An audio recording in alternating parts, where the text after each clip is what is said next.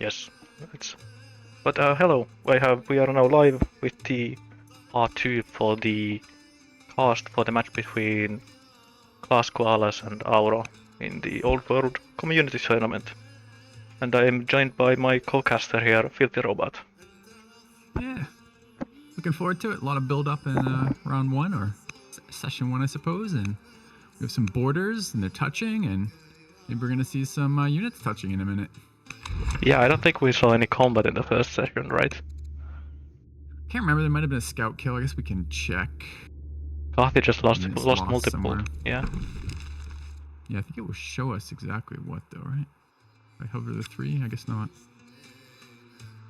I'm so used to their nested tooltips that when I went to... I'm shocked that it doesn't show me what the exact units they lost were. Yeah. I assume that those units that Klass has lost were just from tribal unit tempo camp clearing. Yeah, hopefully just Carthaginian units too, like their like low-level barbs you didn't want to upgrade or something. It's generally not great to be losing units at all to tribes. Yeah, I find it that sometimes with Carthage you are just, for example, clearing the very far back side of Lixus or Nora, and you have one 3-strength barbarian there, and it's like, yeah, I might as well lose this unit because I don't want to ever spend the orders to actually march it to the front lines. Yep, and units do have upkeep, so yep. End of the world too. Get rid of some unit that way. You can delete them too, I just can't remember if it takes orders. I have no idea, it comes up so rarely. Yeah. And you can't, thankfully you can't delete units after. So I think that was changed at one point, because you used to be, I can't remember this game. In other games you could gift away units that were in the way, because in a tile-based game, you could delete your unit to get another attacking kind of deal. I don't know if that was ever in this game. I seem to have a memory of that maybe being in at one point. The only thing that I remember immediately is deleting settlers in Civ if you see that an opponent would be stealing one of them, in Civ 6 especially. Yeah. It was a pretty common play pattern in failed openings in that game. Yep. Oh, hello. Seems like there are some people in the chat already. I should probably tune into your stream as well. Are you streaming on YouTube or Twitch at the moment? Twitch. Okay. I should probably set up on YouTube at some point as well, but I've always been more of a Twitch streamer anyways. Yep. So let's take a look at these graphs then. Well, we have some timing here, training. Looks like, did Assyria's king die at the very end of last session? It was a tactician. Who do we have now? Syria. Still is a tactician. I'm just looking at this military graph and there's a huge nosedive for Assyrian training production. They went from 200... Possibly, that's not the training that comes out of the Empire after they're accounted for military building, right? It couldn't be because he's just swapped to a bunch of military building? I think it should... Well, I'm looking at Assyria's empire in general. There's only 2 red build queues. But then I don't think you would go... Could be courtier and court stuff, but they have quite a few units there at the moment. Maybe, for example, they have some new kids who are 13 and 11. It's possible they pushed out some like further relatives who had good courage. Maybe. It's just, you don't really see a -100 training dip in the graphs that often. That's yeah. It's a bit bizarre, isn't it? Civics, pretty even, but Civics is one of those things where you can take Carthage's Civics and add 2000 on top of them, or 1600 on top of them. Yeah, it's kind of like their units. Yeah, it's fair and balanced. Yep, that's right. Needs a buff probably. Science Carthage is leading overall, but they have evened out their pattern science now. So I spoke with Auro a little bit, not about the details of his game, but he did mention to me that he felt like his start had been a bit sloppy, is how he put it. Yep. So, and as an observer, I told him I wasn't comfortable with commenting on any part of the game, but I let him talk to me about it. But as an observer watching it for the first one as well, I think I agree with that sentiment. Yeah, it was a bit sloppy to begin with. It's also one of those things where you are playing Assyria and all of your bonuses are military bonuses. So it's pretty easy for it to feel like you have a slow start if it's just average for Assyria. Yeah, although I think his word choice was what I reflected on too. I think there were just a couple misplay kind of things, but Yeah. either way, it's a new session now, and I think he's in better shape than I was expecting with his start relative to Carthage. Yeah. So I am kind of excited to see where this session goes. They haven't started yet, right? No. Yeah, this is still the first turn. Yeah, it makes a lot of sense. It's been, nearly a week since the first session was played, so players getting a second to acclimatize, figure out what they were doing. If you click a worker on Assyria, you'll get a sense of what they think they're doing. Yeah, I remember this one. It was pretty funny to see. Yeah. These road pins were added just like a couple of weeks ago as well, so they are making good use of the new features. Yeah. The trail of sneers here. I've been making fun of that all game, but I think he's gonna need it sooner or later. It's just a bit more. There's more efficient ways to do that with the water, but maybe not as easily on this map. And we do have Jebel coming up. Jebel is and Assyria has that being built. That's a really big one. Yep, it is. Did we check the Ishtar gate here? I want to see how many cities it will actually affect. I remember in one of the games that we were watching beforehand, and there was an Ishtar gate built that only pushed the capital from strong to legendary, and that was the only hit for that the plus 100 actually did. Actually, I was doing a similar thing with Jebel. I was just looking around to see how many cities actually had a religion that can benefit from a temple, and it's not a lot. Yeah. At the moment, I think I saw 3. So if that is the case, then Auro is going to have yet another thing that he needs to do timing-wise, which is he needs to get his religion spread to as many of these cities as possible. The real power of Jebel is getting those temples, those free temples, right? So what he's going to want to see from that is those orders in every city, and to do that, he needs a religion in every city, and to do that, he's going to need disciples right now. Yeah. Looks like this Ishtar gate will push 7 cities from weak to developing. Yeah, some interesting impact of that. You know, in a points game, that's a really big deal, but it's unlikely this is going to go to points. I mean, it can. And at that point, the developing culture, that 100 probably matters, but probably doesn't matter that much. But much more interesting at this stage, it's going to be he can now rush in every one of those cities, right? Rushing's not enabled until developing. Yep. It's also funny because, in a way, Jebel Barikal is kind of similar in that as well. That you get those free temples that will push all of your cities to developing without any other investment. Yeah, yep. Although setup there and no setup for Ishtar. Yeah, but then it's kind of you get a smaller benefit in the beginning, but then you can put specialists in the temples if you want to. Yeah, I haven't messed with priests very much. It's kind of a neat one, the idea that kind of unspecialized cities get training bonuses out of that. Yep. Most of the time, I'm happy enough I get that wonder just to either get 0.5 orders per temple or one order per temple if I take that tenant. Just nice to get temples without having to tech for them or build them. Yeah, and Assyria also has the first tier of theologies as well, so he will be able to get the second theology basically immediately. Yeah.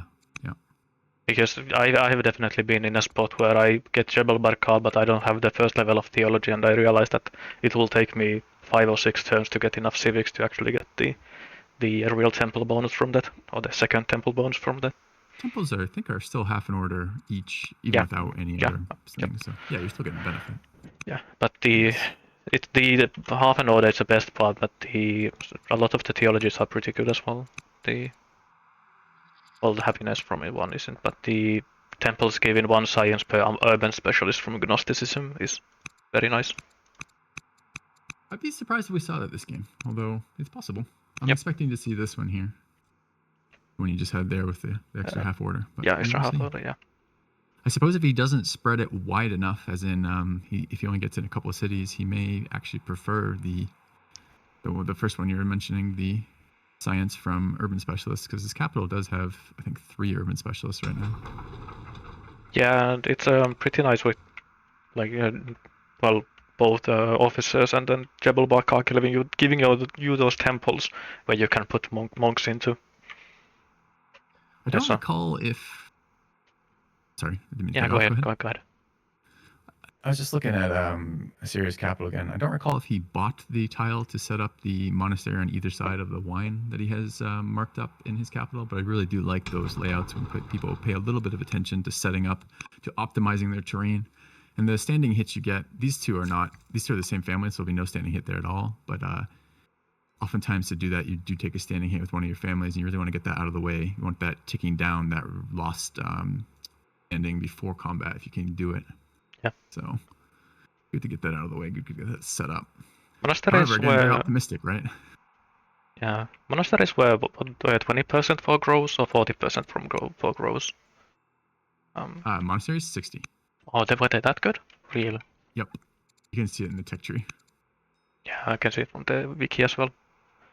60%. It's way better. I figured it was one of those small bonuses, but they're actually as good as granaries are for farms. Yes, they're extremely powerful for adjacent to groves. Now, Assyria, despite having every single tile on his map pinned, has neither monastery tech nor grove tech. So, gonna be a hot minute before those come out.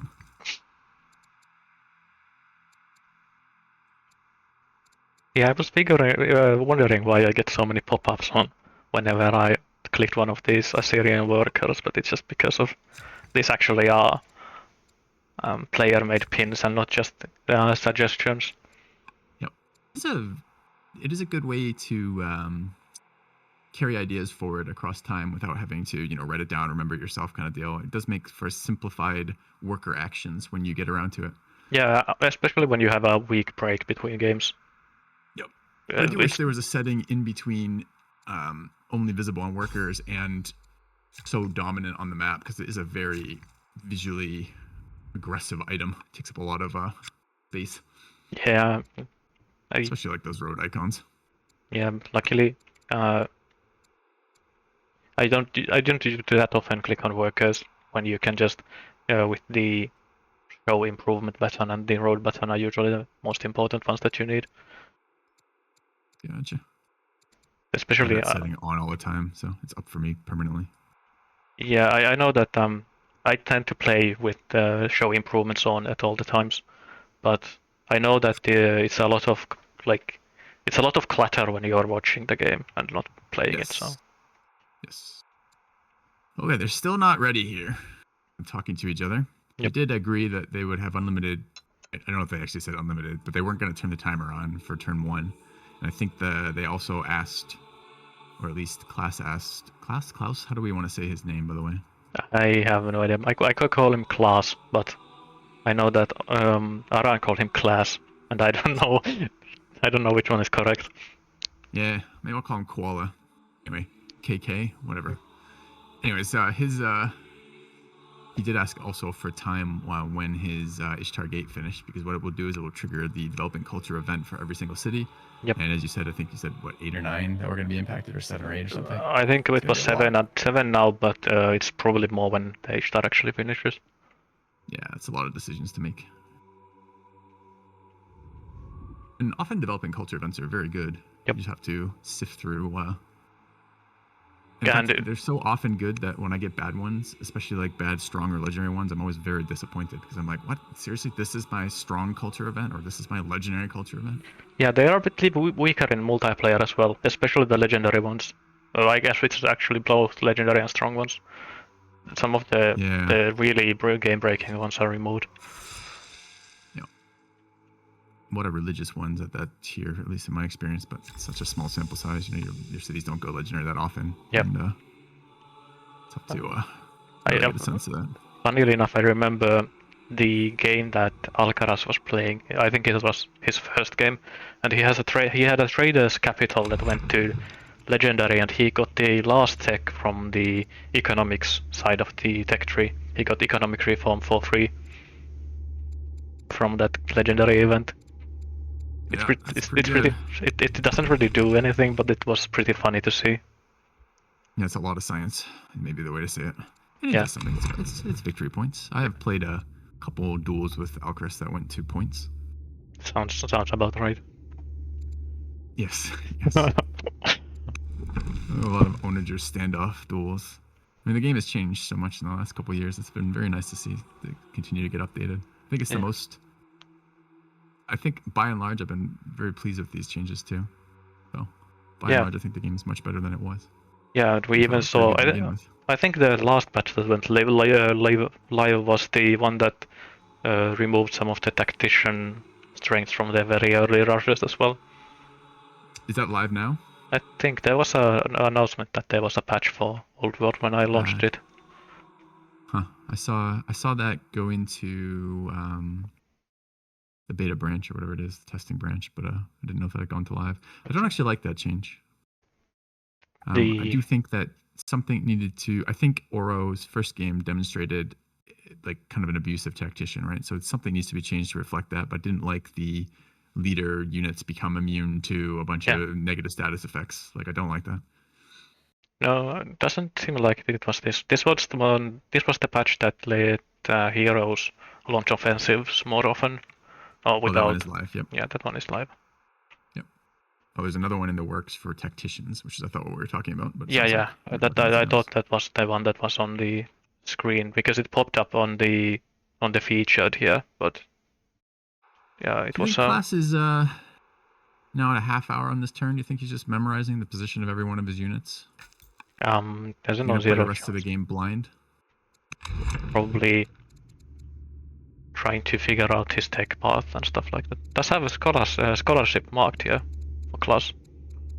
Yeah, I mean he's not far from that right now. He has citizenship, is that right? Yeah, does. Yeah, I mean, I don't have the experience yet. Again, after my long break and coming back again to get a sense yet of when it is reasonable to reach for some of these multiplier techs like the one he has queued up, like what's it called? Not citizenship, scholarship. Is that a turn? Sounds like it, at least. Oh my goodness. It's not on yet though. Well, maybe that was an event. Yeah. False alarm. False alarm. Hey, but he does have both citizenship and portcullis, so he could go for Cataphrax this game. Maybe someday. Yep. I had just finished a game with Cataphrax. Oh, really? Made it all the way to Cataphrax, yeah. An incredible unit. Yeah, I think it's probably the best unit in the game, if I had to pick. Probably the best unit in the game, I think so too. Polybolus are pretty ridiculous too, though. Yeah. But they are ridiculous in... They are siege units, so they don't go with 2 move everywhere. Yeah. So many choices. Thinking so many games with Alcaraz with the units before they were nerfed and changed, and just so many funny things with like late game, just like like cloud-based, turn-based duels. When people were sitting on 100 orders or more in a turn, you might get 40 kills in a turn. Like some ridiculous things like that. I do like that in this game. This game is bloody. The combat is bloody in a way that I think a lot of 4X games aren't. Stuff doesn't survive combat, or rather, stuff dies in combat. So, but it is sometimes insane opening cloud dual turns where you're like, oh, 15 units dead. Oh my god. Yeah, did you see the game with Rinswind that was played yesterday, or not yesterday, but a couple of days ago? Where without spoiling, was that the Carthage versus Rome game? Yeah, the one that had an 8 onager route chain in one turn. Oh, I don't think I saw the 8 onager route. Yeah, that's spoiled. Maybe it was a different Rome Carthage game. I do feel like that has been probably the most common matchup in the tournament. At this point, might be. Yeah. I should probably try to see the stats where rather split the stats into another thing as well, where it only counts the games from round 2 and onwards. So only games that had a player that has a win in them, to kind of get rid of the very, very first games, which had a lot of people who were kind of just trying things out instead of playing for the I'm sorry, can you tell me? I missed just the very start of that. Would you repeat the very start of that? I have a stats spreadsheet that I am kind of getting stuff into. Gotcha. Some family pics and stuff like that. It's not the it's not the high tech one that Baked is running. The actual that it actually uses an API to gather stuff. I have the kind of idiot proof by hand. Look at the games and add stuff at what I see. Yeah, but the nice part of that is you can be pretty selective, I suppose, right? With that, I think that's what you're saying is. Yep. I was gonna ask Beck to do that. I just don't really know what the criteria are yet. Maybe probably working backwards from the winner after the tournament is the way to do it, right? And then you just keep including rounds until it starts getting a little bit messy. Yep. But I would like to see if there are distinctions between the top. I mean, there must be. They're winning versus not winning, but what the distinctions are, I suppose, between the players playing at who won the tournament and who overall did better versus the players who didn't do as well overall. Some of it you can watch, some of it you can see by observing, but some of it you're going to be missing. So it'd be nice to have other ways to look at that. Yeah, I mostly started doing it because I was curious on what families the players liked. Nice, that's the turn. Now we just need that friggin' timer to start. I would not be surprised if Auro is basically done with his turn already here. I am surprised at his restraint. After a half hour, there's only probably like 10 more pins than I think were there to begin with.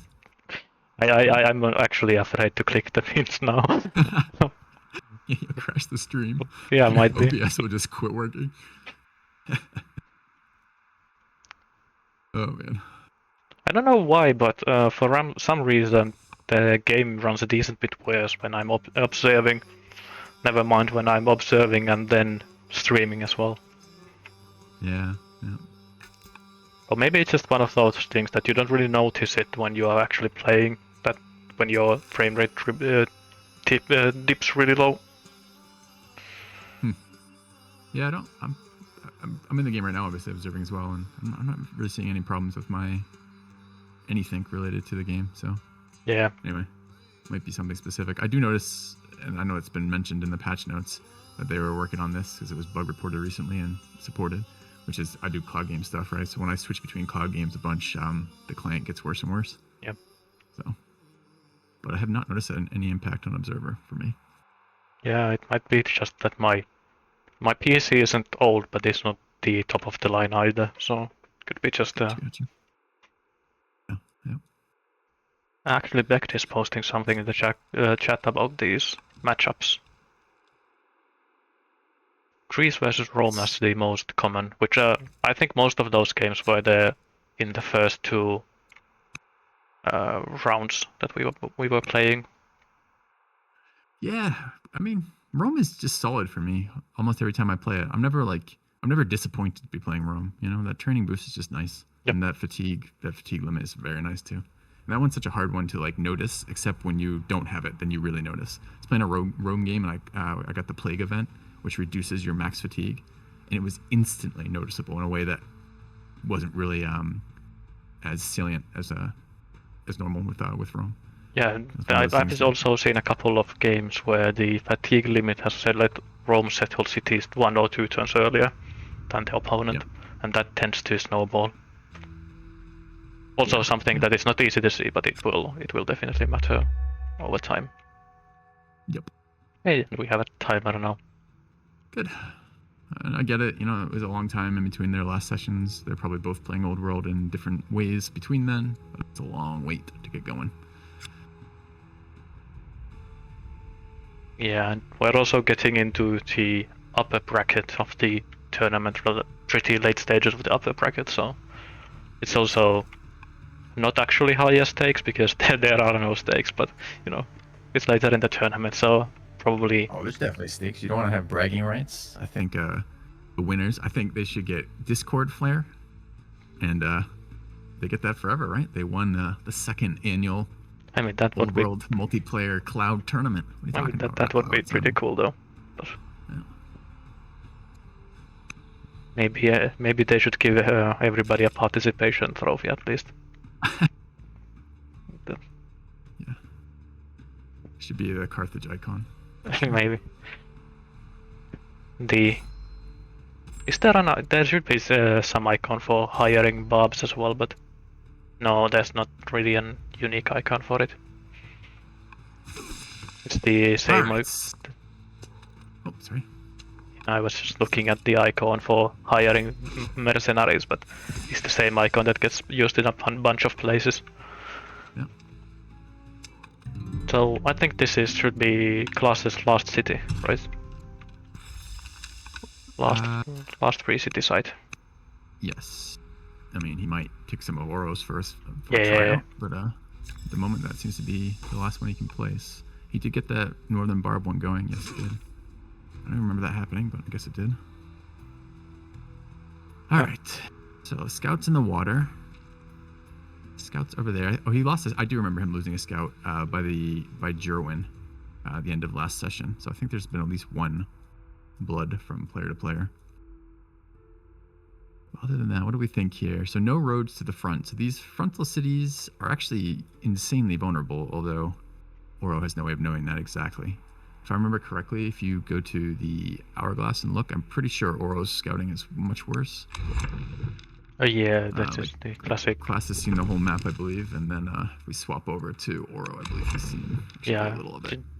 Just the kind of typical greedy mirror map scouting where you scout just past the midway point, so you know the layout of the entire map, but you don't actually see anything your opponent is doing. Yep. And I'd like to see him fix that right now, because actually I believe, and we'll see again when it switches back to his turn, but those frontal cities probably don't have enough to stop Assyria from just walking over and smacking them down right now. I just think the orders to get there with any sort of reasonable defense is a lot, but it's very, very difficult to see that without better vision, and even then, it's hard to capitalize on that. The window's not going to be super large, and it's quite a put of resources to do a thing like that. Yeah, luckily if Auro did want to go for it, he has exploration, and both of the southern city that he is currently clearing and the northern city where his army is are connected by a river. So you could get pretty close to Carthago Nova by just walking along that river. Yeah.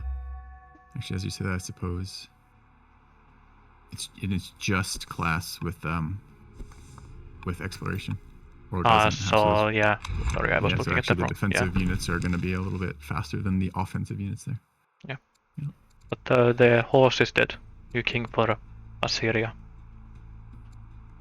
I'm actually surprised. I guess this is Carthage's second leader. I was going to say I'm surprised I don't see Swift. It's another interaction I don't really love. I don't love the Rider cities getting that pretty much guaranteed Swift on their leader if they want it. It's particularly good with the tribal units. Yeah. I suppose their first leader's dead. So a really interesting decision here for Auro. Yeah, though having a zealot besieger on the throne makes this attacking moves a lot more likely. Not really. What more likely? Having a zealot with besieger on the throne makes it so that you do want to go fighting with the extra fatigue and then even getting the combat bonus against cities. He's also got 2,000 training banked, so a lot of rushing available, and he does have a state religion, so that does mean. Does he? Let's see. Yeah. I'm just looking at cities that can actually rush. Yeah, it's this problem, isn't it? 3 right now, I think. Yeah, 3. His culture's pretty weak across the empire, but it's 3 pretty powerful ones, like his core cities. So, depending on what he wants to do here, he may maybe to just. I mean, it doesn't have to be just units, right? It can also. I think it's pretty much anything, right? I think. Production with training. Yeah. Yeah, I think whenever I have the opportunity to start rushing things in these backline cities, and when I'm order constrained, I think I usually want to go for master officers. Usually. Yeah, I like them too. I find that they are a good, especially training. Rushing them with training you get a lot of benefit from them. I could see him rushing out some disciples. He's got that timing on his wonder. So every disciple he rushes out now is worth a permanent between 0.5 and 1 training in the city that he gets it to, as well as the culture boost we were talking about. So, as well as just the regular tempo bonuses. I don't know if those are happiness, I think. I can check. So, temples are Doesn't every temple is the same, so it doesn't matter. But 3 culture and half an order. Then whatever you get from those theology that you will probably want to have for them. Gotcha. Yeah, they're pretty good, although I don't like that tech. Tech I find hard to make myself click on. Yeah. At least Doctrine does have the orthodoxy, which is it's a good law to have, even if you don't really want to go for it that often. And Auro has gone for monasticism, so I mean, makes some sense. He's got all these grove locations tracked out, I guess, in a way, but he doesn't have groves yet. So it is a science boost, monasticism, but it's a slow science boost and it's not a big one.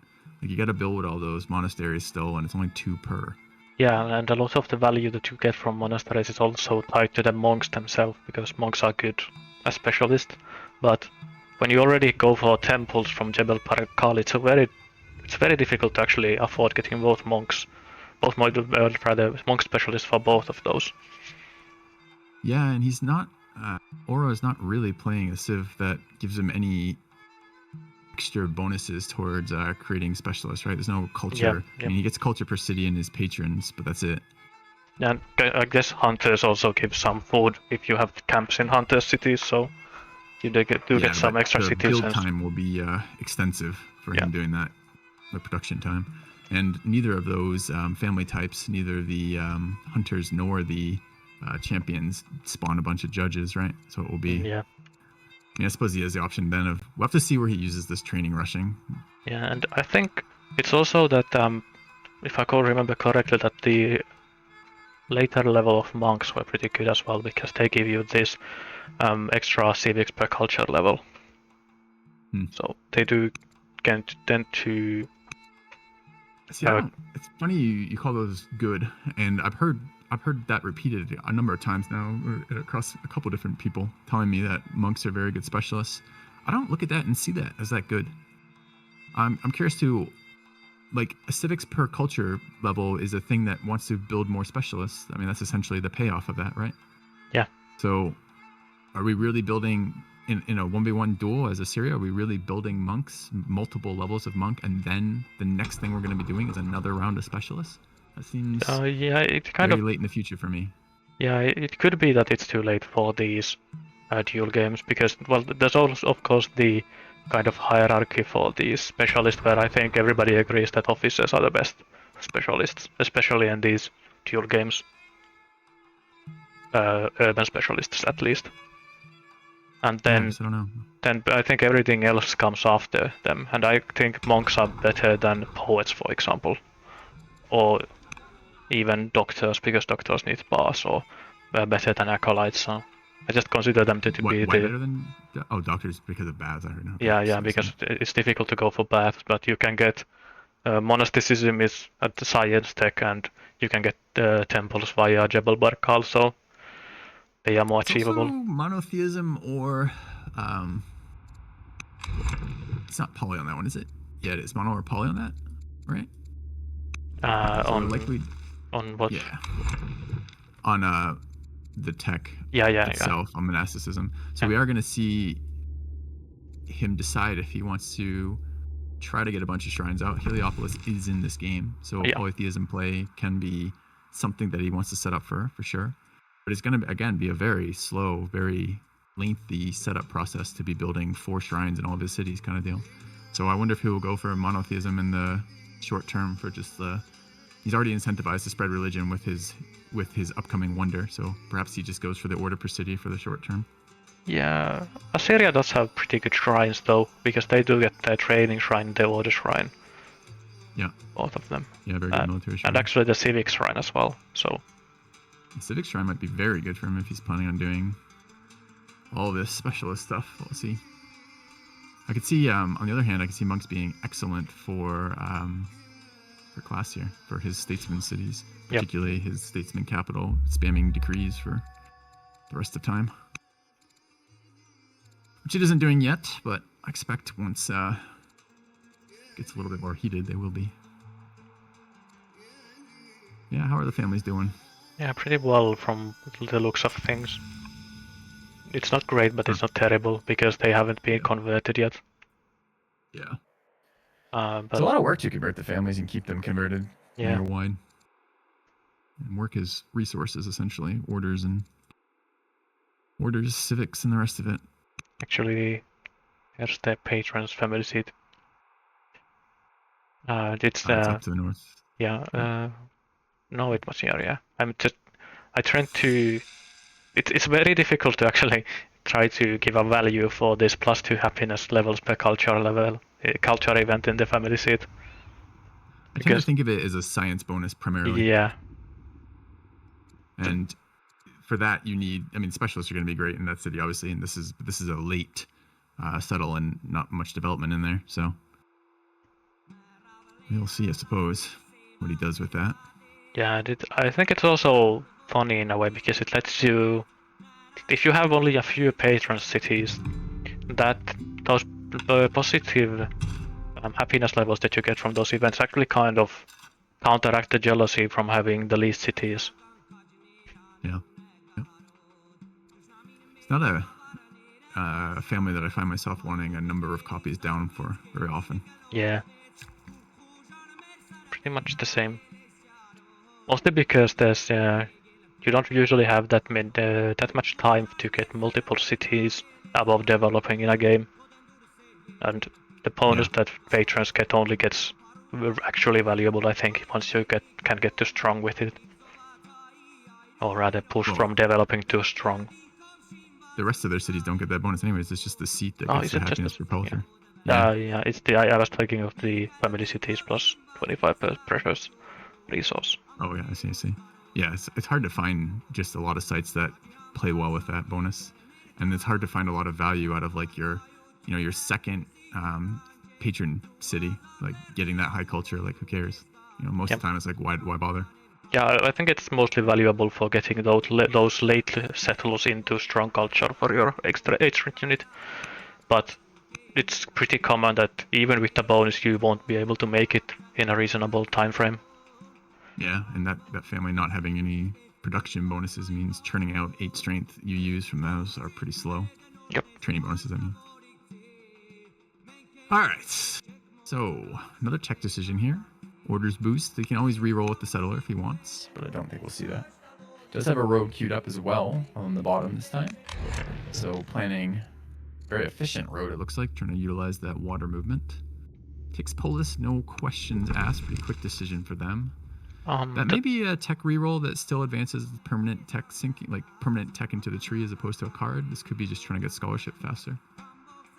Yeah, and there's also double grove resource in the capital, so going through what land consolidation isn't terrible anyways. Yeah, and he is at 0 wood, and he probably would like to not be at negative wood for the rest of the game, so he will need forestry at some point. Or he might be able to get there with those famed marsh farms. It doesn't look like this one. Port Koalas then that he just finished, huh? Because he has a spy master available. So we should see these scouts starting to agent network. He's got almost no money, which is what he needs to. He needs money to sync those agent networks, but yeah, that is a very powerful source of vision. Yeah, and they do give some yields, but the vision is by far the best part of those agent networks. Yeah, I think the only point I would push back on that is I think they give excellent yields on high science cities. Yeah. So if he can, and he can eventually do it, he'll just hop agent networks across. He will eventually get a scout into that capital. Maybe the patron city might be high science this game as well. The patron seat. Yeah, could be. We'll have to look when we go back to Auro's turn. We'll have to take a look at his science breakdown from cities. Oh, there's so many cities on the map. All right. Is this, if I sort by now, is this all Carthage cities? No way, no shot.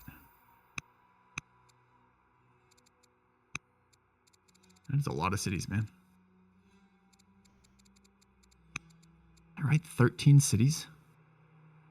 I think you counted when the game started that this was a really big map for cities. Yes, this is a really big map for cities for sure. What, 6? So, his agent network's on cooldown. So he actually did. He did have the money. He sunk it into 2 immediate agent networks. See, I don't like how he's done that then. So there's a little bit of a play you can do here. So the scouts, when they come out of, they have a cooldown before they can move for 5 turns, and then they have 10 years of just regular sight, right? Or regular invisibility after that. So what you can do with these is you can move them like deeper into the city before clicking agent network, and then they will be stuck in kind of like, so for example, if you take if we're looking at, I don't know how to say it, Quatna, whatever it is with the Q there, if that scout had moved basically past the wheat or onto the wheat and then made an agent network, not only would he have the agent network appearing there, he'd also have that scout standing in the middle of Auro's lands for 10 turns of invisibility. And after 5 turns, that scout can, whenever it wants, become another agent network. So he could be getting better vision than he has already. He could be getting twice the number of cities he could see with just having spent an order or 2 moving it in a direction it already wants to move to penetrate deeper with these agent networks. So I think he could have microed that just a little better. Yeah. It's definitely... It's not something that it's easy to think about if you haven't actually done it before or done it extensively. Yeah, and this is the best part of observing is you get to armchair general this. We don't have to be there making the decisions in the time limit. I can do this from the safety of not having to pay attention to anything else. So. And I think there's also this, what would you call it, safety in being on a forested hill with your scout. It feels like the natural place to be doing stuff anyways. So. Yeah, but he's going to run into 2 problems, right? Which is, as he sets up agent networks in the front like this, he's going to want to set them further back, and he's going to have to move the scout there. And it's not going to matter for this round, but the next round it might. In the sense of sooner or later the scout will be out of range of the next location, or there'll be a wall of units and it will be literally impossible to move through it kind of deal. Yeah. I understand it's probably, well, it's almost certainly better to do that, unless you know that you won't have the...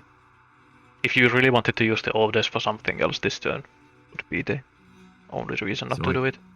Especially that northern scout, the one on the water, yep. Like that one really, really wanted to be in Carhay instead, because what he really wants to do is when it comes out of its current round of agent network, he has exploration, so those move on water. He wants to be getting way back deep into the capital as soon as possible, because the site in the capital, or rather the agent network in the capital, is more valuable by a long shot than, I mean, the front lines are useful too, like having vision there is good, but better is still having the agent in the cap.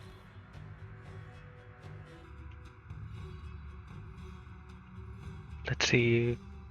Assyria is spending, still actually fulfilling the road network. Like we can see that he has 2 workers building them from Tushpa forwards.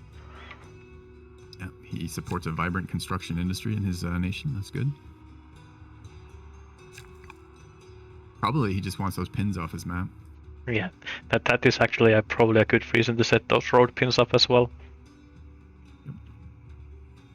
Get annoyed for. It's not cheap, this road network. I mean, flat road is 10, hill road is 20, and he's doing, I suppose he can only do 1 a turn because he doesn't have traders. So, but that's still, like 30 to 40 stone a turn. What we're looking at for this. Yep, but it's also one of those kind of unfortunate necessities of these coastal rain basin maps with the road with the river networks going from north to south. That you need to get those roads anyways at some point, so might as well get them early. That's funny. I'd argue the exact opposite. On coastal rain basin, you don't have to do that at all because you can get a shipping route. And yeah, it's you can get the growth and the connections that way, but then your army movement becomes absolutely terrible because all the rivers go to the sea. So then you either have to ship every unit or kind of just get forwards without roads. I tend to find a lot of times my roads are north-south on this map with water connecting the east-west for me. Yeah, now, okay. I don't normally play on a map this large, so maybe with, when he has tier after, like, if you look at class, he basically has 5 vertical stripes almost of cities, right? Yep. So there maybe the east-west roads are a bit more valuable. Yeah, I think it's also... Did he change text there? Or was that a finish? Oh, it was a quick tech. It was a 2-turn tech. Okay. Yeah. Or maybe an event here that triggered. Onto Sovereignty. Sovereignty, a very powerful tech. Are we on 7 laws for him? He's at 6. Sovereignty will be his 7th law available to him. And he has 6 assigned, and he's got plenty of civics, almost at the civics cap, making 200 civics a turn, and Carthage, so a huge bank of civics. We need to take a look next time on Auro's turn, if and what he is spending training on, particularly what is he rushing. I'm trying to see elephants. Is my question for the 7th law. There are very few on this map. Yeah, I see one in awesome. Lily biome, but I think that's the only one that I have seen so far. So the Oracle started, which makes a lot of sense here. He already has portcullis, so Oracle puts the networks in. But if you don't have portcullis, you can't, or rather, if you don't have a spy master, you can't assign agents. But with Oracle, he will be able to do that. So maybe his scout not going deep, not quite as punishing if he's going to build the Oracle right after. Now, I think there's probably better wonders for him to be building than the Oracle, but this is one way to get that agent networking. Yeah, I think Oracle is a funny one because it's probably in a 1v1 duel, it's the weakest Oracle level ever be because there are the fewest amount of religions in the game. Basically, this scales with the size of the match in a different way than basically all the other wonders. Is it only world religions, or is it also pagan? Yeah, it should count. It's all holy cities, so it counts pagans as well. So it'll be 2 cities he'll get sight on, and then or he'll get agent networks in. And then, are they permanent agent networks too? If they get kicked out, do they reestablish, or can you just not kick them out? I think they are permanent, but I am not 100%. It's not a wonder that I tend to build that often. We are seeing that training bank that was 2K training on Oro down to 1,300. So he's been rushing some stuff, even if we haven't spotted it exactly. And he's making almost 300 training points a turn. So that's while he's building 4 units too. That's so much training. These are just such gigantic empires. Yep. But I was talking about this road here that I think it's even more necessary for Oro because he's playing Assyria and trying to get siege towers anywhere is absolutely terrible if you don't have no road networks. Though again, I don't even want to move I don't want to move a siege engine from his capital to the front line even on this road. I want to move it on water because I want to move it 9-1 instead of 2-1. Cool. So I hear you and I agree with you, but man, it is going to be painful nevertheless to see those moving out. And they're not even that great here, right? The Carthage unit is mounted. It is a horse unit, right? In the sense that it will have the bonus. It's a melee mounted unit, which will have the bonus versus the siege engines. It will. And it's luckily, I think if Oro is being how would you say it, really observant, he will know that there's a limit on how many elephants Carthage will be able to have just because of the map. Yep. One of the bonuses of playing Mirrored is that you get some of that extra knowledge that you wouldn't have in a regular non-mirrored map. How do you evaluate elephants as a unique unit for Carthage? They are good. I'm not sure how much. I think they are worse than the Hittite chariots, but just because they are harder to build. But I think they are still very good. I tend to rate the mounted units the highest for unique units. You rate the amount you said? The mounted units as the most valuable of unique units. That's interesting. I don't consider the Carthage elephant to be particularly good at all. Mostly because I feel like it's, especially the 6th strength one, is almost entirely counterfeited for me by just regular elephants. Yeah. Yes, they do route in a way that the Carthage ones do, but most of the time I'm routing with horse units anyways. But I suppose here, the 8th strength one I think is a slightly different story. So yeah, I doesn't have access to that, right? I'm also in kind of a similar boat I'm kind of doing the same thing that most players in this tournament tend to do, where I try to go for manor and then longbows pretty early on, because that usually is the kind of the most convenient tech path to go for an 8th strength unit is for longbows. Is it the cheapest science? I've seen a lot of people playing for that, and I haven't known why exactly it's always bought. I think it's just I like volunteers as a law as my 7th or 6th law, and then if there's any reason to go for land consolidation, I go for land consolidation. But that's kind of a personal thing. So and is the volunteers is strong because because most of these cities are only going to have like basically probably 2 by the time that happens. Is that going to be basically 1 unit rushed per city? Is probably what that will end up being. Yes, I think that's already good. Well, I think all ways of rushing are good, so I do like it for that. But then when you go for longbows as the most common 8 strength unit, then having something that can route that doesn't need tech investment, I think it's always good. I see. So it's the pairing then. Yeah, that would make sense. Yeah, because I'm also I tend to go for these horsemen way a lot less often than I go for these other units, just because of duels having. I do like portcullis as a tech quite a bit, but it's just kind of awkward in these duel matches quite often. Yeah, that's what I was saying. I'm never quite sure when it's reasonable to. There's a number of techs, and they are often, or science techs maybe is a better way of saying that, and they are often quite awkward to get, right? Yep. All of them, in fact. Yep, that's the land consolidation tends to be the least awkward because it does give you those camels and those elephants as well. Camels are awesome too. Camels and elephants are awesome. Yep. Not to be clear, the Carthage ones, but the land consolidation ones. Yeah, that's all. That's actually probably the biggest reason why I tend to go for longbows quite often. It's just when I am at the land consolidation, it's not that big of a jump to go to longbows anyways.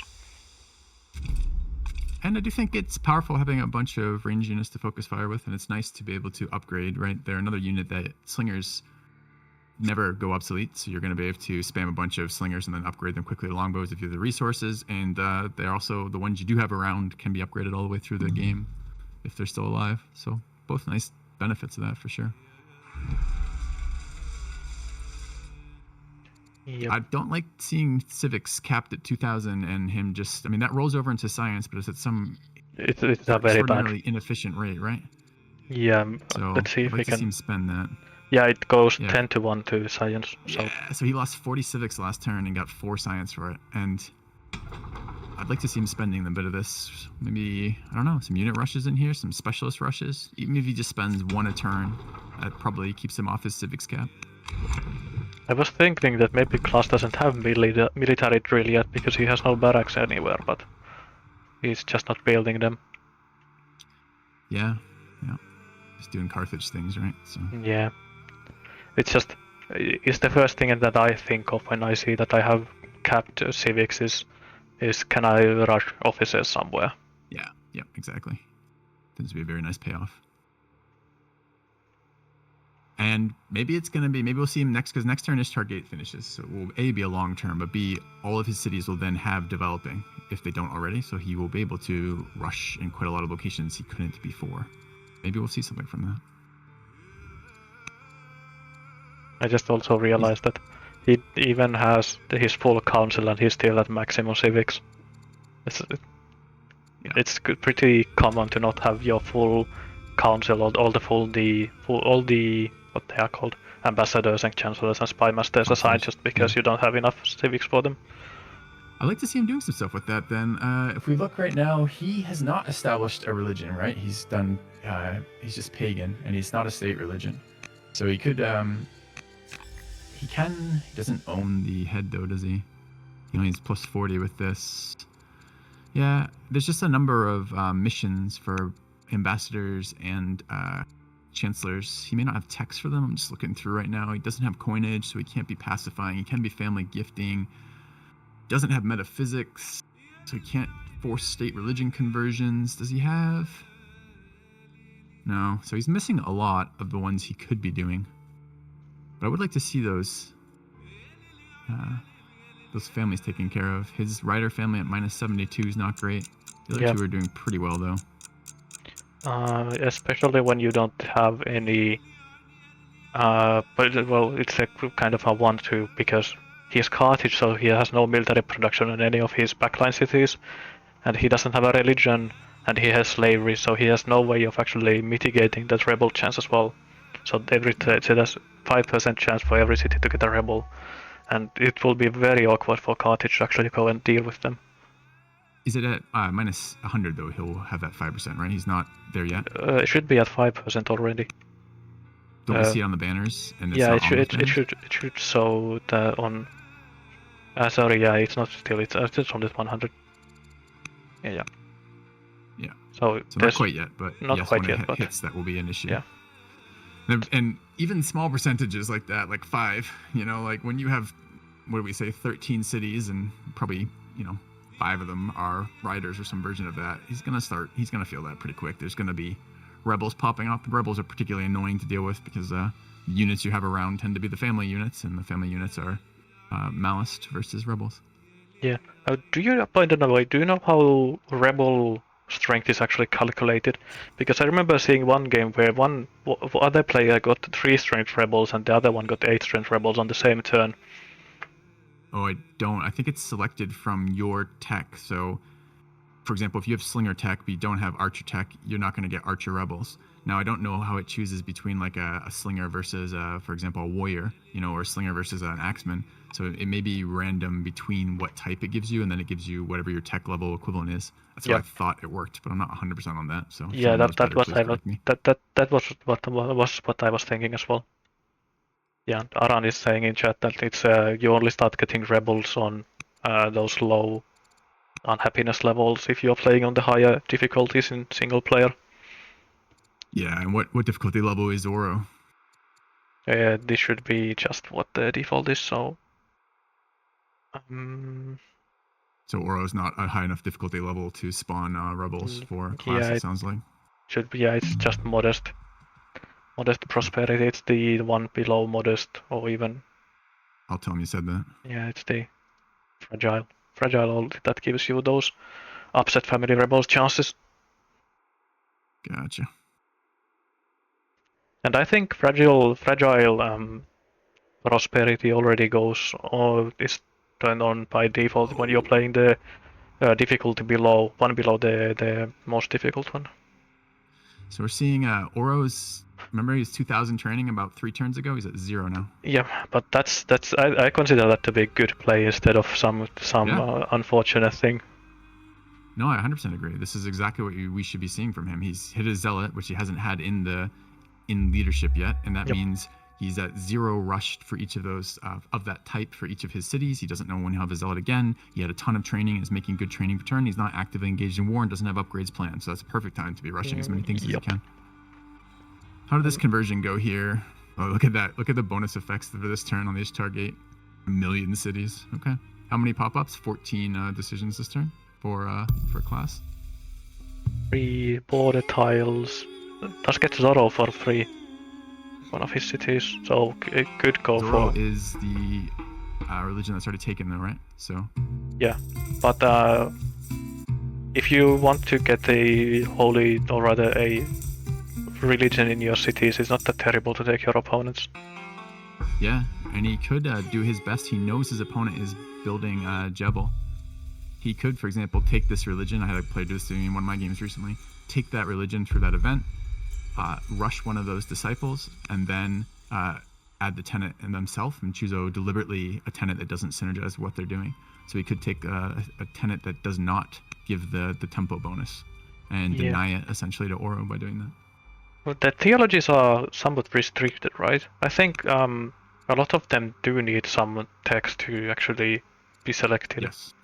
But dualism is probably the worst one. A lot of them come in at really weird texts, like labor law, for example, labor force rather. Yeah, that's why I never remember when they come because of that. Yep. It's always strange to me too that the third tier of tenet does almost nothing. Like 98% of the time, it's useless. Yeah, but that's probably more about cathedrals than the tenets themselves. Yeah, for sure. Hard to. I can't remember the last time I've seen a cathedral built. In multiplayer, me neither. Yeah. I do get them in single player sometimes. Actually, now that I think about it, probably Alcaraz was the last time I saw a cathedral built. But yeah. I don't play a lot of single player these days, so it's fun to see. It's fun to hear that a lot of you guys still enjoy, not still enjoy it, like it's that sounded very condescending in a way that wasn't intending. A lot of you guys still find single player enjoyable after multiplayer. For me, I have a very hard time going back like that. I do notice the same. It's just the opening stage is so different between multiplayer and single player. Yeah. But it's just mostly I don't really enjoy playing cloud games that much, so I only basically play network and when I don't either have the time or the mental energy to play network, then I tend to play single player. Gotcha. Apadana done in 2 turns for Carthage. I always I'd like to see what his gold does here. I always have the hardest time evaluating this thing, and that 48 that it shows is just in the capital, right? Yeah. So what is actually going to do for his empire? He's at plus 270 right now. I guess we'll find out in 2 turns. Yep, we'll have to keep note. I'm not actually sure how the math on that work, but I assume all the bonuses are applied at the same time, so that minus 50% will be basically offsetting the negative gold income that you get from discontent, or the extra upkeep you get from discontent. Yeah. Yeah. And I'm sure there's a summary somewhere, probably on F7 if I had to guess. There's probably a summary of negatives somewhere, but it's one of those ones that I read it and it's, like if I see something that tells me it gives me an order per shrine, that's a pretty easy evaluation to make. It's much harder for me to evaluate the impact of Apadana. It's probably the wonder that I'm least clear on how good it is. I have no idea. It could be incredible. It could be absolute crap, and I have no idea. Yep, but we can see, for example, in the statesman seat, it's getting negative 50 maintenance basically. Yeah. So that should go to negative 25. I mean, clearly it's an all cities effect, so it's going to be better on a bigger map, and we're not going to see a bigger map in the tournament than this. So this is ultra wide, right? Yeah, ultra wide isn't inherently bigger than the other ones, but ultra wide coastal basin just seems to have very few mountains compared to a lot of the other map types. I see. All right, so scholarship started. Agent networks out. He has his first actual agent, which is a hero, almost certainly just for sight, as the heroes only give a small amount of training yield, and it is not local, so it's just global training, which is pretty weak. Yeah, especially when you are already having a command on the throne, which gives you a lot of virtual training in the bonus EXP. Yeah, funny how not synergetic a commander is with Carthage right now. Yeah, I was just thinking the same thing. None of their units get experience. Or another, It's also... Alright. I do really like commanders. I know that I do too. It's not that the same as going for zealots, because zealots are just so good. But it still might be my favorite military archetype in these mid to late game situations. That 150% flanking damage that they get on a routing unit is just wild for setting up route trains. It's just so strong for that. And the plus 10% defense is just so surprisingly annoying. Yeah. You never notice it. I still think the most annoying one is tough, because you can't do the unit calculations until it's been hit once, so it changes. So that's always the most annoying. It's Spoked wheel, okay. Do we have a tech? I assumed he was going to go land consolidation. Yeah, he has land consolidation queued, which makes a lot of sense. His Auro's science strategy here is going to be monasteries and groves, as opposed to the agents and libraries of Carthage. So why spoked wheel here? Just no other good options particularly? It's coinage, spoked wheel. What else is this? Free byreme and training boost. Yeah, so basically this is a tech that's a permanent tech that he actually wants eventually. Yeah, and he will probably want chariots anyways, just so that he has something that he can route with. Yes, yep. You definitely want at least one routing unit always available to you. It's too powerful not to have that ability to do that. Yep, I 100% I agree.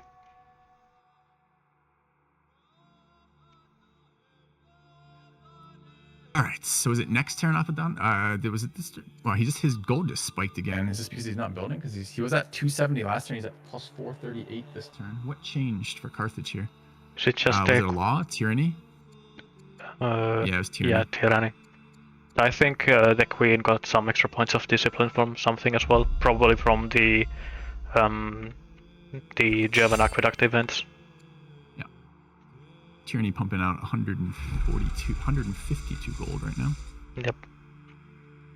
Funny how you can buy those mercenaries and then they actually end paying you over the long term with tyranny. Yeah. Just a very powerful law. It's Yep. essentially an extra barracks in every city, and then gold for having units. Yeah, it probably is one of the, or if not even the most powerful law pairing in Tyranny Constitution, Yeah. because both of them are very strong. Yep. Yeah, I like most of the pairings where they're at these days. Not all of them, but still a couple that seem really one-sided to me. But by and large, there's decisions to be made either in the time of the game you get them, or even in which is better for you as the absolute for what you're doing, which is nice. So I do find myself swapping laws more often than I've ever done in the past. Yep. And a lot of the laws that are in the very early game are also kind of designed to be swapped around later on. In slavery, freedom, and centralization vassalages, quite often common to swap both of them. I still find epics to be entirely useless. Yeah, I haven't played around with epics too. Epic is kind of similar to exploration in that you do get some unique events from that as well, but I don't remember the events nearly as well as I do the exploration ones. Yep. All right. So what else do we have going on this turn? We do see that Civic's down a little bit, presumably from Tyranny last turn. I didn't notice if he rushed anything in particular. Did resolve those events in a pretty reasonable amount of time, which is good. Did he take any religions out of that? I don't actually see Zoro. No, I do see Zoro and Carthage. So he did take that event, I guess. Yeah, I wonder. I think it should have been here in Nora, down south, because it was one of the cities that it's developing that got the free religion. So I don't actually know how he got to Carthage itself, the Zara religion. Yeah, not always clear. Sometimes I see it sometimes with the unit spawn events. It will tell me it spawns in one spot and it actually spawns in another. It could be one of those deals, or maybe he had multiple picks at it, or who knows. Or maybe just an unrelated event. Yeah, could be. I don't know how it works in these. It should. I don't actually know how it works with Tide. That can you get events from from other events? So if he gets caught the Zoro in Nora from an event, can he then get a Zoro event from having that in one of his cities? And yeah, I don't know if they're independent or related in that way either. Still double the improvement count for a class compared to Oro. And Oro's training bank is definitely being utilized. Again, I've never seen this many cities on a side like this, so these global stockpiles are really both large in the sense of how much they have, and also so rapidly refilled with this many cities. Yep, it's interesting. Jebel Barkal will be really nice for Oro, especially because with this absolutely huge amount of trading income, he can kind of save orders by rushing into front cities pretty quickly. Yeah. How many cities is he up to on that right now, though? Not a million, right? So what's Zoro at right now? Zoro is at... We did see the second tenant go down. Oh, that is I missed the temple. Yeah, extra orders. One. Yeah. So either he was worried about his opponent beating him to it, or... I'm not sure, because at the moment I would feel like he should be prioritizing spreading, unless he thinks he's going to get there to all of his cities. So you can always do the tenant later, but he can't spread later after Jebel comes down. Or he can still spread, but it's not going to get the free temple. He won't be able to hit every city, I don't think. He'll be missing we're going to have to something. see a lot more disciples come out if that's the case, for sure. So our cities 6, other cities 2. So at the moment, only getting 6 temples out of that. 6 orders is not nothing. It's quite a lot, in fact. But he will be. He already has enough disciples in production for 2 more. So he will be. Then he will miss 3 cities if he gets these 2 disciples finished in time. Carthage winning this culture race at this point now. 21 years away with 53 culture turn in the cap, compared to Oro, I think last time I looked, was 100 years away. Let me see if that's still the case. 97 years away. Also did get Judaism this turn for Carthage. Got this. Did he invent it, or did he build it? Yeah, second ranch in the Radius capital. Gotcha. Yeah. Nice to control one of the religions, I find, if you can. Yeah. So, if I'm Oro and I Do you think he knows that he's not getting legendary first? Think he suspects? I think you have to suspect when you are playing against artisans. Yeah, that's what I suspect too. Especially when you are playing as Hunters as opposed to like patrons or something, where you might think that maybe he thinks the monasteries, which he is building, he's choosing to build monasteries ahead of spreading. Maybe he can get the timing right and do both, but he is looking to boost his wine, and the wine not only brings science, they also bring culture. So maybe he thinks the grows will get him back in there, but he may be just hoping as opposed to thinking, and maybe he doesn't even believe that at all. Either way, I don't want Helio coming down from my opponent. I certainly don't want to give him Helio and then give him the time to get the shrines up. So is he starting to think about aggression? At least if there's one nation that is probably the worst nation with Helio, it's Carthage. I think they have probably the worst shrines in the entire game. I feel like I heard that again recently too. Do you think? I find Carthage shrines are quite synergetic with them. There's a lot of gold shrines for the early game. Yes, to fuel but all their stuff. It's just mostly that they are kind of bad with Heliopolis in specific, because having Healer shrines everywhere isn't that great, and the culture shrine isn't that good, in my opinion. Sure. Yeah, although if you had a building that literally just said you can build 4 copies in a city, it costs you 60 stone or 50 stone depending, and it gives you an order, you're just gonna build that. Yeah, of course. We don't really care that much. So yeah, 2 training on top of that would be nice, but if we get that building, we're building that building. Yeah. It's the same with the what's it called? The law that you get for free nowadays from Divine Rule. It's the same as with Divine Rule, that you don't really care what all the shrines even do, because they just give you an order. Yeah. Question in chat about double points. I believe double points is off for the tournament. I believe points are enabled, but double points is off. Yes. So no, he can't win by double points, even though he is almost. That's funny. Carthage is at 33 and Auro is at 17, so it is almost double points. But no, that setting is off. How are we going to see cathedrals if people can win this early? Maybe, or even cataphracts. And it's also, I think it also was influenced by Sion winning multiple games with double points victory just before this tournament was started playing. So. Was he doing something specific for that? I don't remember. I watched a couple of those VODs on YouTube afterwards, but I just know that people were probably thinking of that. Yeah, I think it's a little unsatisfying to have an early point victory ending game. It's a bit like a culture bomb in like Civ 5 kind of deal. Yeah. You can feel a little cheated out of the game, even though I like sometimes strategies that are as one-dimensional as that, right? That can be, if not countered, can do something silly like that early.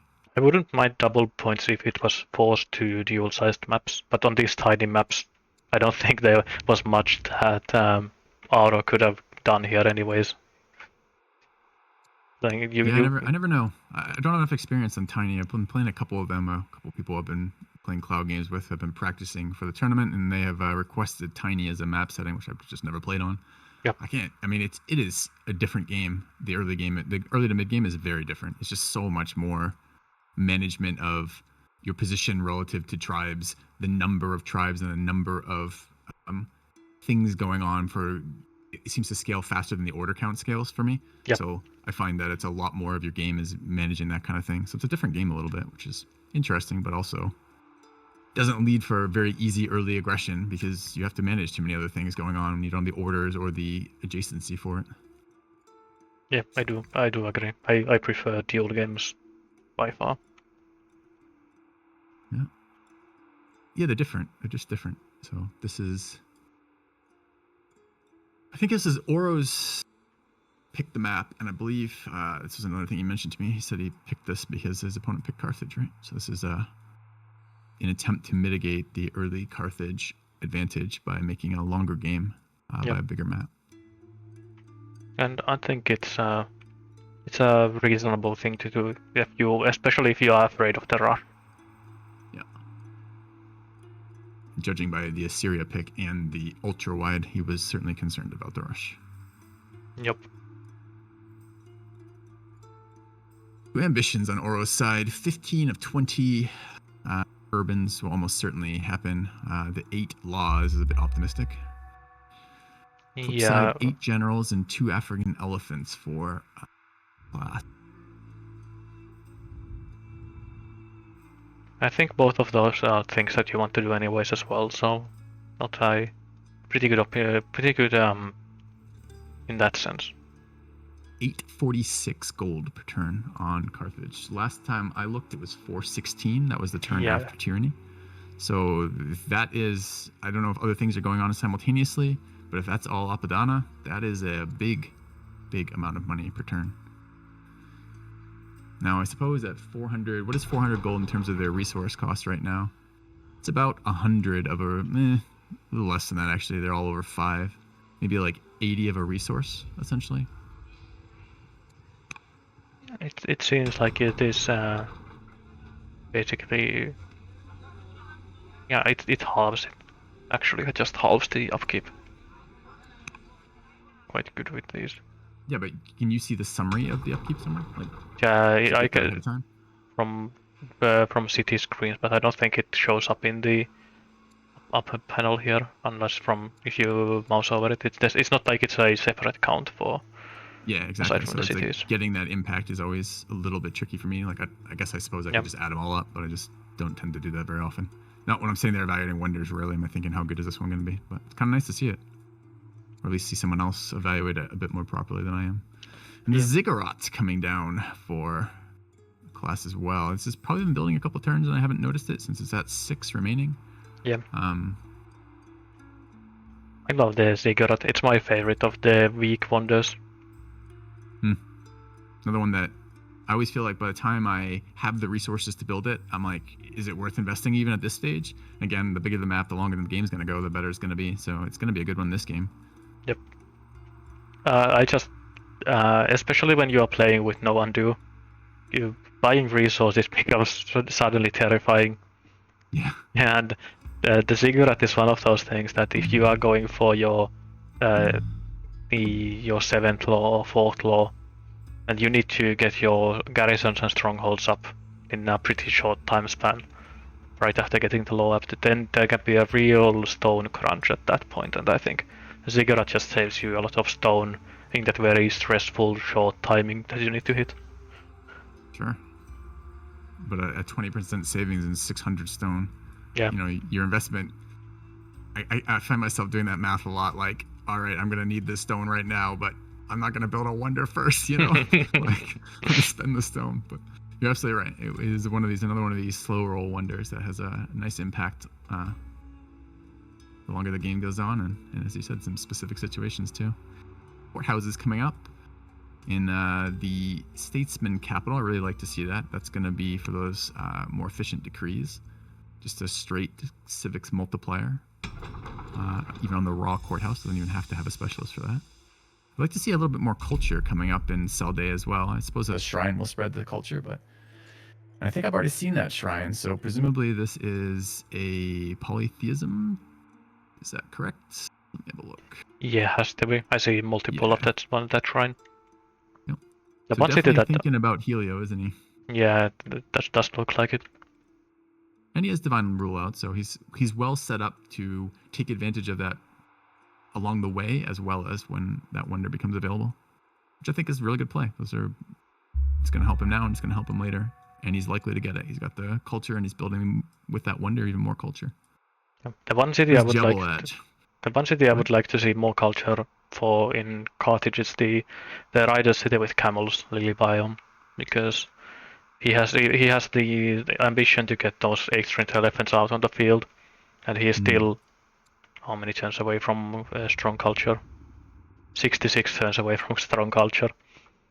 Yeah, at the very least, I'd like to see him building some of those. He could build the tier 1 version and move it backwards. It's quite a long walk, but he could get his ambition that way, and then still have some 8 strength you use. Because he does have strong in Carthage. But you're right, it would be much better if he could do that without having to backtrack. Yeah, and it's so expensive in both resources and training, upgrading from 6 to 8. Yes, it is. And payoff of time is not so great if you're moving backwards Yep. and then have to move back to the front again. Elephants are not a very quick unit either, so still swiftness 2. All right, how many cities, Oro, have you made it to with your religion? 7 of ours. And how many cities does he actually have? Should be 10 if I was counting correctly. I 10 think or it's 11. 12 if I count off the F7 screen. No, it is 12 actually, yeah. Yeah. I don't know I think how it's I 12 managed on to. 13 for cities, with Carthage having the one extra. Yeah. Kind of an awkward center city to hold though. Yeah. There's not really any natural barriers near it. No, and worse, there's kind of the terrain actually favors attacking it, right? There's wooded hills overlooking for bombardment. There's a river to resupply, a neutral river for Enemies to resupply quickly on, and it's all flat where you're defending. So yeah, pretty nasty. The city center is also flat, so. Yeah, at least you do have this small forested hill area south of the city that whoever holds that is probably has a pretty big advantage in attacking the city or defending the city. Yeah, and it does look like, although both players have units there, it does look like Klass is again kind of on a little bit ahead there, right? If we look, we can see the workers coming out of poking their heads out with the road coming in there. Yep. I think it would be smart to have that area forded. Those hills, have units in there if you can. Even better to expand the borders out there. Maybe that barracks garrison if they had been south of the city as opposed to west of the city would be nicer. Start moving the borders towards those hills. Yeah. I think I would have even liked to see these behind the city, if not south of the city. Yeah, it's funny because with a bunch of units, it's kind of nice to have your barracks and your units standing on your barracks, getting some value out of them in front of your cities on some level. But on another level, like hiding behind the city can be good, especially if you have some upgraded walls. Late game cities are really fragile to the damage units you're putting out if you don't have upgrades on them though. So I don't know, I can see it both ways.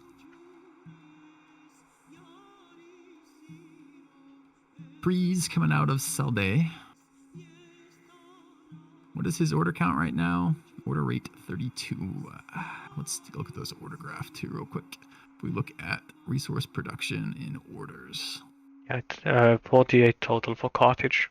He has a lot of workers currently Yeah, if we look working. at that graph, that's quite... Does the graph... I never remember. Does the graph include worker? Or is this like the raw per turn? This is after workers. So worker orders are detracted from that. Okay. So, detracted before. So if I want to get an actual comparison, I have to go to each player and then take the total. So it's like the order rate plus the improvement. So we're at 48 for Carthage. And then what is Oro? Oro is 20 and 14 for what, 33? Yeah, it's a definite advantage for Carthage at that point. Yeah, where are those extra orders coming from? Primarily the religion, right? The polytheism plus divine rule. Plus statesman. Yeah. Yeah, that's a big order advantage.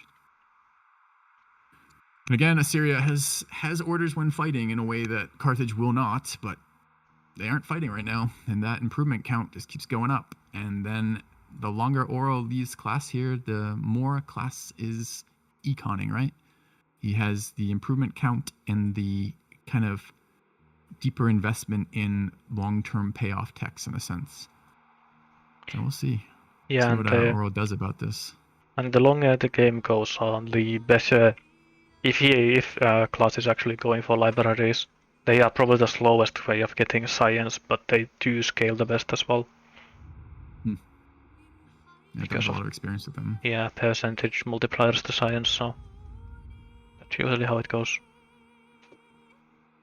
All right, when is Jebel? Still three. Okay. We're on the wrong turn too. All right, looking at, I do like to see these borders expanding into the water for Carthago. I think that's a worthy investment, and they've spent some. It does look like they've done it deliberately, right? We're seeing some missing adjacency kind of stuff just to get the borders out there. I think that's smart. A lot of urban buildings. I suppose it makes sense. This is an artisan capital, so urban buildings are fast, very fast. Yeah, and you have so much stone income as well that you don't really hurt yourself either by building them. And I do actually like to see this here pinned for him. He has basically all of the legendary wonders that he wants. Colosseum, Circus Maximus, and Heliopolis. If those go up on the same turn, that is going to be a terrifying indication of his position to Auro. That's going to be this ridiculous clock. And Swift on elephants is going to be pretty good, I think. Yep. Absolutely.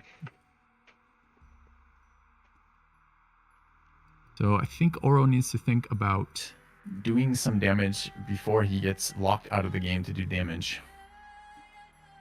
And maybe Jebel is the timing, not so much for the attack, but for that order boost to maybe start thinking about that. Do we have a tech that he might be able to attack with at some point?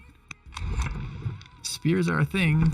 He's got spears and axes, but no composite bow. He will hit His unique unit, yeah, this is 5th law for Auro. So yeah. And his unique unit will be helpful for knocking these cities down, but I mean, he hasn't seen any elephants yet, but he's got to assume at some point he's going to see some. I think we also saw Spoked Wheel, right? So he's got a mix of units, just not very good range projection right now. And none of them like so strong, right? They're all 5 strength units essentially. I'm just looking at this. He does. Go ahead. I only just noticed this fully upgraded slinger here down in the south with focus 3, tough, steadfast, sentinel. Yeah.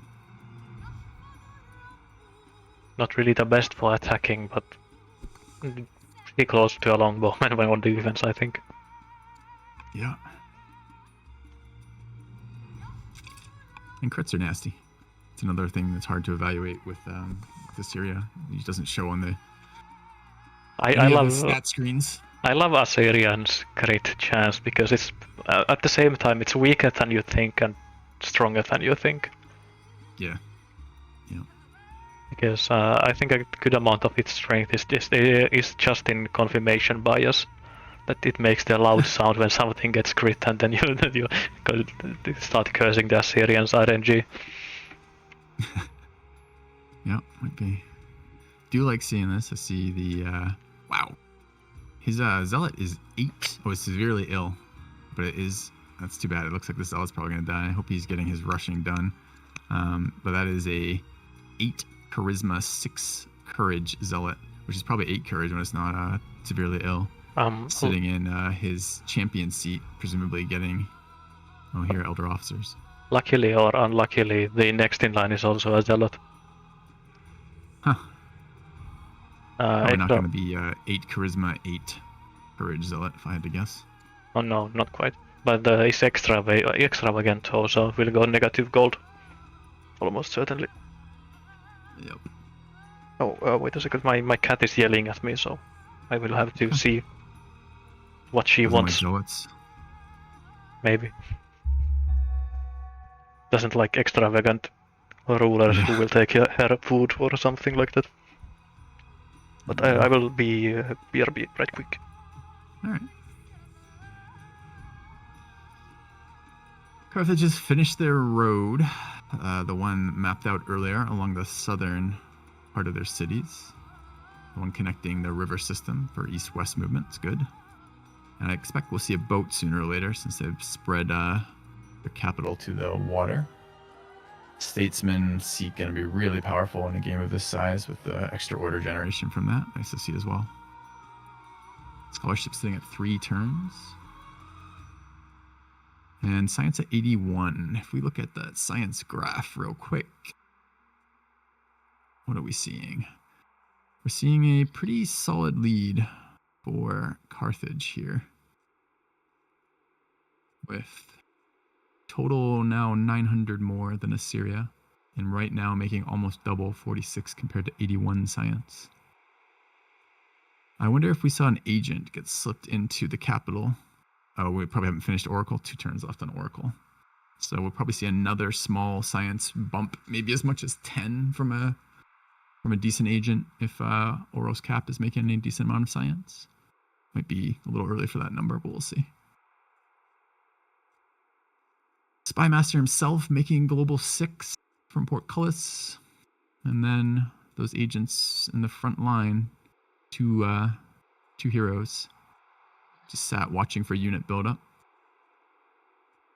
Another agent network established on the southern city as well, Oro's southern frontline city. So it looks like Carthage prioritizing just sight, which makes some sense. Good to know where your opponent's units are for sure. Elephants being imported in the frontal city for Carthage. Hello, I have returned. Okay. Elephant supply in Carthage's frontal rider city. Oh, this is interesting. Well, I understand that you want to do it in the closest city, so it's the shortest way to the front line, but it's also risky. Yeah. Yeah. And Nora, that means his eldest rider city, and therefore most likely to have the accumulated culture, will not be getting elephants imported. So you can do that once per game, I suppose is what the word I was looking for. 10.3 in that. What's that city doing for the amount of culture it's making? Also 10.3 though. Maybe these salt. Yeah. Gems and salt, double salt in that city, and the shrine already bringing in paganism. So that actually will have more culture per turn than the rider capital. Yep. In his frontal city. So if that city doesn't get knocked down, that may be his best shot. At spamming some elephants, I guess. Or one of his shots is spamming elephants. Yeah, it's He's fun. good. Go on. It's just one of those awkward things that the rider city will probably never use any more culture effectively than what it has already, however the riders see it. Because this city will never have any use for getting strong now. Yep. I think that is often the case. This is why some of the games I've been commentating, I've been kind of surprised at some of the culture investments in like a second copy of a patron city or something like that, because it's like, what is that city going to use that culture for? Yeah. So, Well, it's much more. It's much more. How would you say it? Justifiable with any nation that gets their 8th strength units everywhere. For example, Rome is one of those that. Yeah, although even then, like, unique units are more expensive than their corresponding tech equivalents in terms of training. So you don't really want to spam your unique unit unless it is either ahead of time, like you've gotten it long before your opponent has 8 strength units, so therefore it's just stronger, or that its bonuses are particularly well suited to the environment. So otherwise you're just better off building more of another 8 strength unit for cheaper. Yep. I do agree. But it has seemed, at least in this tournament, that most people have prioritized their 7 load timing way before their 8 strength unit timing. Yep, makes a lot of sense. It is one of the things you can do. Culture, getting that at least a couple cities to that culture level, and then getting your laws on is often easier than the tech. So let's see. Is the Zealot gonna die? And it's next turn for Jebel. So how many cities does he have? His Zealot is doomed. So if it goes well here, I think his Zealot can die at the beginning of next turn, and then his new leader immediately gets the legitimacy from building a wonder for the new cognomen, right? Yeah, it should go that way. I don't know if Doomed is not a guaranteed death. So if he dice rolls poorly, I suppose, and his leader survives, then no, it won't go that way. But yeah, I don't think there's anything with Divine that could stop Doomed. I always think they auto-interact, but they don't seem to.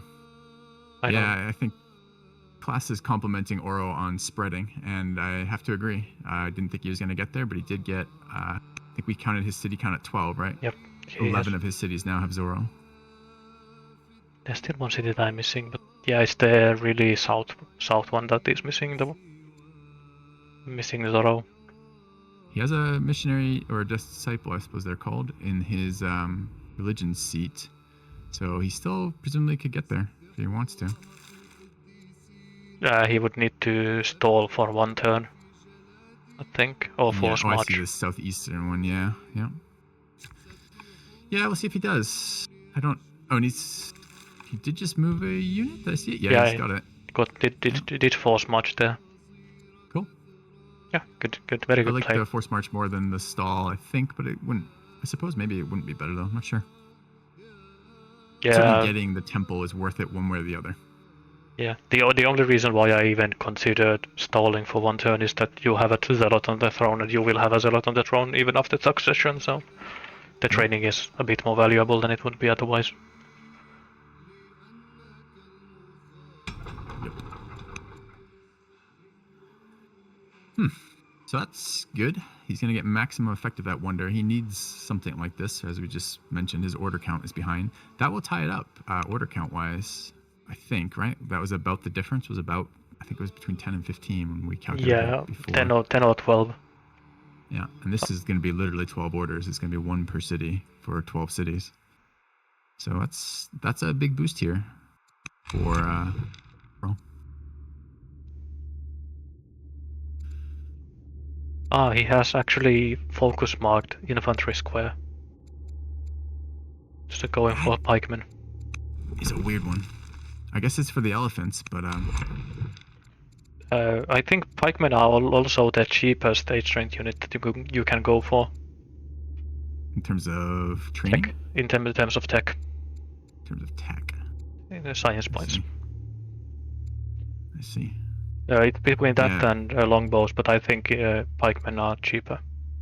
I really dislike pikemen. They, to me, feel like a Unit that is countered by all other units, and they don't even really do their job, which is, I mean, they're going to shut down everything prior to cataphracts, but they don't ever really seem to work as a defense to cataphracts for me. So I'll be curious. I haven't seen them used in a long time, so if I see some pikemen running around and they do something, I'll be excited to see that.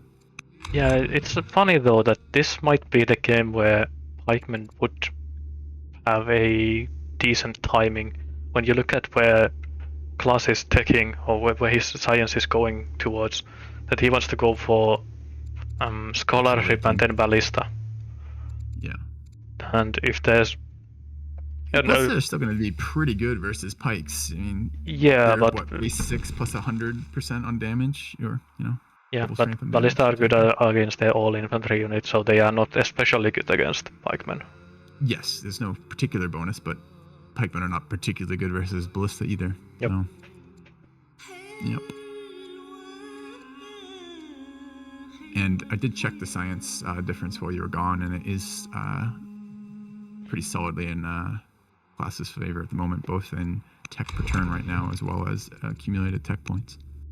Oh. I'm surprised. Has Klass just been spamming urban specialists, though? Where is that science actually coming from? It's a good question. Not being a zealot probably helps a little bit. Yeah. But you're right. At this stage of the game, it's not going to be just primarily characters. It's going to be also the other stuff. I mean, he's got a pretty stacked secession lineup and courtiers. Look at the amount of wisdom on his court. This is a huge amount of courtiers as well. Yeah, it is. I mean, that may be one of the payoffs of that Ishtar Gate, right? Yeah, and I think he has also spent a good amount of his civics just appointing governors everywhere. And those do add up as well. No, actually he doesn't have very good science governors. Of course, civics do often end up as science as well. Because those civics let you build your specialist, and then those specialists give you the science and instead of the governor itself. Yep. He has spent that civics too, which is nice to see. He was sitting at 2k when we started the session. He's now down to 500, making quite a lot. Well, not quite a lot less, but he's making less too, which means he's using it to train locally. Yeah. Happily trying to refund those civics as well by building more master scribes in the capital. Yeah, scribes are a weird one, since it's gold per person, which isn't very good. So I really don't know that I like past apprentice scribe very often. Yeah. You know, like the civics multiplier comes from the building, not the scribe itself, and then the scribe gives you some local civics, but like all the other, specialists, other urban specialists. The second and third tier improvements are less exciting than the first tier for just their starting things. It's the per whatever part of the expert that you're interested in, and I don't think the per whatever part of scribe is very interesting. Yep. Very strong. I do agree.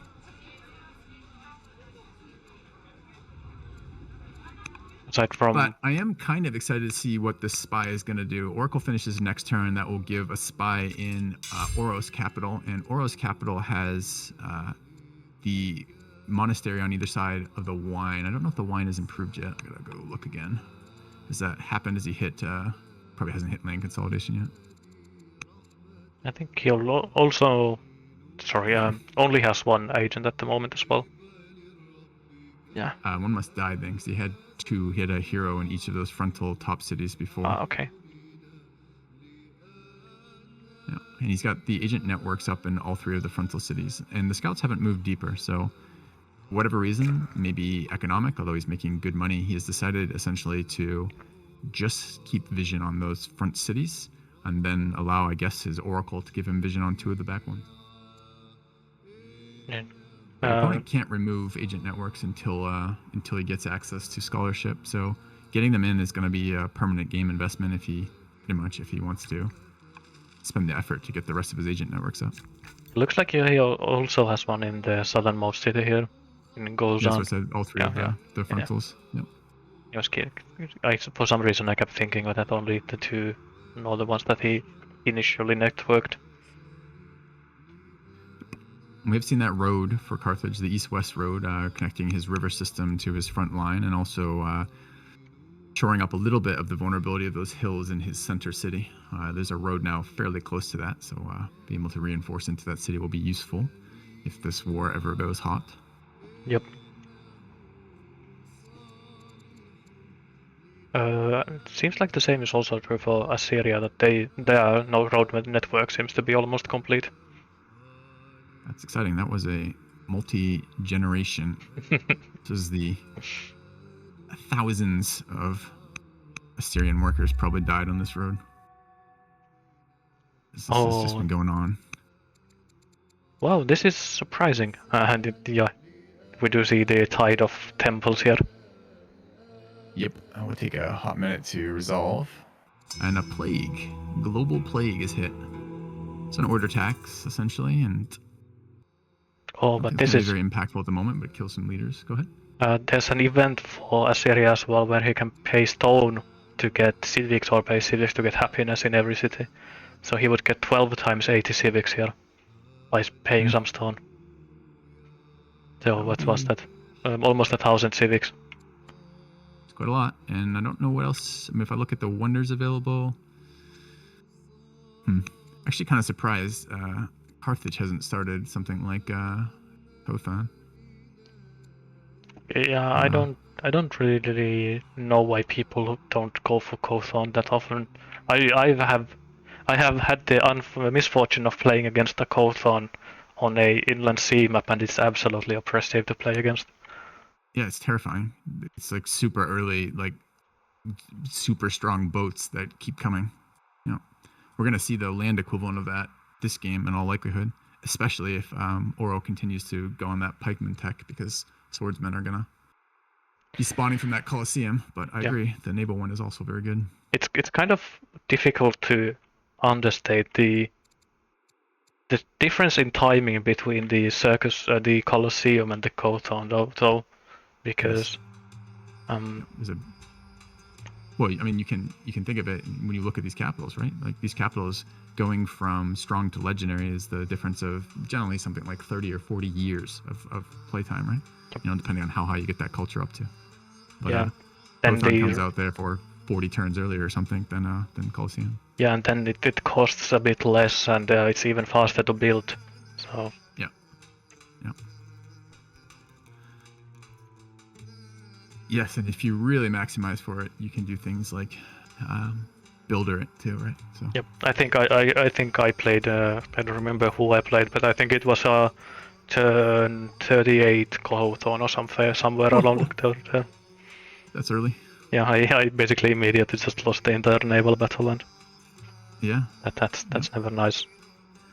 Now, Zealots are particularly good versus both Colosseum and the Kothon, in the sense that if they're only getting one of those units every 20 years, if you can steal it, Yeah. that tends to be quite a swing. Yeah. Some counterplay there. Speaking of Zealots, I had to check the Assyrian family opinion because the new queen is infamous. And that's minus 40 family opinion for every family, but doesn't seem like it mattered in this case. That's good for them. Windmills, they have the tech? No. More queuing. So, I don't know, this tech is starting to look scary for me again on Auro's side. Yep. His tech boost is monasteries, of which he didn't get to build very many of because he was busy spreading for Jebel. And then land consolidation, which he doesn't have yet. And he's now teching combo, which is going to be a slow one for him at this tech level. Yeah, I think he got a bit unfortunate with his tech pulls here. What was the show options this time around? Battle line, architecture, doctrine, combo. Well, certainly doctrine is not going to be good for him with those temples right now. Yeah, but looks and like land also. Land consolidation is in the discard pile anyway, so it's not like he could have hit it anyways. Yeah. I wonder if architecture was maybe what he should have done here. He has the ability to rush with training, so he could get those doctors up pretty quickly. His capital is on a river and has plenty of open space for that, and so is his next biggest cities too. I don't know, he does need to solve this science issue, or it's going to be his tech not high enough to get mountain attack versus Carthage's position, and then Carthage having access to all the late game wonders in a way that he won't, which is going to be problematic if he doesn't solve it. I think the weirdest specialist for me are the Doxers. I have no idea how to evaluate them. How could Aren't they essentially intelligent? They're almost the exact equivalent of intelligent, but just for that city? It's one science per culture level. Yeah. We can actually see it. We look at that city right now. It's making 12.7 with no governor. This being Auro's cap. So, and it's what, culture level 4 right now, right? Yep. So each of the, and he to build 2 of those potentially. So it's another what we say culture level 4. So another 8 science. It's quite a lot for him. Yeah, and I can do guess and it's 8 plus, right? Because it has the base probably 2 as well. Yeah, probably base 2. 4, right? Well, then it's base 2 plus 2 per level, right? So it goes it's for master it's 3 and then for 1 per culture level on top of that. So it's probably 5 to 6 on masters. Yeah, click up one above where you were just go to elder. Because I think it's gonna be 2 base plus 2 for elder, so 4 plus 1 per level, right? Yeah, but I'm a big 2 per culture level on that, so it's actually that would be 4 culture levels, so it's gonna be, what did I say, 2 per? So it's 8, it's 12. That's 12 science per elder doctor, and he'll have 2 of them. Now it's a couple turns, and he's gonna have to rush it if he does it. But yeah, maybe I'm just too big of an elder specialist hater to have actually really looked at the elder doctors, I guess. Yeah, for me, I'm just trying to think in his position, what do I do for science right now? It would be a bit spooky going architecture when you don't really, it's not really on your game plan of what you're looking to do, but he's taking a tech that costs the same amount of tech as architecture right now. He's taking compo, and it's not going to give him science. I think the hardest thing about clicking architecture is that it doesn't lead to anything. You get cathedrals, but cathedrals don't do anything in these duel games usually. I mean, iconography seems like a pretty sick law, but I agree, you're probably not taking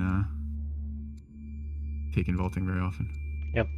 So at least when you go for compo, you want to go for land con, you go for compo, so you get closer to the longbowman. So. Yep. But it is it doesn't enhance his science. Yes. And it is not really, and it's in the way of his current science goals, like in the sense of he needs to get the land consolidation for how he's imagining he's doing science. So. Yep. Plague hanging around for a couple turns as it does. Wonder if we'll see any actual unit deaths or character deaths rather.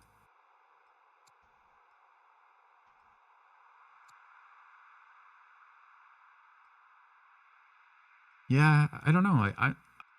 I'm not really of the opinion that a larger map actually hurts Carthage that much. Yeah, well, it's a larger map, so Carthage has more time to buy those tribals and clear camps without building any military units anyway. So Yeah, that's how it feels. And it's like, at least in a small map, if you can stabilize against Carthage's early military prowess, if you can get that done, you do tend to have some counterplay, right? Like if you manage to survive, you have some either equivalent or maybe even better military in some way. You sometimes turn that into like taking a city or forcing them to spam units now instead of giving them this like infinite build-up period that Klass is getting in this game. yeah, especially when if you have a military archetype as a starting leader and you go champions, and then you are standing on the borders on turn 25 or whatever, and you start skirmishing with the Carthaginians. It's not uncommon to actually end up on top of those skirmishes. Yeah. The tribals can be with steadfast in the game, and as you say, with champions getting that on everybody, and then something like a commander swinging the field. Sometimes you can just really. Sometimes the tribals like collapse instantly, like the whole line falls. Yeah. Walls, never a great sign for Assyria. Front line for Oro. Yep. So all three cities building walls, which that suggests you are concerned about attacks there, which is reasonable. But at the same time, it also suggests that if you're concerned about attacks there, you're probably not doing any attacking. Yeah, but it's weird. It sounds. I read that as Oro really wanting to conserve training for some reason. That he's building walls there so that he keeps the training per turn from those cities. Could be. Because if I look at his resources right now, he has okay income and everything except wood. Yeah. But he does almost no banked resources. He may just not have any ability, like spamming slingers for like a compo upgrade would make some sense, but he can't do it. He doesn't have enough training to do that, and he doesn't have any wood to do that. So it may be literally just has nothing else to build in there. There's no barracks in that city, for example. There's actually no worker in that. Like I'm looking at his southern city now in Gazan. But yeah, I don't know. I'm not quite sure what the wall's thought is. The fact it's only the front three cities, no, it's also the middle city too. 4 cities building walls right now. Yeah, I'm very curious about this.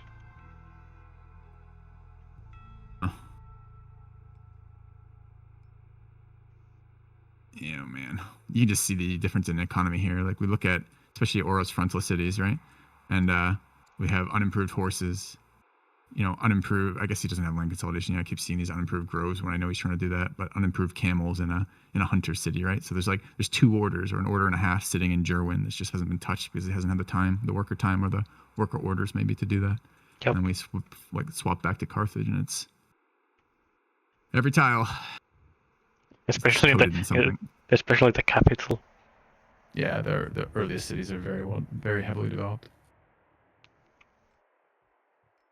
But it's not even that. I don't think Oro's income is even that bad for most of his game standards. I think it's also just that tiny map gives you so many more build queues that even these could, to my eyes, these look reasonable incomes. But on a tiny map, you just spend so many more resources than you would on a dual map. Yeah. And as that improvement count closes in terms of percentages, like the absolute is still pretty close in difference, right? Or pretty similar in what it has been all game. Yep. I mean, Klaus is like between 30 and 40 improvements ahead of Oro, and yeah, and that's with a lot of improvements taken away. Yeah, that's with Jabal Barkal also giving those 12 temples. I didn't even realize it counted that. Yep. It should count those, I think. Yeah, that makes sense. I just hadn't even considered it. Yeah. But how do you disrupt this? And how do you disrupt this right now? You gotta. This is going to be the last era in which they have equal tech at equal time, in the sense that they're all sitting on 5 strength units right now. Now, if you're Oro looking across the board here with not very good vision and seeing your opponent has 7 active laws, you're certainly fearing that he might have some 8 strength UUs running around. So you're probably not looking at this going, I can attack. But at the same time, is it going to get better? Well, it's hard to say, but at least it doesn't seem like it will take forever for order to get to those longbows. It will take a long while, but it's not. It'll be before turn 100 at least. So I think. Well, of course, it's easy to say because we are casting and we know that Carthage isn't beelining any 8th strength units at the moment. He's seems like he's just going for more tech and then going for those siege units. Oro can't support longbows right now, though. He has nowhere near the forest reserves or the lumber mills to do that, though. So he can go for that tech all he wants right now, but he doesn't really have access to longbows as I see it at the moment. Not until this forestry situation changes. Yeah, but forestry is required. Out of his reach. It's yeah, so I know it's along the way, but like if you're talking about like upgrading to that and like having an 8 strength unit as your opponent has an 8 strength unit. Yeah.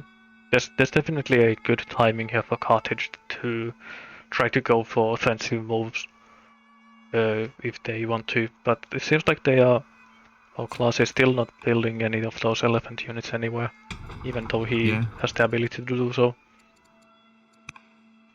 And there's a little map marker from Oro up north for chop these forests, which I assume is a defensive decision as much as a resource decision, since those are in between him and Carthage, which means all of Carthage's units, if he does decide to attack, will be protected from range. Yeah, and with ballista technically do count as ranged, but because their combat bonuses against the infantry are so large, they kind of ignore these forests anyway. I suppose. When we look at that. Yeah, we power through it at least. Yeah. It's more so that because they were firing at units in forest, they still did like 12 to 14 damage per attack on some. I don't think they attacked the 8 strength units though, but still doing 12 to 14 damage against 6 strength units in woods means that the math doesn't really change that much by them standing in forest. Yeah, strong unit ballista. But even so, like even if it's not much of a difference, a couple damage points or something, you still don't want your opponent getting that couple damage point advantage. Of course. Yeah. So I do like the idea to manipulate the terrain, but I am concerned about his wood income as it is now, and I'm concerned about what it's going to be a little bit later too. There are a good amount of lumber mill tiles at least. The map. Sure. It's not like one of those. There was one game where both players had lumber mills on every single wood tile in their empire, and they were still not be able to produce enough lumber for their units. Yeah. So, boat being built by Carthage in Koalas. Yeah, I think it's a boat already out and anchored. I think it's a head-up play to contest the sea at least. Like you said with the Assyrian siege towers, that it's much more convenient to try to ship them around instead of or roll them around. Oh yeah. Yep. And I guess it's far enough back. I was thinking this was frontal, but it's not frontal. This is actually one back. Oro needs to see this, because the problem is with boats, if you don't have boats roughly the same amount your opponent has boats, you just lose the entire access to all the ocean permanently. So he needs to respond to that, but I don't know if he knows about it, quite honestly. I mean, he's seen navigation, and both players have had that for quite a while. And there is an agent in Oro's capital from Oracle Finishing. Yep, not generating much science at all, which has got to make Klass feel pretty good. Oh, interesting. Oro actually has enough luxuries in the capital that it's actually losing this content every turn. That's not something that you see that often. Is there a righteous governor in there as well? I don't know. Why is just the lux? Just from friendly religion luxuries. Oh, Theater Odeon bonuses too. Yeah. Okay. Yeah. And 3 luxury. I mean, probably the happiness is a byproduct more than the intent. Probably the intent is the culture. Yeah. But yeah, it's nice to see. Having your highest science city actually not losing science due to discontent is really nice. It's not there yet, but it will tick down. same actually. That's one thing that is going pretty well for Assyria, is that the second highest science city is the patron's seat as well, and that will also basically never hit discontent levels higher than this. Yep. Siege Tower, or rather the battering ram, the tier 1 version of that, the 6th strength one in Auro's cap. Kind of nice to see. I don't know if it will be used in anger or not, but I can hope. Ah, there we go. One fatigue limit. Carthage can literally see it with the spy. Yeah, it's just funny seeing this plagued battering ram struggle to get to Gaza from the capital. Yeah. So. Yeah, I don't want to think how many orders it's going to take to get that thing on the front line. It'll probably get there about the same time his opponent is hitting cataphracts, if I had to guess.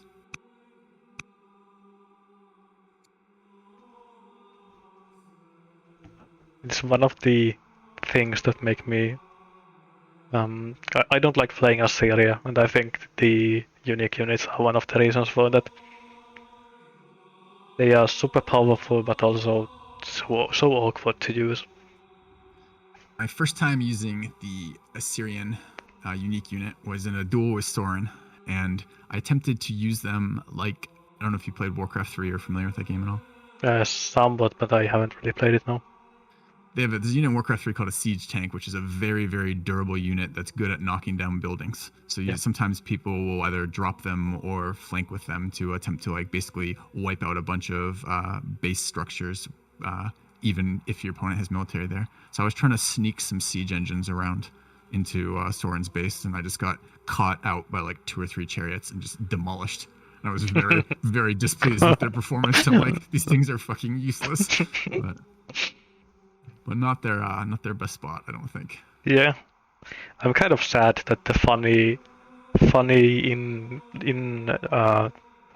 unintended siege tower thing got patched out, which was that siege towers got combat bonuses against fort, no matter whose forts they were. So if you have put forts in your own territory and then left them for your opponent, you could attack with siege towers into them for the plus 50% combat bonus. Funny. I think it added up to plus 50%. Yeah. That's a legacy interaction, is what that is. Because it used to be that if you were in your opponent's lands, garrisons and you still get the urban bonus. That's still in there now, but you used to get the bonus from the building. So if you were on their garrison tile, even if you were attacking them in their own territory, your unit would get the defensive bonus of the garrison. Yep. Which I'm glad is not in the game anymore. It used to be very annoying. Definitely a good change. Yeah, agreed.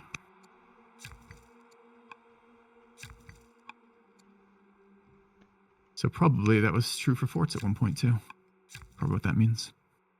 And then just the actual boost, whatever it's called, assault or whatever the siege tower ability is, probably just didn't get updated. It's unique to the siege engine, right? Yes, I believe so. That it's unique for the siege engine and the battering ram and the siege tower. Yeah, it's a really cool promotion. Assault. Yeah. I think they're always a terrifying unit to use. You're just like, when are the horses coming? Yeah, but I think it's also. I'm pretty sure the siege towers can hit some of the highest numbers in the entire game because of assault. If you hit the city center with a highly promoted, highly promoted siege tower, almost makes me sad that they can't crit anymore against cities. I think nothing crits versus cities anymore, right? Yep. Cities are just immune to crits. Yeah. Cities are immune to crits. Yeah. I mean, at some level. Well, I don't know if we'll see this game or not. Oro is building walls in his frontal cities. So when we do see attacks on city centers, we are going to see walled cities. And maybe Oro will push Carthage and we'll see the flip of that. But we were talking earlier about hiding your barracks and garrisons behind the city center or putting them in front. City centers later are very fragile. I was reminded of this again recently in a cloud game, in a late game. They will die. Your city will die. And if you don't have a very tanky unit inside of it, or even if you do, sometimes like the city center will get wiped out, and your city will suddenly be neutral territory. So, yeah, I'd love to see that in this game if that happens, Siege Engine or any other way too. It can be surprising how quickly that happens. Because they start off very tanky. They survive a lot of hits from a lot of units in the early game, but that doesn't scale if you're not investing in the defensive structures. Yep, it's the wall scaling is kind of weird from what I remember as well. It's I think it's 10 HP per level for walls. Yeah, but the combat strength of the city scales with, I believe it's citizens, right? So the actual when you're doing the unit calculation of attacking into a city center, the defense of the city center, I believe, is off pop. Yep. Seems like it also scales with the higher level walls as well. Modes do give plus 25%, and then towers give another 25. So if in the late game you have none of the wall kind of structures, and you don't have a lot of population because it's just some frontal city that maybe put out an officer and has no growth in it or something, those cities are really squishy late game. Yep.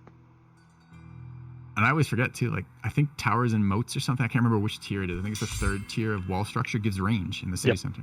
Like it's +1 range. Like it's been a while since I've had a scenario where that mattered. Not since another Alcaraz duel with forts and hills facing off against triple upgraded cities repairing every turn kind of thing, But yeah, it's one of those things that maybe we'll see in the same game as we see cataphracts. Somebody will go for those towers. I mean, if something like that happens, it's very likely going to be on a map like this. Like this is the largest map allowed in the tournament, pretty much, right? Like maybe, as you say, I mean, Pool is the larger of the two map types, and then the Coastal Rain Basin extra wide seems to be particularly heavy number of sites, so long games maybe. Yeah, this doesn't read to me like this would go for super long though, with how open the northern side is. It would, if the entire map was like this southern portion where it's just these mountainous enclaves where you can kind of choke point units, then it could probably go that far. But here it seems like whoever is wins the decisive victory in the south, it's very difficult to establish a secondary line anywhere. Seeing some forums. This is the second or third forum I'm now seeing Carthage build. I wonder if we are setting up. Is the forum wonder in the game? Yeah, Acropolis is in here. I wonder if we're setting up for an Acropolis build.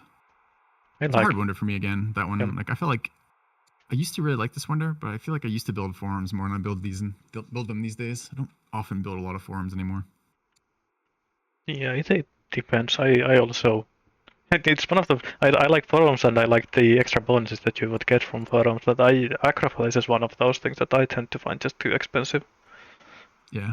It's probably it's often the places that I do build forums too. Like it's not everywhere. It's a very specific city that wants to build them. It's not like I tend to build them often in all my little small cities or something. I think it's the worst of the order giving wonders, but it's still a order giving wonder. So sometimes I do want to go for it just because of that. Yeah. Neither player really optimizing capital science here. Even Carthago here is only making 25 at the moment with just the builder governor with 0 int. I mean, inspiring, and Delver certainly good for this position that he's in, but not doing much for science for him. How close are we to this? 9 turns on legendary for Carthago. And what's his stone bank? Only 1,400 right now. Attacking architecture. So presumably for the discount on the wonders. I don't think you'll be able to put all 3 down on the same turn, but I bet you it will be 2 down on the first turn and then 1 coming shortly after. I think it's 1 turn on the first turn, and then it will take a couple after to get the second one.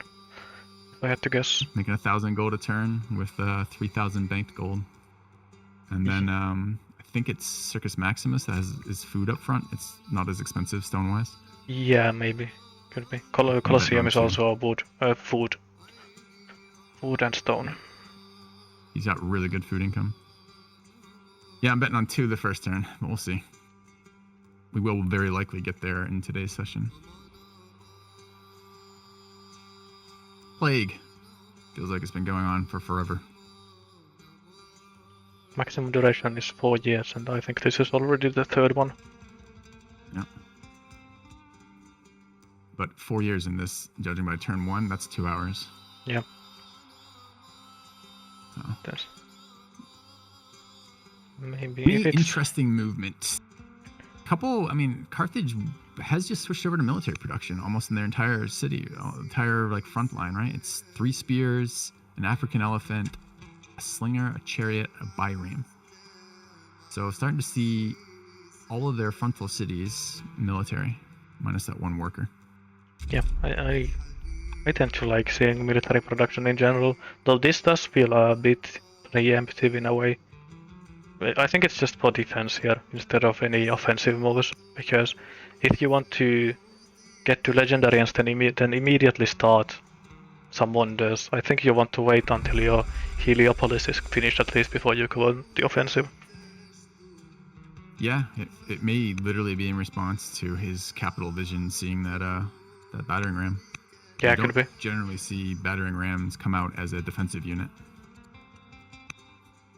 Yeah, I'm not the most suited for it.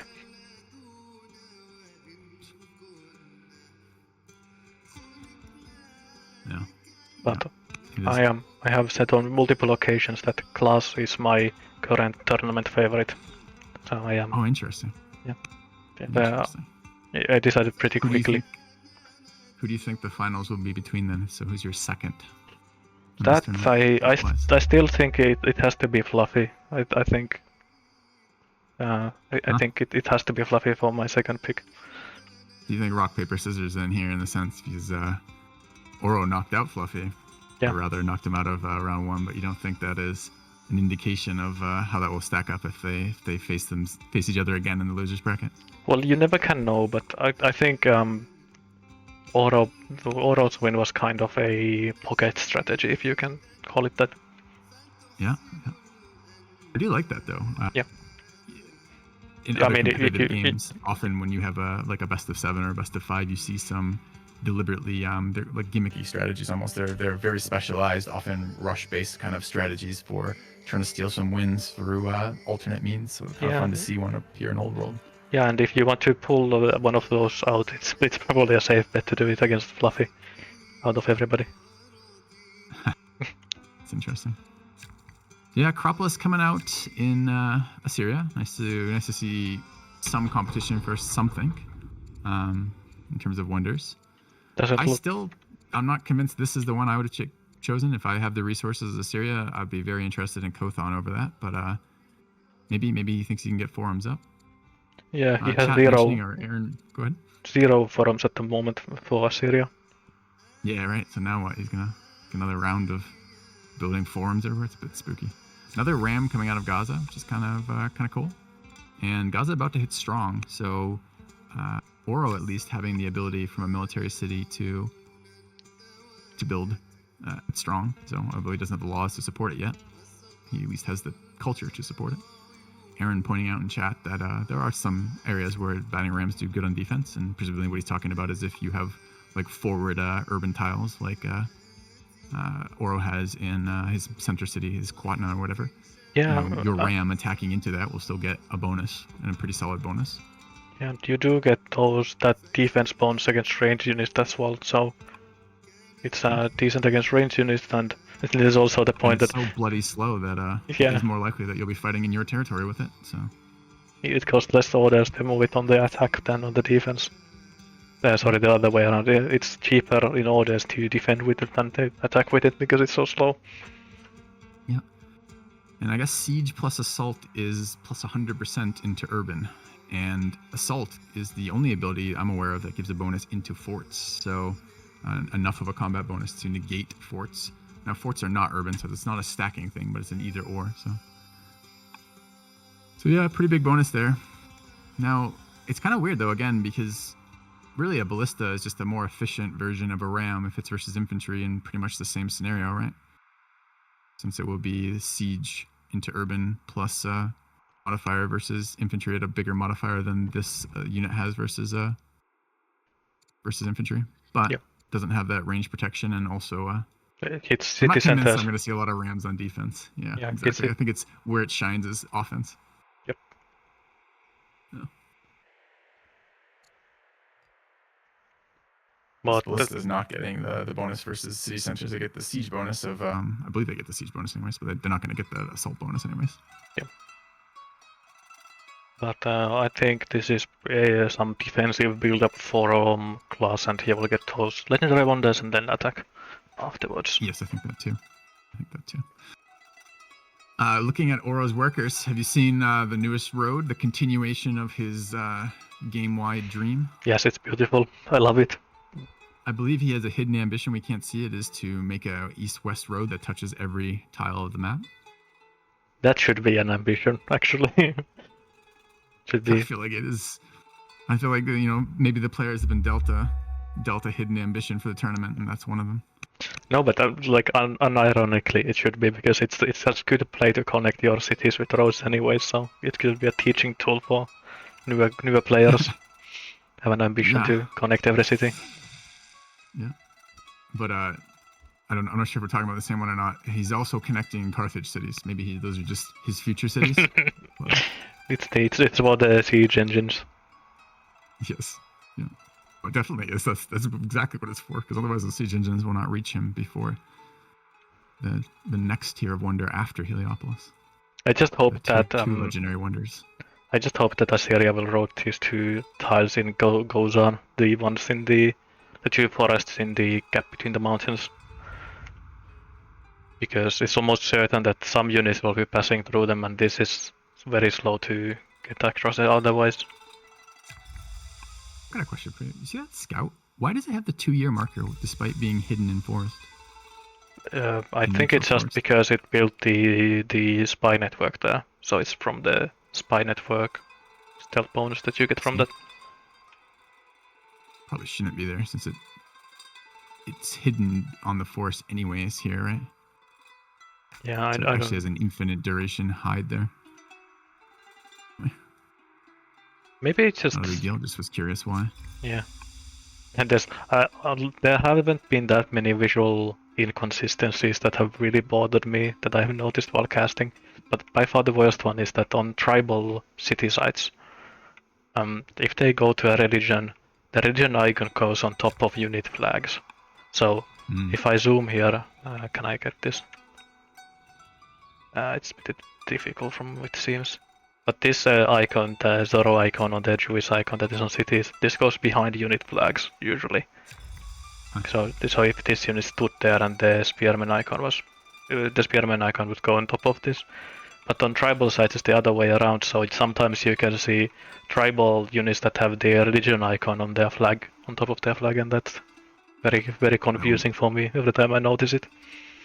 Gotcha. I wanted to screenshot it once, but I totally forgot. Yep. Really nice feature for submitting those is you can submit bugs while in game. Yep. So you can just go to like his game, submit bug, and it's just a really nice way to get that information into the hands of Fluffy to do something about it. Yep. It was a mid-cast, so I didn't want to spend the time to actually submit the report then. I haven't tried bug reporting Carthage yet. They're getting there nonetheless, so that'll be good. I'm very interested to see what the devs actually want to do to them. There's already changes, not live, but in the patch notes, right? So the changes were, if I remember correctly, there were 2 sets.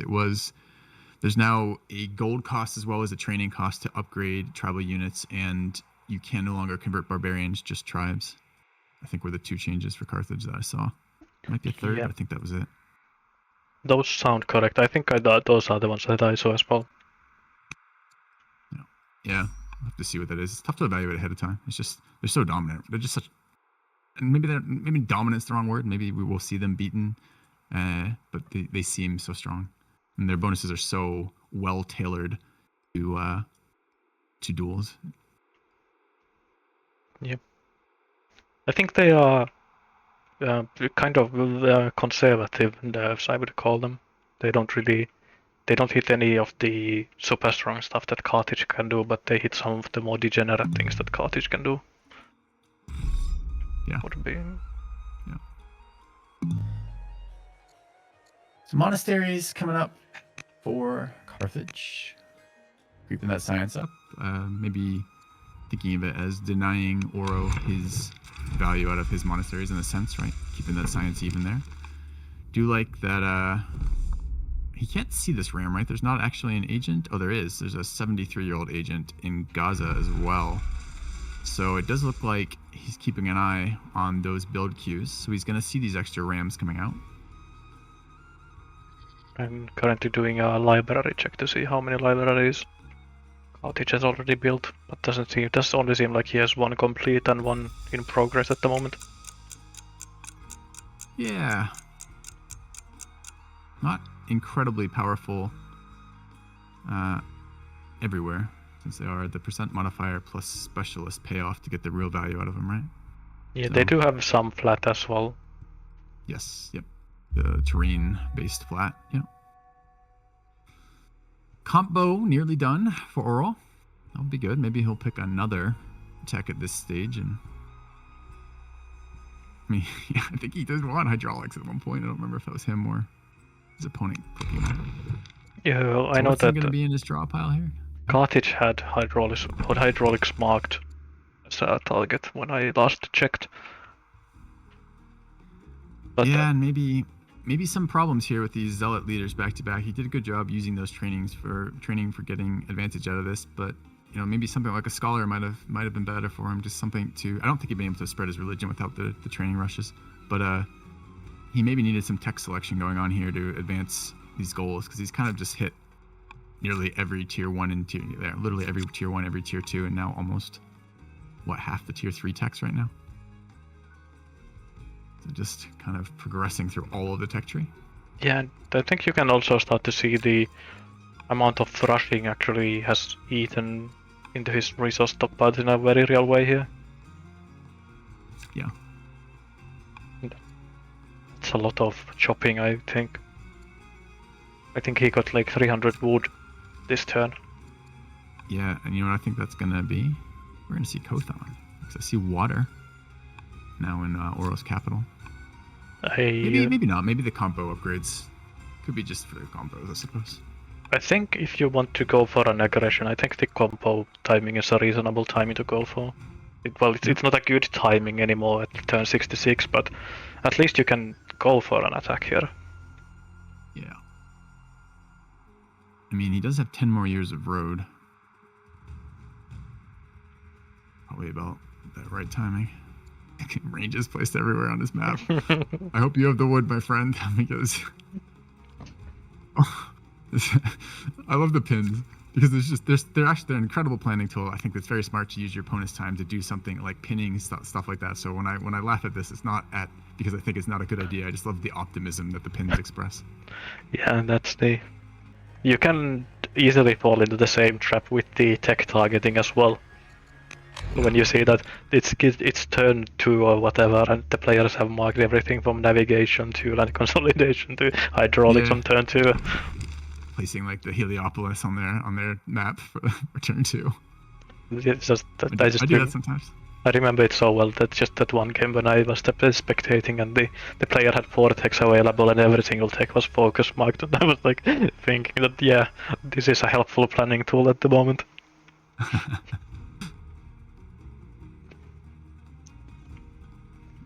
We just saw all of the... Yeah, we did see Kothon started. All the wood just disappeared. So It is not for combos, and it is not for those ranges. Those are going to be in addition to the 400 he's just chopped out for this wonder. I'm shocked it was still there. And I don't really like the Acropolis pickup, but I actually kind of like this. Even with his wood resources, I kind of like this pickup, because I don't see how he's going to challenge the water without something like that. So, yeah, and this also means that he will never need to build a boat ever again. Well, I mean, I hope if he takes the water with these things, he will spend the time to get his water network out, and I hope he isn't going to be using his tier 2 boats to be, using anchoring. I want to see these tier 2 boats attacking things, right? Oh, seems like we will be having a rehost soon. Okay. I did saw that Klaas did flash red a couple of times here, that his connection was dying. Gotcha. Yeah, he's complaining about lag. Let's hope he doesn't need a 30-minute orientation turn again when he gets in. Just can pick it up from here, at least. Do we need to rejoin when he rehosts? Is that how that will work? I think so. Okay. Doesn't seem like it has kicked me out yet, at least. So. No, and I'm not sure that. I mean, Oro said it right. Maybe he's waiting till his turn to take a save or some version of that. I guess we'll see in a minute. Yeah, there we go. There it goes. I will probably. Well, I guess I have to get back in the game. I was going to say I'm going to refresh my coffee here. Yeah, if you want to. I think you have plenty of time if you want to. Do you think they're like rebooting or something?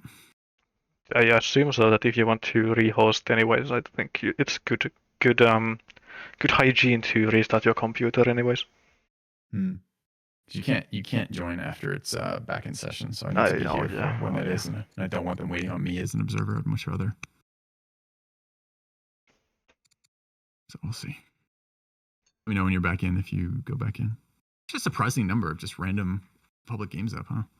Yeah, I guess it's a weekend, so. Yeah. Nice to see. There we go.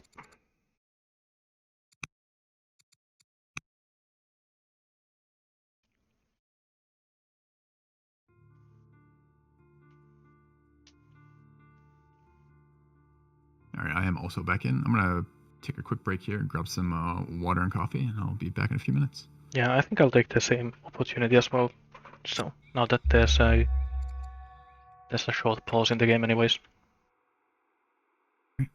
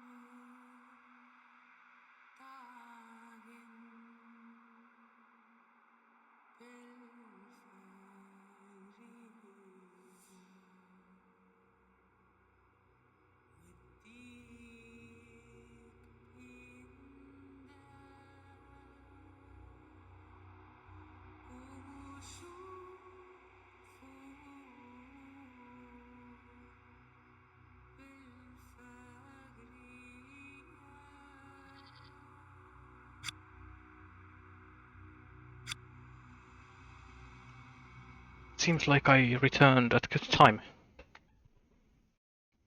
Had to refill my tea. It's unfortunate that I have a tea kettle or the water boiler right next to me, but it's so incredibly loud that I need to go mute anyways whenever I use it.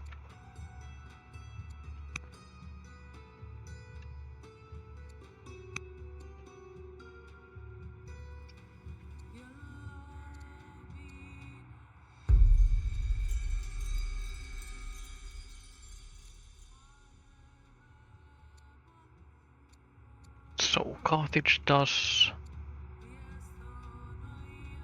have all the wonders in the world here. You need Ziggurat as well.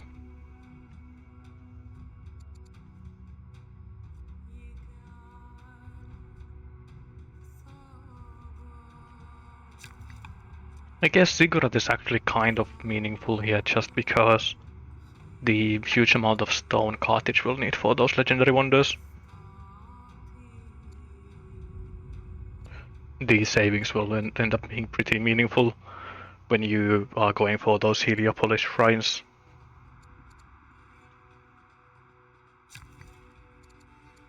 Getting all of these shrines in your cities is still That's 160 stone per city, and you will get that 20% refund for that because of the ziggurat. I am back. Hello, welcome back. Have you discussed Fluffy's comment in chat? No, but we waited for you to return so we can consider it. Yeah, all right. Well, I think it's an interesting point.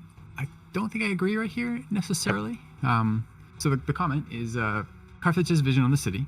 And on the one hand, Oro ought to know that because there is an oracle down. But On the other hand, the oracle doesn't give vision on a city unless the opponent also has portcullis, and Oro does not know for sure that his opponent has portcullis. Nothing gives that away that he can see yet. unless he has sight on like a library somewhere, right? He might suspect it if he sees a courthouse, but there's no law associated with it. He doesn't know about a spy master unless it's like directly related and says it somewhere that I'm not aware of. So he doesn't 100% know his opponent knows that he's doing this. He might suspect, he might not. The other thing is this map is so long and so wide, and cities give so much vision. I don't know if you can maybe show on stream, if you hold the / button, you can see vision.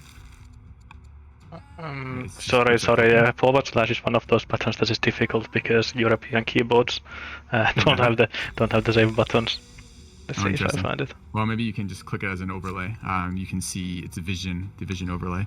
Yeah. So a boat or a couple boats coming down this map are going to be visible all the way from midpoint. And a force march or two will get that solved in a couple turns, but it's still going to be 3 or 4 turns for them to reach how deep that is. So it is possible to cancel that wonder, but it is going to be broadcast a bit more than you might expect on this. And it is possible for Assyria with his zealot to rush some boats if he has to.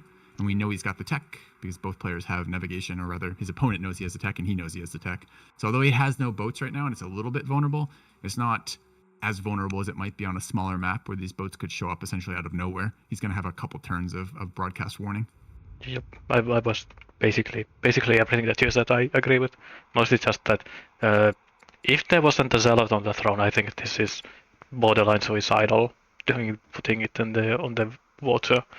But with a zealot, you can always rush out boats with the huge amount of warning time that you have here. We are seeing at least one boat out of the champion seat. I do like that he has taken the Oro here, has taken the time to get both his champion seat and his patron seat access to the coast. I am very excited to see both players finally taking the time essentially to colonize, or at least road, lack of a better word, the water, since it's a much more efficient way to move units around.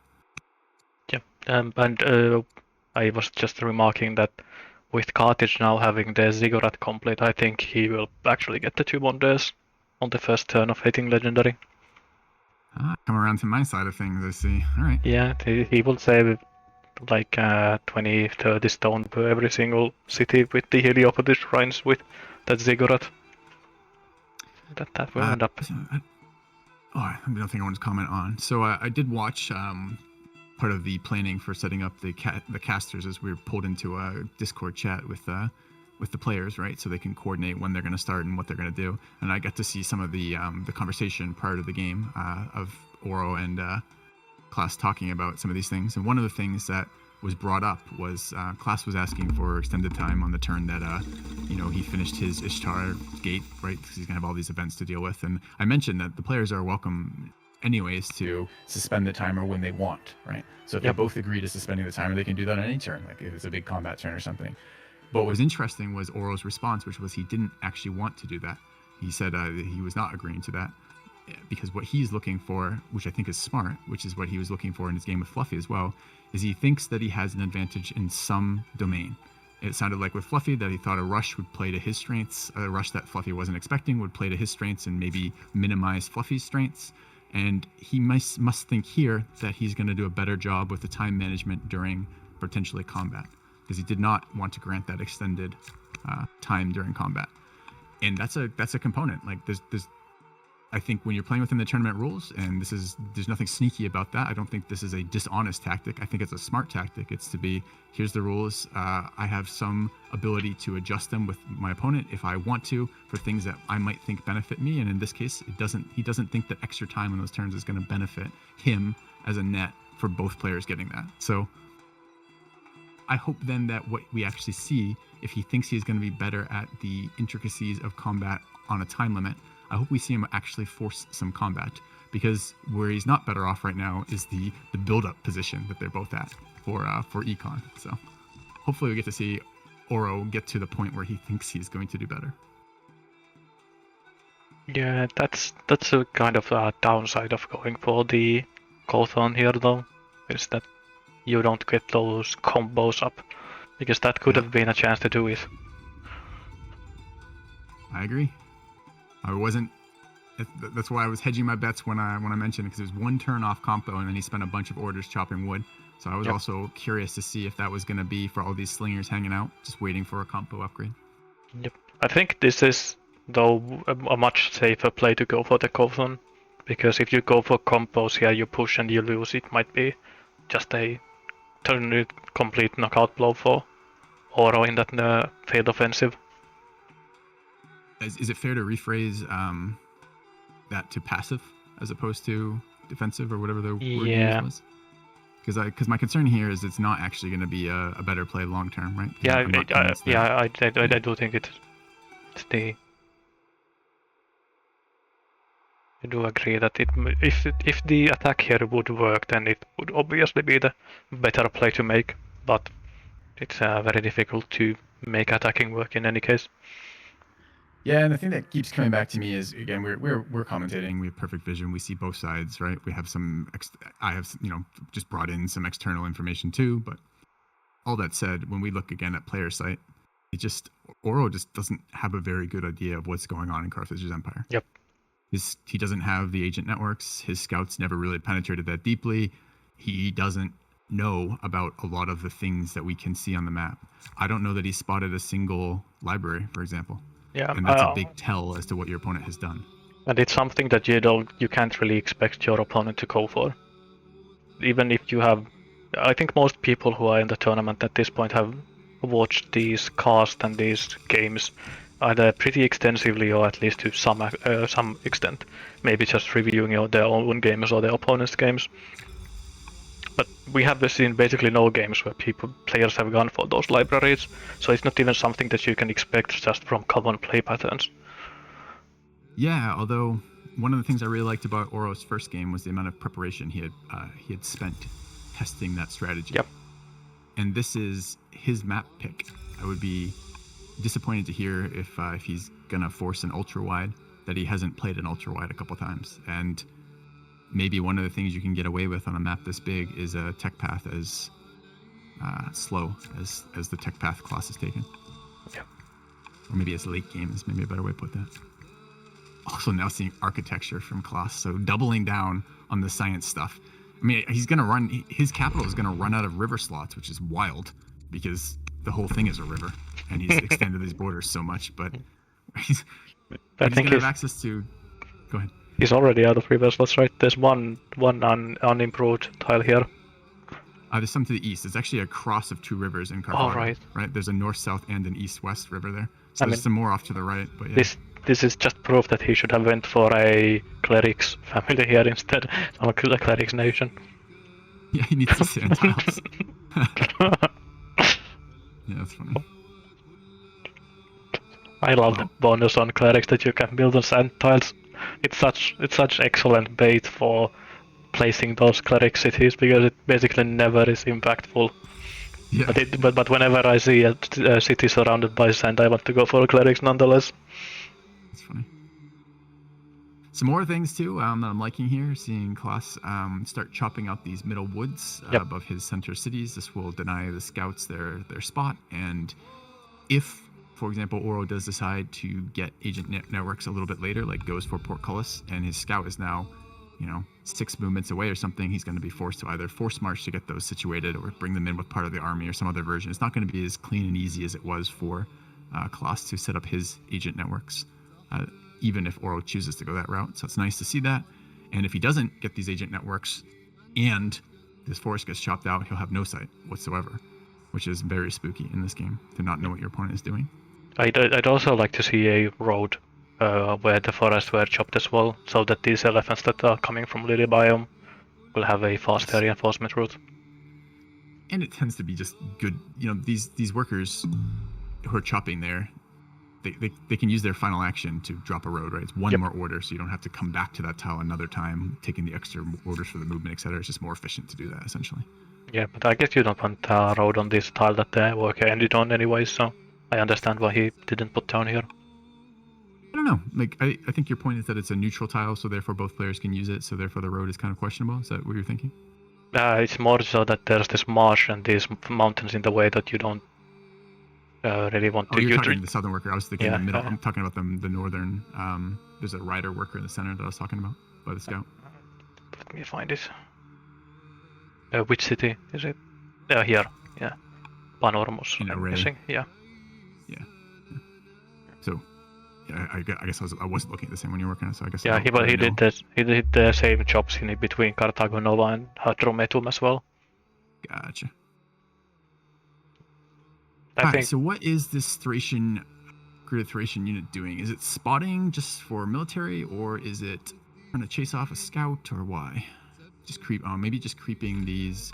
Might be just setting up to help creep the urbans forward. Yeah, that's probably what it is.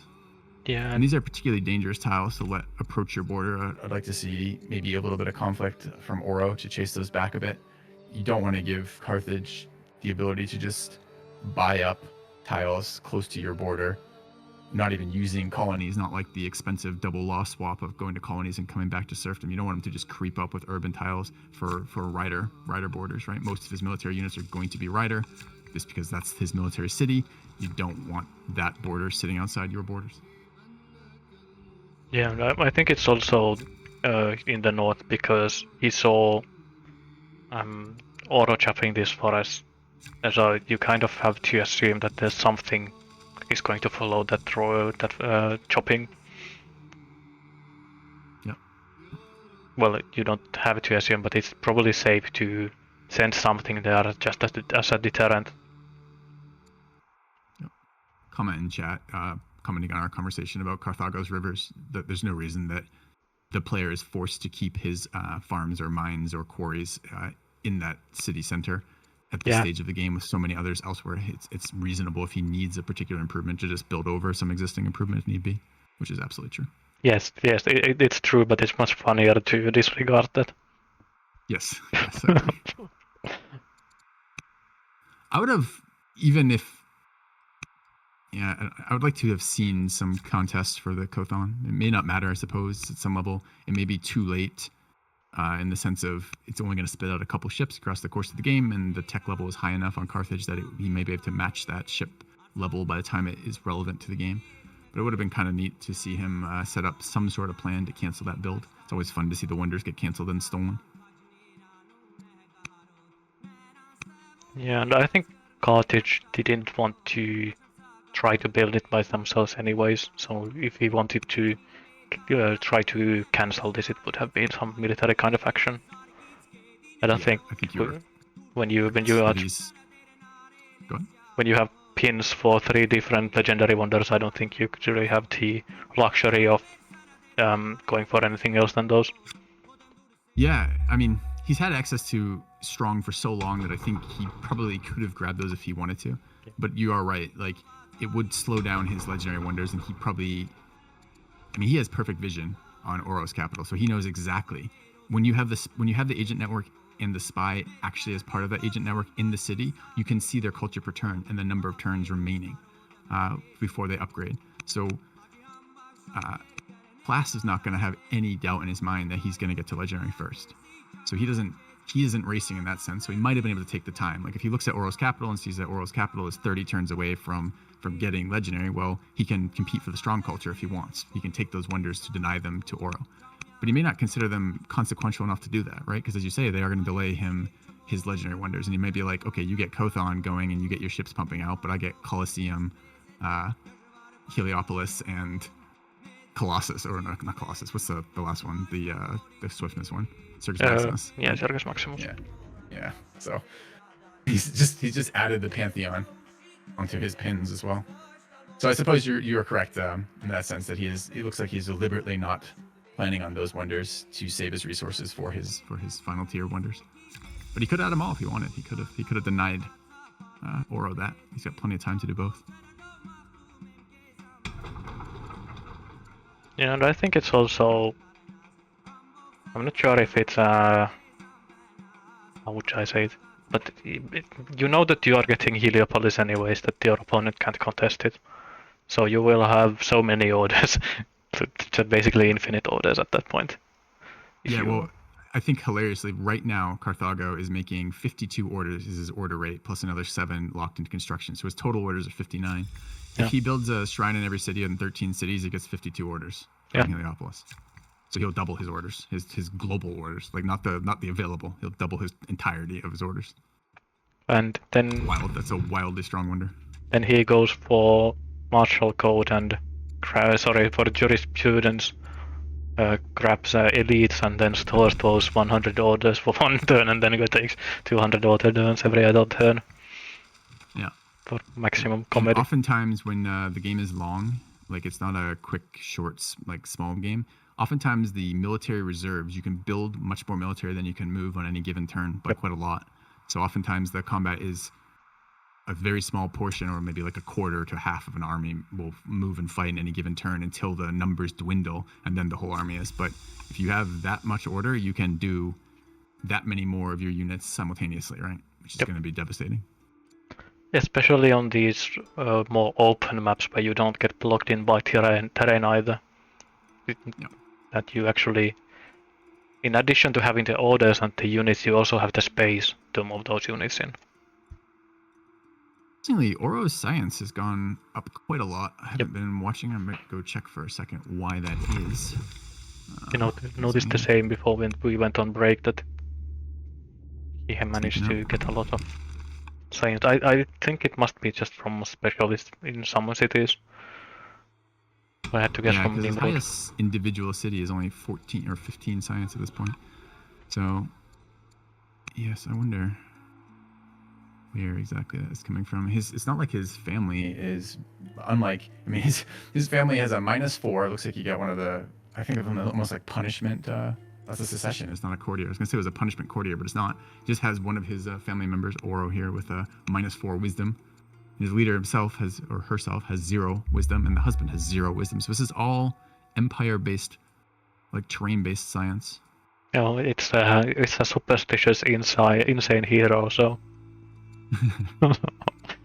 I love superstitious. It's my favorite trait nowadays. Why is that? It has some weird events that you never see because nobody picks superstitious. I see. It gives you with the religion DLC. What's it called? Something and the divine. Sacred and the profane. Sacred and the profane. You can get those weird cult shrines from superstitious. There are a lot of those cult shrines that you basically never see if you don't take superstitious. Yeah. What are we doing from Auro? Like, he's still got land consolidation pinged, but he missed forestry again. These are either very unlucky rolls for him, or he is, although still having that pinged in his tech tree is not really where he's going for these days.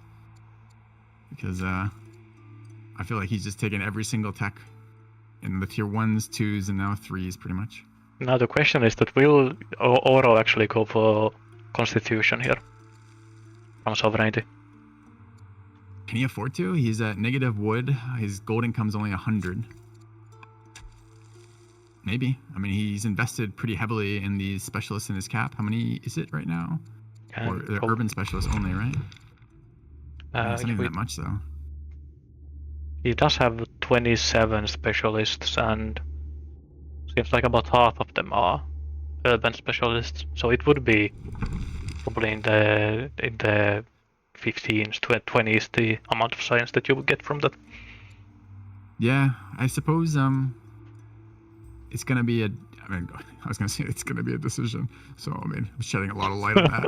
I mean, in the sense of he knows his opponent has already picked tyranny, right? He can see the laws his opponent has, so he knows if he does that, that is at least one area of science that he will have that his opponent doesn't. So if he's feeling that that science pinch of like comparing if he hovers his opponent is learned compared to him. So he knows he's behind in science. He may be looking for a way to catch up, and that may seem more tempting because it is a way that he will catch up on his opponent in terms of science per turn gained, maybe. Yes, it's just one of those things that it's pretty common that the tyranny versus solve constitution isn't really a choice, because you get it so early, these two laws, that you basically always go for tyranny. But this is one of the games where it'll be year 70 when this comes up, and you actually have enough urban specialists to make this competitive, this choice. Yep. So it'll be interesting to see which one he goes for. We're seeing these rams, battering rams, making their way down the long road, taking the scenic route past the volcanoes and the mountains, driving through the deserts. This is like a coming of age experience, I think, for many of the Assyrian family. Yeah, getting those rams to the front. You designed the generals in the capital already, so could we actually make it into a coming of age ceremony? Yeah, that would be pretty good. To celebrate the birth of his 1-year-old. Who's his current heir? Is a builder as the heir at the moment. I mean, I feel like many stages in this game, a builder would have been good for Auro, but I feel like this is probably the single worst timing on a builder. Yep. And you don't usually want a 30-year-old to inherit anyways. His main character, though, his leader currently is cursed. Cursed is a weird one. It's just yeah, I like it. It just does bad stuff occasionally. Is it like the opposite of blessed, like your worst kind of outcomes of events, or is it? I thought it also had like a death chance in there. Is that me imagining that? I don't think you get a death chance, but you can get there's a couple of weird events associated with curse that can only fire if you are cursed. The same way as there are a couple of weird events with blessed that can only fire if you're blessed. I'd like to see cursed occasionally force you to attack cathedrals. That would be too harsh of a punishment, to be honest. Maybe you could just add the pin on your map, so sometimes when you're not paying attention, you just like tracking on the green ones. You're like, oh, why am I checking cathedrals? That would be really funny, though. Yeah. It was like my initial suggestion to how to nerf Carthage would be that you can only upgrade tribal units if you have plus 200 reputation with the family clan. No punishment. No buying angry tribals. Enough of these woods chopped. The Auro Scout is revealed in 4 turns. Could be the biggest piece of action we'll see in this game today. The Scout kill, perhaps? With a Zealot leader, you could probably run it all the way to the Carthaginian backline woods here. Above Etna. That would be good. Above. The city of Salday. Yeah. Yeah, he's not. He's gonna be really hurting for vision. It's hard to make attacks without good vision too. Yep. So I do like seeing Klass spend the orders to clear out these spots that scouts are very likely parked in. But it's just it's even that you need good vision on both the city you want to attack and then preferably in one or all of the reinforcement cities as well. Yes. Yeah. And I don't think Auro really has that vision yet. No, he definitely does not. You see units in place for these legendary wonders, at least a couple of them. And then we see an Odeon, actually not an Odeon, a cold bath coming up. So he is going to invest in at least potentially invest in the science specialists from that as well. Oh, funnily enough, he can even build the baths here, far in the north near the swamp or the marsh, because the marshes do count as fresh water for those. That's right. The baths don't require a river; they require access to fresh water only, and adjacent to marshes count. Yeah, but that is currently marked for the Pantheon, so may not be seeing at least one of those tiles. But I do see also a marsh farm here for that sweet +2 wood every turn. Yep. I mean, so far neither of them have positive wood income, although it looks like Klaas has at least the tech and now number of units building lumber mills. Not the greatest of lumber mills, but you take what you can get sometimes. Yeah, he does have. I remember seeing that there were a decent amount of forestry vartals on this map.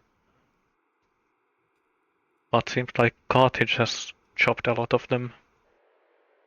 I think next time I get asked to cast a duel, I will ask up front what size map they're playing on, and then I'll join for like session 3 maybe. I did that for one match where I only casted the very last session on one of these bigger maps, and it's very disconcerting when you haven't followed the match that closely beforehand. Yeah, it's nice to know how the situation arose as opposed to just seeing the situation as it is at the moment. Yep. And Carthage has hit over 100 science here. Has is approaching double the turn count science slowly. Yeah. A serious investment though. Architecture, philosophy, and portcullis. So 3 of the 4 early science techs. And I guess maybe if you count monasticism, like 4 of the 5. Just no land consolidation at the moment. I'm actually getting kind of curious that what class will actually go here for, because he's going wonders. It's like another cultural unit. Yeah, but with the 120 science or whatever he will have soon, that he can go basically for any unit in the game, and it won't take him too long to go for.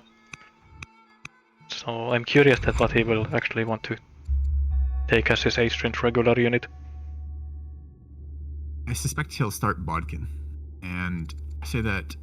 Well, I guess I hadn't thought about the siege stuff. I was gonna say that because I'm seeing that forestry investment, right? He's both banked 400 wood as well as building 1 million lumber mills. Now that could just be standard, you have the tiles, you need to improve them, you're gonna need wood sooner or later. But Yep. Also the slingers out there. I mean, he's kind of got the routing unit taken care of from his unique unit. Yep. So although cataphracts are really good, the science investment to get them is a little bit more than the other ones. I mean, he's got these spears running around. I guess he could be considering upgrading the spears to like pikes, but I really don't think pikes are a very exciting unit, so maybe I'm alone in that. Maybe he'll go that way, but I would bet Bodkin. Yeah, I think as well. It could be straight to crossbows as well. With I remember him having hydraulics marked at least at one point. So if you go for hydraulics, it's crossbowmen are also there as an option.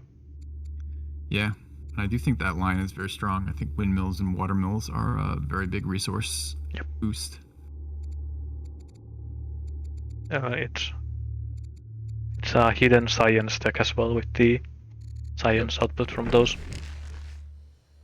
Yeah, we can get quite a lot of those with decent culture too, right?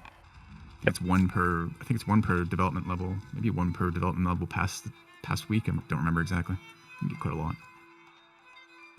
Let's see if it says on the wiki entry. 1 per culture level. So. Yep. So quite a lot of those if you can find the spots for them. More battering rams. If I look at the unit count on Auro and click siege. Wait, I thought he had at least 2. Did he lose one? I don't actually know. I don't think he could have lost one. Me neither, but didn't we see... Maybe it's just been so long ago this one started in Gaza. I swear we saw one in the capital, which we definitely saw.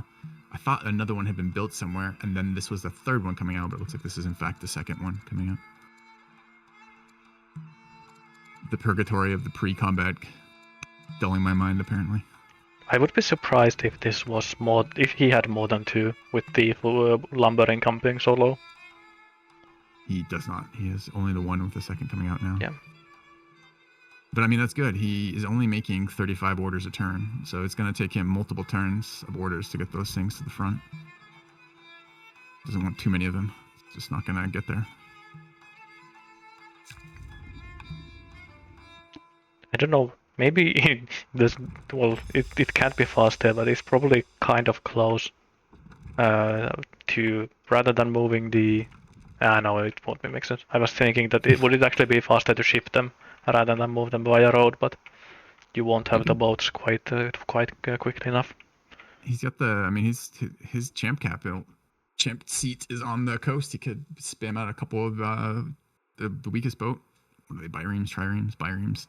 Yeah, I think you just need too many anchors here. I think you need 4 boats for anchoring. Yeah. Or maybe even 5 Klass boats. was actually labeling it on the coast at one point. I don't know if the pin is still there, but he was writing himself notes of how many boats it would take to get there, and has gone about solving that. I don't know if they're still there now. Looks like yeah, they're up in between Carthago, and Koalas. Yeah, Tom. Yep. We are 2 turns away from these legendary wonders. Yeah, looks like he can actually start 2 of them at least. I'm not sure if he can quite get that 3rd one. Yeah. Unlike some closer games in terms of culture, he's not going to be under much pressure to get that last one out immediately. So really, it's going to be, he will very likely get all of the legendary wonders if he wants it, and there are 5 in this game. He will probably have time to do that with his resource income compared to his opponent's culture. So really, it is what is he going to prioritize. I suspect we're going to see Heliopolis go down on turn 1, and I suspect we'll see probably Colosseum, but possibly Circus Maximus. But I bet Colosseum. I'm thinking Colosseum as well. Yeah. But it's getting kind of close that he could actually get the 3rd one down as well on the first turn. With 3,600 stone in the bank. Yeah, it's quite a lot. And I assume he has access to engineering if he wants it. Yeah, he has access to it. He hasn't assigned it. I mean, honestly, civics might be the limiting factor. But if you're building 3, you might as well turn on engineering, right? Yeah. So we'll have paid for itself.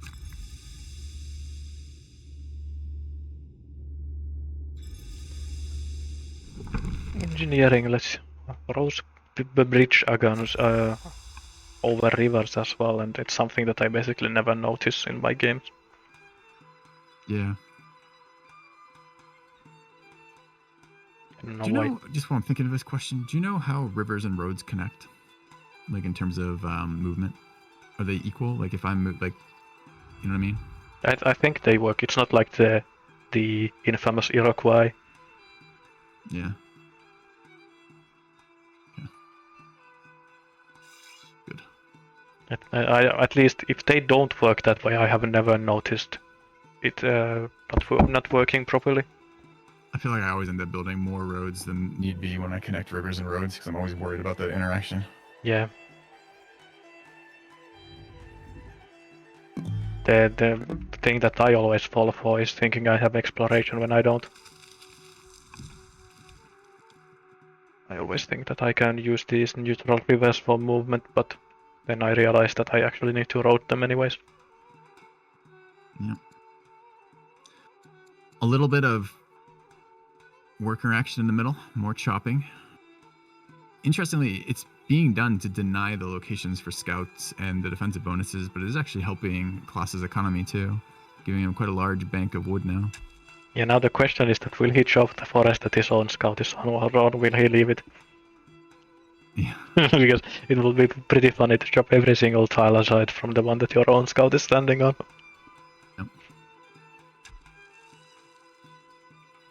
I mean, I don't know about this one. I just saw him build a hamlet. You see the hamlet coming up in the Carthago Nova? Yeah. He doesn't have all 4 shrines. Why is there a hamlet going down? In what world is that better? I mean, the sooner you build it, the faster you will grow it to whatever the next level That's is. his thought. He's gonna start Heliopolis in 2 turns, and his thought is, when is my hamlet gonna upgrade? Yes, of course. Jesus, that's a level of greed, of economic planning I wasn't expecting. No. I don't know what turn he's playing to, but Maybe it's actually like he's looking at all of these Carthaginian shrines and realizing that all of them are bad, and sees the sweet 10 gold on the hamlet, the 20 gold on the hamlet. Yeah, I guess.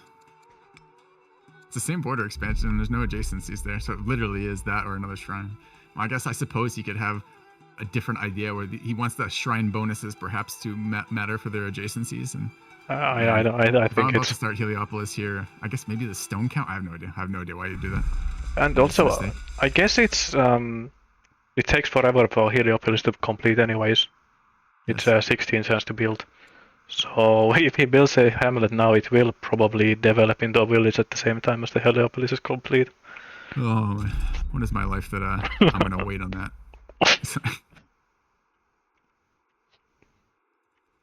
But All right, guys. I'd like you to do some combat in my lifetime. I Is it believe we are poking? still at 3 dead units total. Yeah.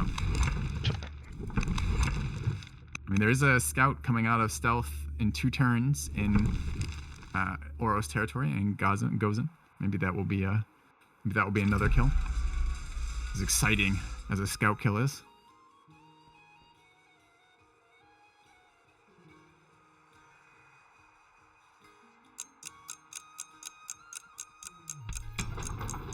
I think this hamlet is probably better than going for any of these shrines that is available There's for no Carthage. chance that hamlet is better than going for any shrine in that city. There's a 0% chance that is better. You can go the shrines next. Get the 20 coal in the meantime. Yeah. You don't think he wants to build other buildings in here, like ranges or No. military of some sort, or like forts or roads? You think his 2 options were hamlet or shrine? Yes. This is the world that we live in now. It does feel like some sort of bizarre world. This is literally the center city too, the city that will be most likely to be attacked, the city that's in front of the entire Assyrian Empire, and it could just be a psychological play. It could be a disrespect play. I'm gonna build hamlets in my frontal city. It's the one nice thing about fighting against Assyria is that you can be pretty certain that you won't get attacked before you see the route coming towards you. Sure. Although the hamlet actually is a better tile for Assyria to attack into. Oh yeah, true actually. I take everything back. It's a taunt. He's actually bringing the road to Assyria. I take everything back. Yep.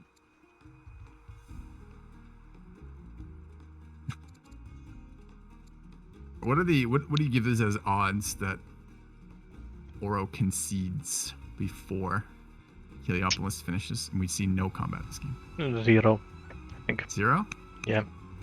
So, well, I guess nothing is ever 0, but like less than a By the percent. way, have you noticed the ambition for Carthage? Yeah. I was trying not to. Rubbing it in his face, isn't it? Into Auro's face. Not only does it's +1 order off the Heliopolis is what that ambition is. It's funny. Getting these ambitions that want you to build one of these late game wonders are so scary to take just because of the build time on those wonders. Yeah. There's almost no chance that it will complete before the leader dies. Yep. Or Carthage. Although 5 better than 0, I suppose. Yeah, true. And late game, I don't even think it's late game. I think it's based on something else, tech progress, something like that, right? They're all a lot to do, and they're certainly easier to like build a wonder when you're a guaranteed legendary compared to your opponent than it is to take your opponent's capital, which can be one of the ambitions at that time. Yeah, true. So, but yeah, I hear you. I agree. It is a gamble. Now we're seeing forums out of Assyria. Yeah, at least that's good to see with the Acropolis in construction. Getting those forums. I mean, they fit together, for sure. And if there's one building that you build in every city, if you want to spam one of those project buildings, I think forums are a good one to go for. Tends to be that there's always a use for civics, and you often don't have enough of them for everything that you want to do. Yeah, I don't know. I don't think Assyria is in good shape if Carthage gets to finish this full rack of legendary wonders, particularly Heliopolis, right? That being the most impactful. I think any other one of those is not impactful enough that that's a really big deal. Yep. But I think that access to that many orders is just, you can't let your opponent have that realistically. So if that is the case, and again, this could just be Auro not having either the ability to do anything about it or not having the information to make that kind of assessment, because it just does not have good sight and good vision. But you got to do something before then. And the problem with these forum builds are they're another delay of military, another thing that isn't an officer or a siege engine or whatever else, right? Yep. But you asked that if Auro would actually concede when the Heliopolis goes up, but I think he will stay in until one battle after the Heliopolis has been built. I built it once in a multiplayer duel. One time I finished it, and my opponent did exactly that. They conceded after my first turn of Heliopolis orders. Yep. Which makes total sense. I took a city and killed like 18 units or 15 units or something ridiculous, right? Yep. And it's the worst part about that is it's not that only that you fight against Heliopolis, you lose the battle, but then the Heliopolis player has enough orders to actually run all of your units down afterwards, so you don't even get to retreat cleanly. And then the demoralizing thing is you lose your first city, they build 4 more shrines in it. Just 4 orders. Oh god.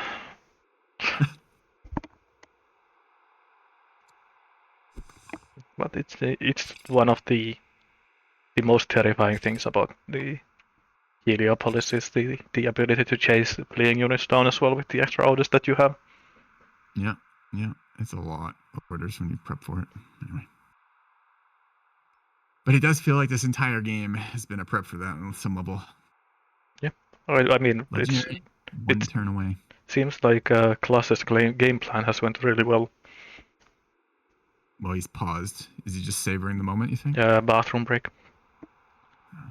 I think he dropped a message. And I agree. I think either his game plan or Carthage's start or the combination thereof has been relatively unchallenged. Auro has done nothing to hamper that plan, right? Yep. But it's also tiny, ultra wide, so there's not a... It takes so many orders just to walk to Carthago. Yeah, but Auro picked this. He picked ultra wide, knowing his opponent had first pick, and he offered to ban Carthage for both players, and his opponent refused. So pretty good guess that he's going to be walking into Carthage. I'm not sure I'd give him ultra wide or not. I'm not sure if it's better or worse. It's longer. It's worse on the commentators. Did they think of us? If they did, every game would be just square inland sea. Yeah. Square inland sea is also fun to commentate. This is going to be a very powerful set of order generation for Carthage, because in addition to Heliopolis, the base orders they already have, paganism in 13 cities, the shrine count, etc. There's also the statesman city, and it's a pretty well developed statesman city. Yeah, and hopefully doesn't have the next tier of courthouse, but it probably will get there. And hopefully we'll see the rest of the boats in the water, so he can even get the Colosseum swordsman by sea, so he will save it. He will probably save 4 to 8 orders just by moving them via sea. Yeah.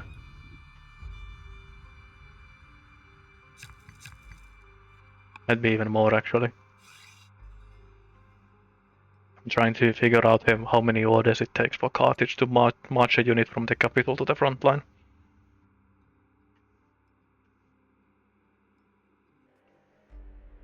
Something like 6, 9, 12, 15 to 18 orders probably to move a unit to the front line.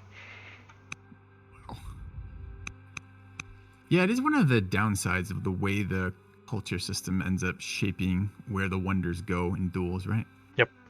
It's almost always on your capital, and if it isn't, it's definitely on another old backline city. So sometimes it's kind of a bummer, because I feel like sometimes the wonders are just taken for the secondary effects of that in a way that you don't get to see the coolness of some of the things it can do, because it's just not in a city that's going to do those things there. Like the Colosseum's localized training is going to be, it's a strong boost, and in this capital it's got, there's 13 specialists, there's 13 localized training coming into that city, but as you say, it's so far to move units from there. I don't think, it does have barracks in the city, or at least one. I don't even think he has military development, so it's very unlikely we're going to see the capital spamming units and therefore using that bonus at all. Yeah, but it might happen with the pins on the sea that he might be able to ship the units forwards, and then it becomes reasonable to actually train units from the capital. Yeah. And the capital is so big that those barracks being spawn points is actually a relevant factor here. Saves Yeah, like true. a turn and a half of move. Maybe he was planning that all along. That's right.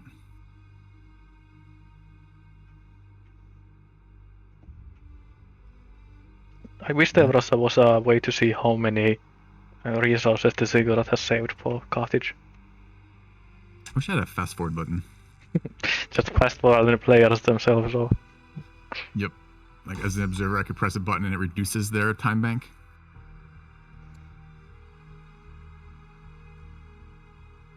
All right. Yeah. So we have 2 minutes left of Klaas's turn, and then it will. How long are these turns going to be in combat? I wonder. And then we'll flip flop to Auro's, and then we will see the impact. I expect at least there will be a conversation in their local, their chat about the wonders coming down on Carthage's turn. Yep. And it will not exactly take Auro totally by surprise, but the timing is going to be unknown to him, so it won't be expected, for example, that it'll be next turn. I just noticed that even before Heliopolis, Carthage is already at 60 orders a turn. Yes. With just because of the map being so big that you get a lot of these local order sources and. Was that a decree turn as well, though? I mean, it's only 6 if it is the case, but. Yeah, I'm just looking at the 34 per turn and then the 25 in improvement construction. Yeah, that's a lot. He's done the good. I mean, he's setting up for Heliopolis, right? But it is the nice wide stuff, right? He has both a. He's got polytheism as well as divine rule for orders, as well as you say, all the stuff on the map. And then presumably, I don't know where the rest of it's coming from. Does he have temples? He does not, right? Yeah, it's just garrison, stronghold, statesman, cities. Yeah, that's true. Seems like he has a decent amount of adjacencies on those garrisons and strongholds as well. Yeah, and actually that's His largest city count is 5 statesmen, 3 artisan, and 5 rider. So 5 orders there.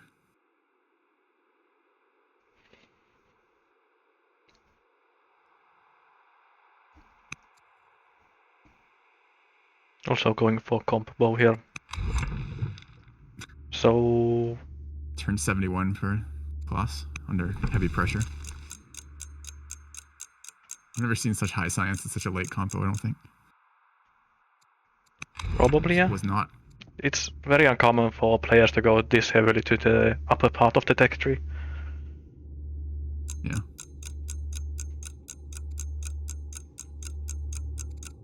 I mean, I was talking earlier about Auro potentially looking to play to some of his strengths as he sees them, right? For time limits and turns and whatnot. Perhaps Klaas is doing the same by making every turn max duration.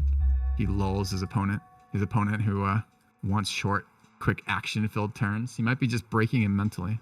Did you ever watch back in when Hearthstone came out, the guy called Life Coach? Yeah. Yeah, the Life Coach strategy. That's right. Maybe seeing that and ported into Old World. What a terrible time to be alive. I think I'd like to see someone name change that way. Not necessarily to Life Coach, but some version that implies that. What would be the best name to talk about the long, infinite durations? I mean, the obvious one would be some sort of an ancient philosopher. But I don't know who would fit the bill here.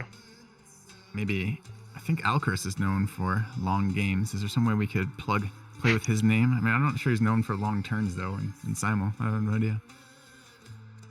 I think he is mostly a cloud game player anyways, from what I understand. He's in this tournament. He is. Yeah. So this ambition of 8 laws, 6 of 8 only, and just 10 turns left to finish it. Does he have access to more laws? He's taking a civics boost right now. He does not have access to more laws. I mean, it's possible he finishes this, maybe? If he wants to go for land consolidation, no. I think you have to go for land consolidation over the ambition. Yeah. But that will be what, permanent minus? -5 legitimacy? Is that what it is Yeah, for I fail? think so. Yeah. Yeah, And, -5 and then like the opportunity cost of losing the plus you would have had, right? So kind of net -1 there. Order. Yep. But I think if you get offered land consolidation here, I think you take land consolidation when that's the only thing that you've been chasing for the last 30 turns or whatever. Yeah, I am. Thing about land consolidation is you want it early and you want to upgrade those groves. Yep. But it's so late. You don't want to be putting your groves. You don't want to be starting the tech to access your groves when your opponent is planting Heliopolis, and those will happen on the same turn. Actually, rather, Heliopolis will come down before that.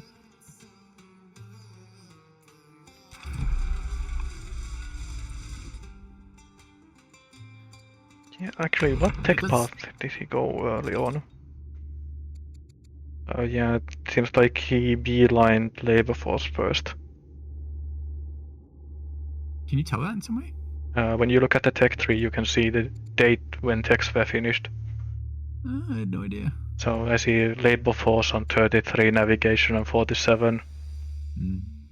So labor force, phalanx, navigation. So that means that it was pretty far from a land consolidation beeline to start with. Yep.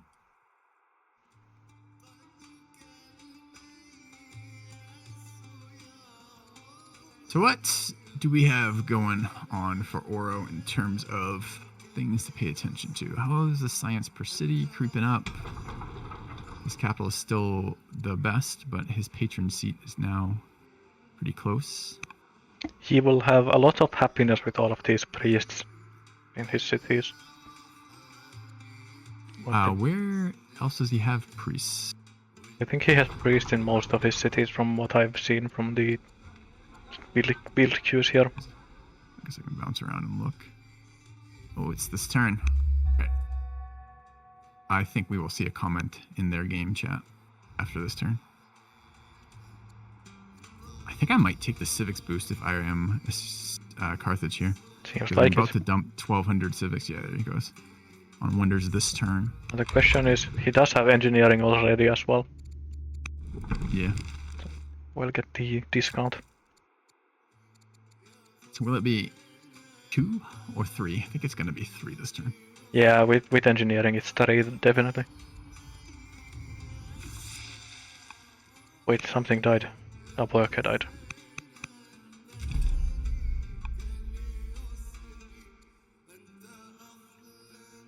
I'm just staring at the capital at the moment. Yeah, me too. Alright, do the thing, do the thing. Been setting up for a very long time to do the thing. I wonder if he actually will go for the Pantheon as well. Usually a luxury wonder, but he could actually afford.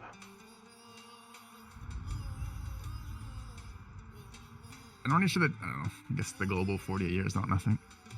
Yeah, and the civics are not nothing either. Yeah.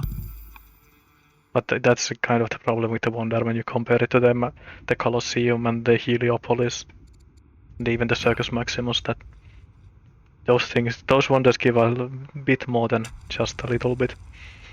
Here goes Heliopolis. And Pantheon. Oh, ahead of Colosseum. I guess he's just in Colosseum this turn. Yeah, okay. before He's Circus Maximus. Circus Maximus. Yeah. But does Circus Maximus actually need horses? No, just adjacent city center. Yeah. I mean, he doesn't have a lot of access to mounted units. So it may not be particularly great for his empire. I mean, he could grab stirrups and get horses that way, but I haven't really done a horse count on this map. Yeah. There is one ready for Circus Maximus as well. Would only cost 2,000 gold, so he could actually get it this turn as well. You do a four legendary wonders on the same turn. Yeah. That is a lot. That's not something you see every day. No, that is someone in a very comfortable board state. That's what that is. Yeah, and it's even without any of those huge culture multipliers. It's just from the artisan's capital. Yeah, I mean, the Artisan's Capital, I think, is very likely going to get you first shot at strong most of the time. I don't always think it's the strongest for Legendary. I think a couple of the other ones can surpass it, but not a Hunter. A Hunter is Family also... with only one fur. Yeah, I think if you have like 3 furs, then you can get close with Hunters as well. But yeah, probably 1 isn't enough. I mean, if you look at Auro's Cap too, you can see he's built the Odeon, the theater, the amphitheater, and he's building the Hamlet adjacent to it, specifically for the culture boost that the Hamlet will give those things. But yep. I mean, at this point, it doesn't matter, right? If he got no more culture in that capital, it would be the same, pretty much. He'll get 1 developing culture event and access to some buildings, I suppose. But yeah, and we'll have to pay higher upkeep from Legendary.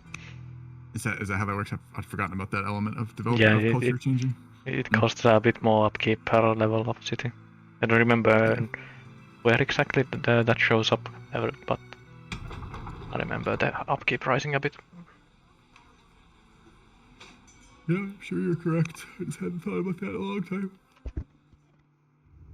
I remember it coming up in one of the games. Yeah, how demoralized are you?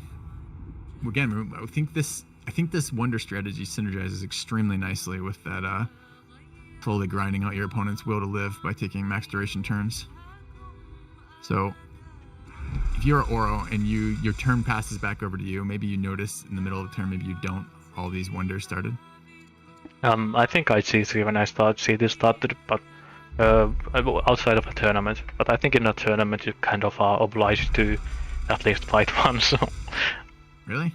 I mean, these are undefeated players. Their tournament life is not actually on the line here. True, actually. Could be upper bracket privilege here to concede. Save your mental. You might save a lot of your you might save a lot of your real life at the cost of 1 of your tournament lives. Not just your real life, but you know how when you are playing in a doomed position and it starts grinding on your mental state. So conceding might actually be better for your next game at some points. Yeah.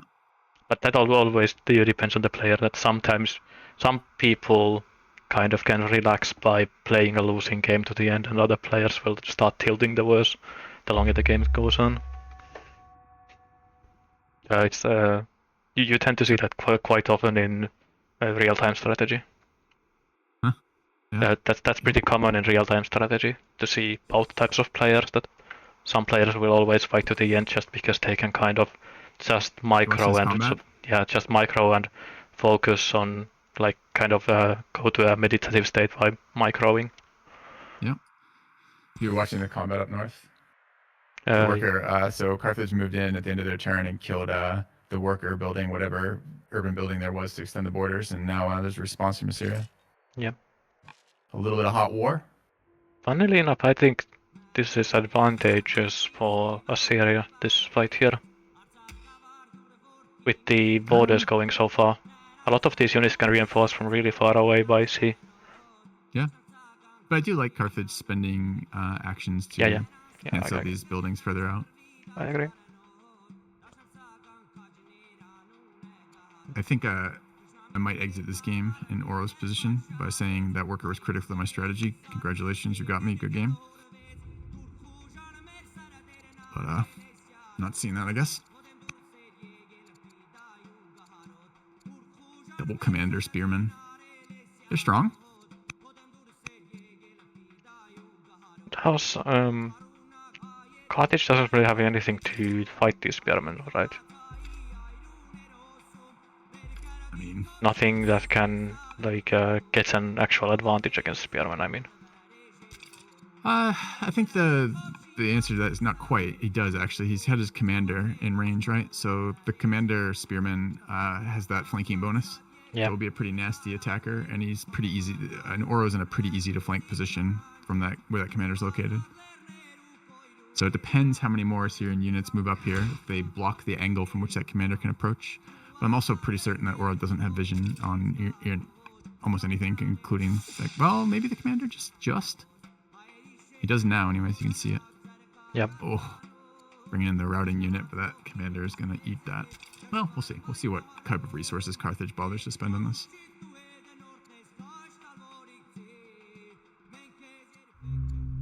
battle line on Auro, and I think chat was saying that Carthage did change off of civics in the end and went machinery and didn't take the 800 civics boost.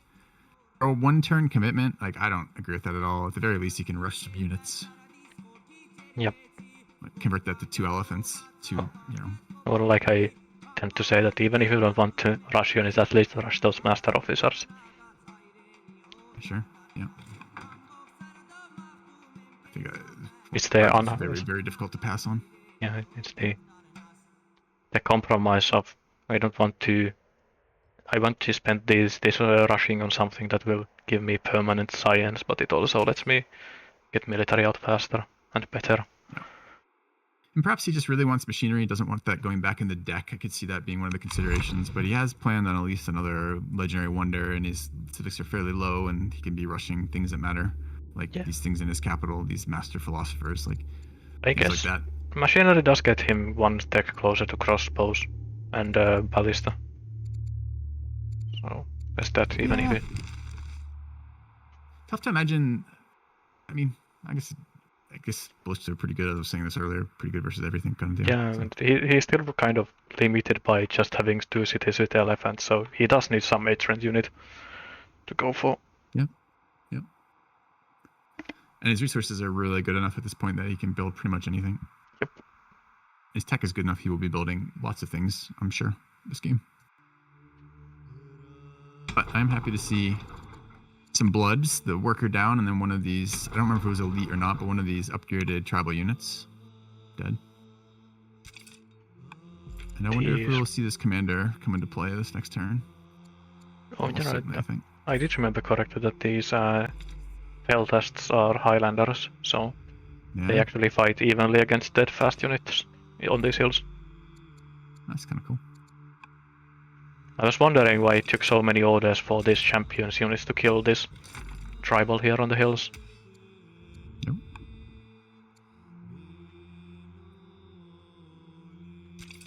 It came up when we were talking about the Gesate, the Golic tribal units that get rangers. Yep. Get ranger on all of their 6 tank units, and then they are actually scary enough to fight regular army units in forests. Yep.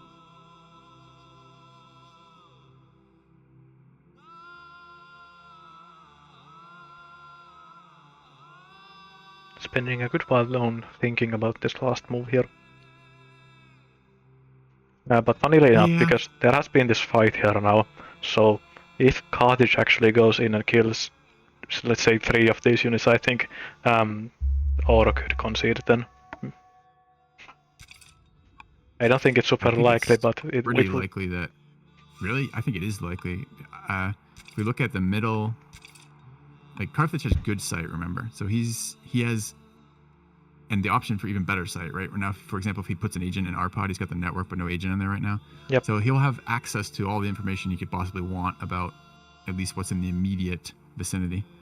And if I'm Carthage here, I really don't mind trading spearmen for spearmen. I don't mind anything that depletes Assyria's unit count really here. It's more about that. I don't think Assyria has quite a good enough vision to concede more so than Carthage. Oh, I see.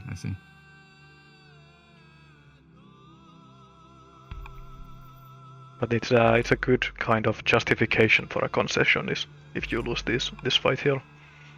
Yes. And I think it is dire enough that Auro could be reasonably considering that. Like, he has not managed to slow Carthage's game plan down, and he may not know that how far behind in science he is, but he knows he is behind in science, and he knows his opponent has just started a very high order count wonder, and he's not really in a position to do anything about it right now. He can't get to the capital to stop it for sure, but he can't even really capitalize by pushing right now. But again, as you say, his vision's so bad he may not know that. I wonder, does Klaas remember that he has a bill that... No, it doesn't matter. It's just the 1 turn discount for the builder in the capital. Yep, just the 1 turn there. I just saw the event for Carthage as well that was about the old king being deified. And I thought that I totally forgotten how disgusting the first king of Carthage was. with the intelligent, robust, inspiring. Oh yeah, yeah.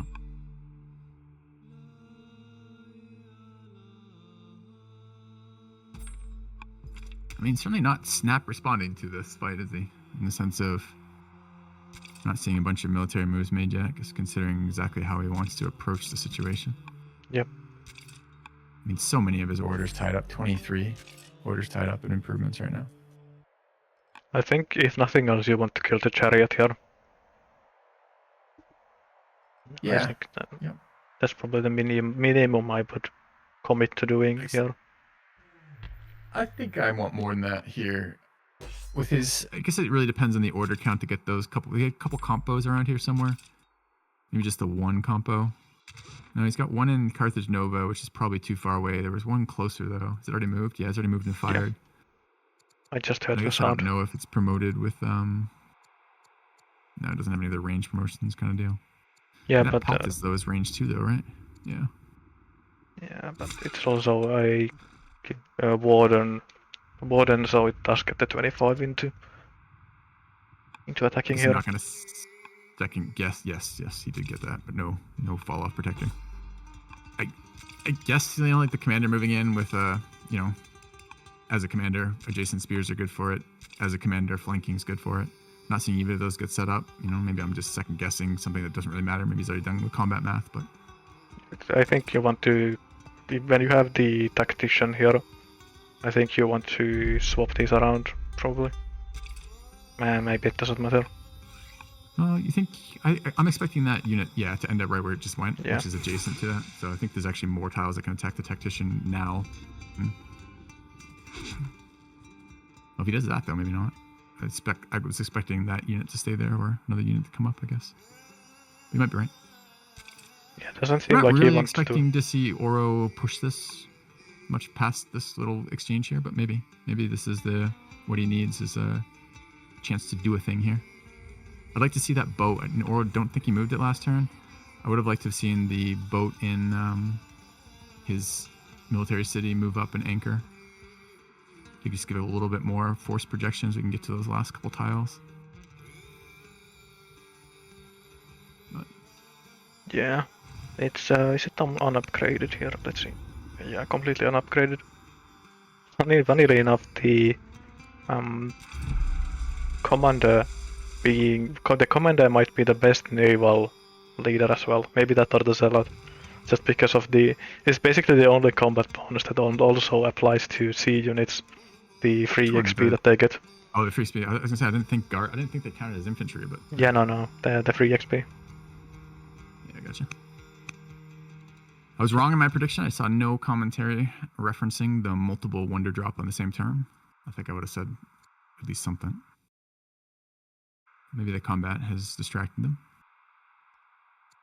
Carthago making a 57.4 science in the capital now. I believe that is close to the entire science output of Oro's Empire. Pretty close. Yeah, It's just 54 of 87. I'm surprised. How did he get so many specialists in this city, or just citizens in general? He's had the granary from the get-go. I think Ishtar Gate is a per culture level growth thing. He's had those 2 wheat, and he also had the German aqueduct. Yeah, right? it's probably the German aqueduct. It has done a lot of the early specialists. Yeah. The early citizens have come from the German. Yeah. It's just a lot of growth bonuses in there, and then also it's done a lot of specialist stuff all through the game. Not sure that any of those other ones did growth besides the wonders. It's not like he had doctors early, but... Alright, back to Oro. Are we gonna commit further or withdraw, you think? I'm betting on withdraw. What's available to get there? That axe, probably. The spear, how many orders do we have? 33. I think pretty much everything in Carre were available to get there. Yeah, although them not being directly on the coast makes those somewhat expensive moves still. They're like 3s. Yeah. General, maybe looking at that, I didn't realize last turn he moved his leader onto a unit. So he does have the ability to steal units here. Oh, his leader is doomed though. Cursed Oh, Doom unlucky. Zealot over here. Oh, and he has the Sword of the Gods as well. Losing Yeah, as that is well. a guaranteed your unit gets doomed. I've not heard that confirmed in code, but that is the behavior of that item. As soon as you get a general with that sword, it's doomed. Yeah, I've heard. I have many such cases. Yep.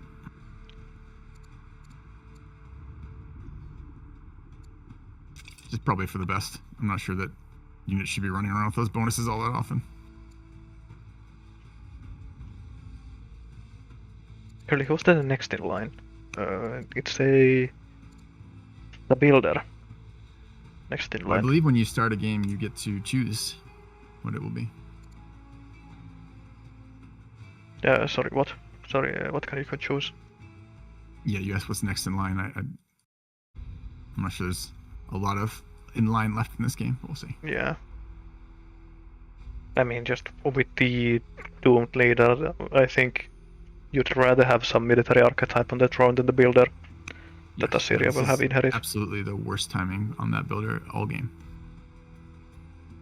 You might even see an advocate for that hero, honestly.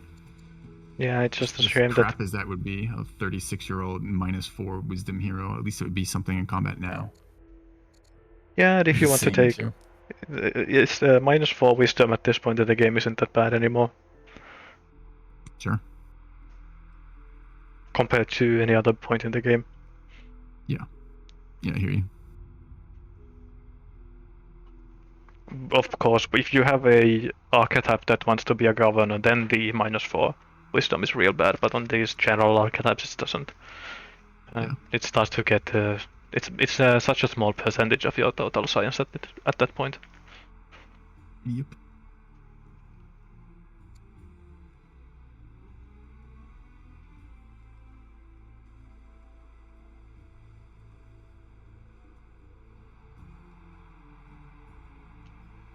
Spending some time thinking about fighting here for sure. Yeah, I suspect he's doing quite a few, like, counting up orders and looking at combat damage.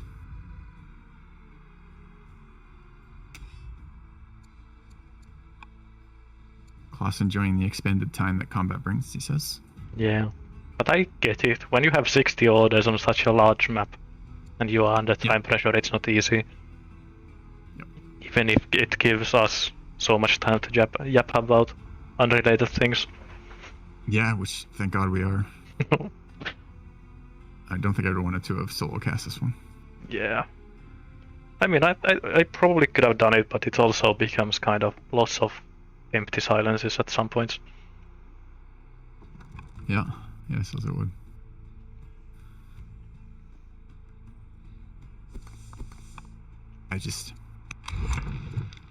You're in a bad spot as Assyria here. It's gonna be a lot to get you turning this around. Your science is so far behind. Your military amount is equivalent. Your military tech is behind. You don't really have vision is worse. A lot of these games have still happened when the player who has been in the lead has done an attack and then has been pushed back once or maybe even twice and then lost the game. But you don't have the natural terrain here to defend either. That is a withdrawal from. Yeah. Makes sense, but it certainly doesn't advance the gotta break Carthage before these wonders really take effect. I do see a lot of slingers for Assyria as well, so they are prepping for longbows, I assume. But again, longbows are really far away. 3 wood per turn. Yeah. Like, their income has come up nicely since last time we looked in terms of gold, but wood is going to start getting pretty expensive pretty quick. Yeah, and if he wants to go for pikemen, they also cost wood, so he would need lumber mills anyways. Yep, and he has done a fair amount of chopping already, I think. Looking at the amount of forest left on this map, there isn't a lot, and you can resort to chopping scrub. It will get you wood, but it is very order inefficient. Yep. Seems like he did save a lot of the forestry tiles here on his first couple of cities that he can lumber mill in. Yep. Well, there. But I mean, he's at minus 20 odd wood right now from the monasteries. That even all of those first cities there, like wooding, like and his building lumber mills there is going to be what? You know, like what is it? Like probably 8 to 10 tops on those. Yeah, eights and nines on these.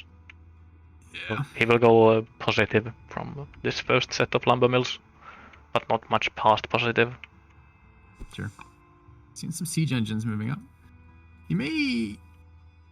It is possible that he commits to a bit more, but it takes a turn or two to set up for it. I'd like to see that boat changing positions too. I'd like to see another boat being built. Suppose he could go back to waiting. He might be thinking that Kothon brings him another boat. I mean, that would be 10 turns off, right? 7 to create it and a couple turns to move it out. Yeah. It'll be interesting to see what Carthage also wants to do with their boats. They already have the one near the fighting and the second one anchored behind.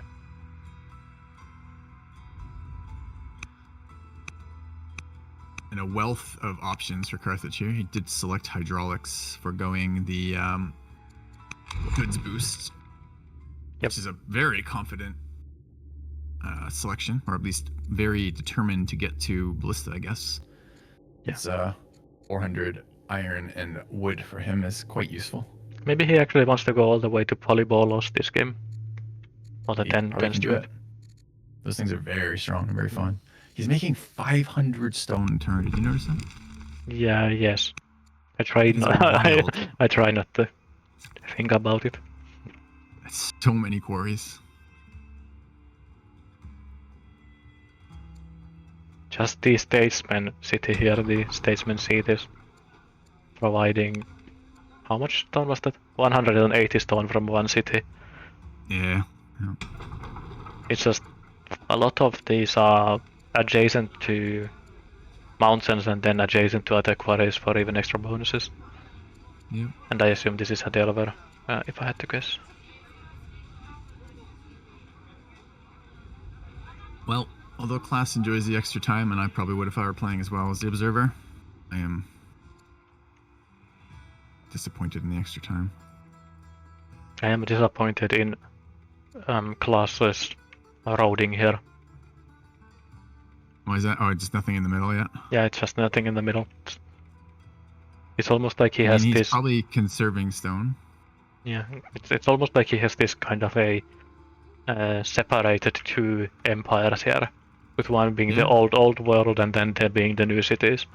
They aren't really connected. He's treating his build queues like that too. If you look, the old world only is building one boat there, and everything else in the old world, as you're putting it, is building specialists or projects.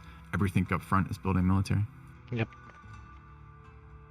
It's okay. I mean, they do kind of connect the river system. So if you look at Nora and follow it west, yeah, that is his connection east-west. He's used that river, and then the road kind of carries on from there. And once he gets past that, he is fairly connected. Although, again, I think maybe just now pushing out from Libeum into RK. If I look at that road network. Yeah, and I guess it doesn't matter that you have really bad road connection to the statesman seat, because you never want to build units there anyways when you can just spam decrease instead. And he has calculated out, if not yet finished, building that water connection. So maybe the cities, the older cities, are planning to ship it via water instead of via road. Yeah. I mean, you can think of it this way too. I mean, neither of these players have access to traders. So if we look back at Auro, I mean, if we count the number of road tiles, which I will not be doing, but there are probably in the vicinity of 50 to 80 road tiles on Auro, right? Yep. That's that many orders plus one. He's got to move to each of those tiles and road it. That's a lot of orders that he has spent doing that. If you want to be maximally charitable, you can kind of could be number of road tiles twice, and then the number of road tiles, then one order for each, but you can kind of take the 2 orders away from that if you consider that you want to move in that direction anyways. Like you could move 3 tiles, but you only move 1, so you are kind of spending 2 extra orders that way. And 1 extra order that way. But it's probably probably like 160 orders. It's probably pretty close. 100. Yeah. And I get why he needs it. He can't use his unique unit without figuring out how to get them there, but I mean, We haven't even seen the unique unit get to the front line yet. The first one, the Scenic Joyride, is now passing the final set of mountains onto the beautiful open plains. And maybe sometime in the next 10 to 15 turns reaching the river or the ocean. Yeah, I almost wish that they went straight to Carré instead, so they could be shipped on the coastline. Honestly, I feel like these battering rams ought to gain experience based on the number of tiles they've traveled by road. It'll be one Or of like a stacking damage bonus for every tile they travel. Yeah, like I'm imagining like the Monty Python kind of running across the field, kind of screaming scenario, with the battering rams getting stronger as they slowly run across this gigantic field.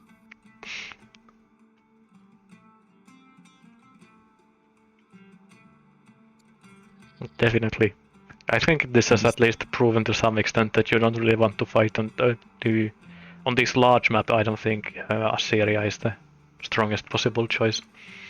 No, I think you're right. Or maybe they could get like a different type of resource bonus for every biome they've passed through. And this thing has gone desert, mountain, temperate, lush, forest. I mean, this thing should be pumping out resources. I'd like to see a tree growing on the top of it, maybe.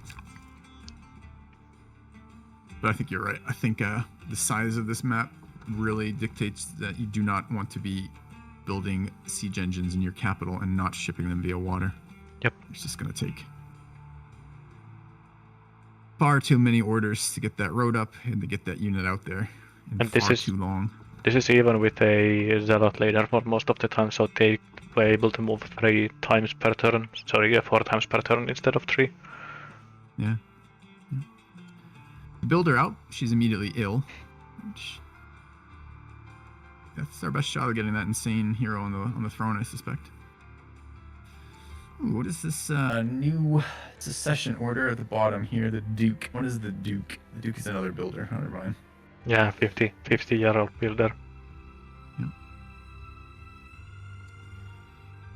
I was gonna say you could tell he's a low wisdom character because he's pleased, but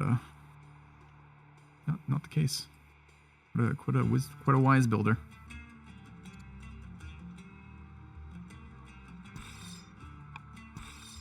So what are the final losses on that? 1 peltist for 1 chariot. Yep. Yeah. I consider that a Carthaginian victory. Yeah, I don't know. I mean, that is I think mostly I would agree with that, but that is an elite peltist with Highlander on a pretty hilly terrain.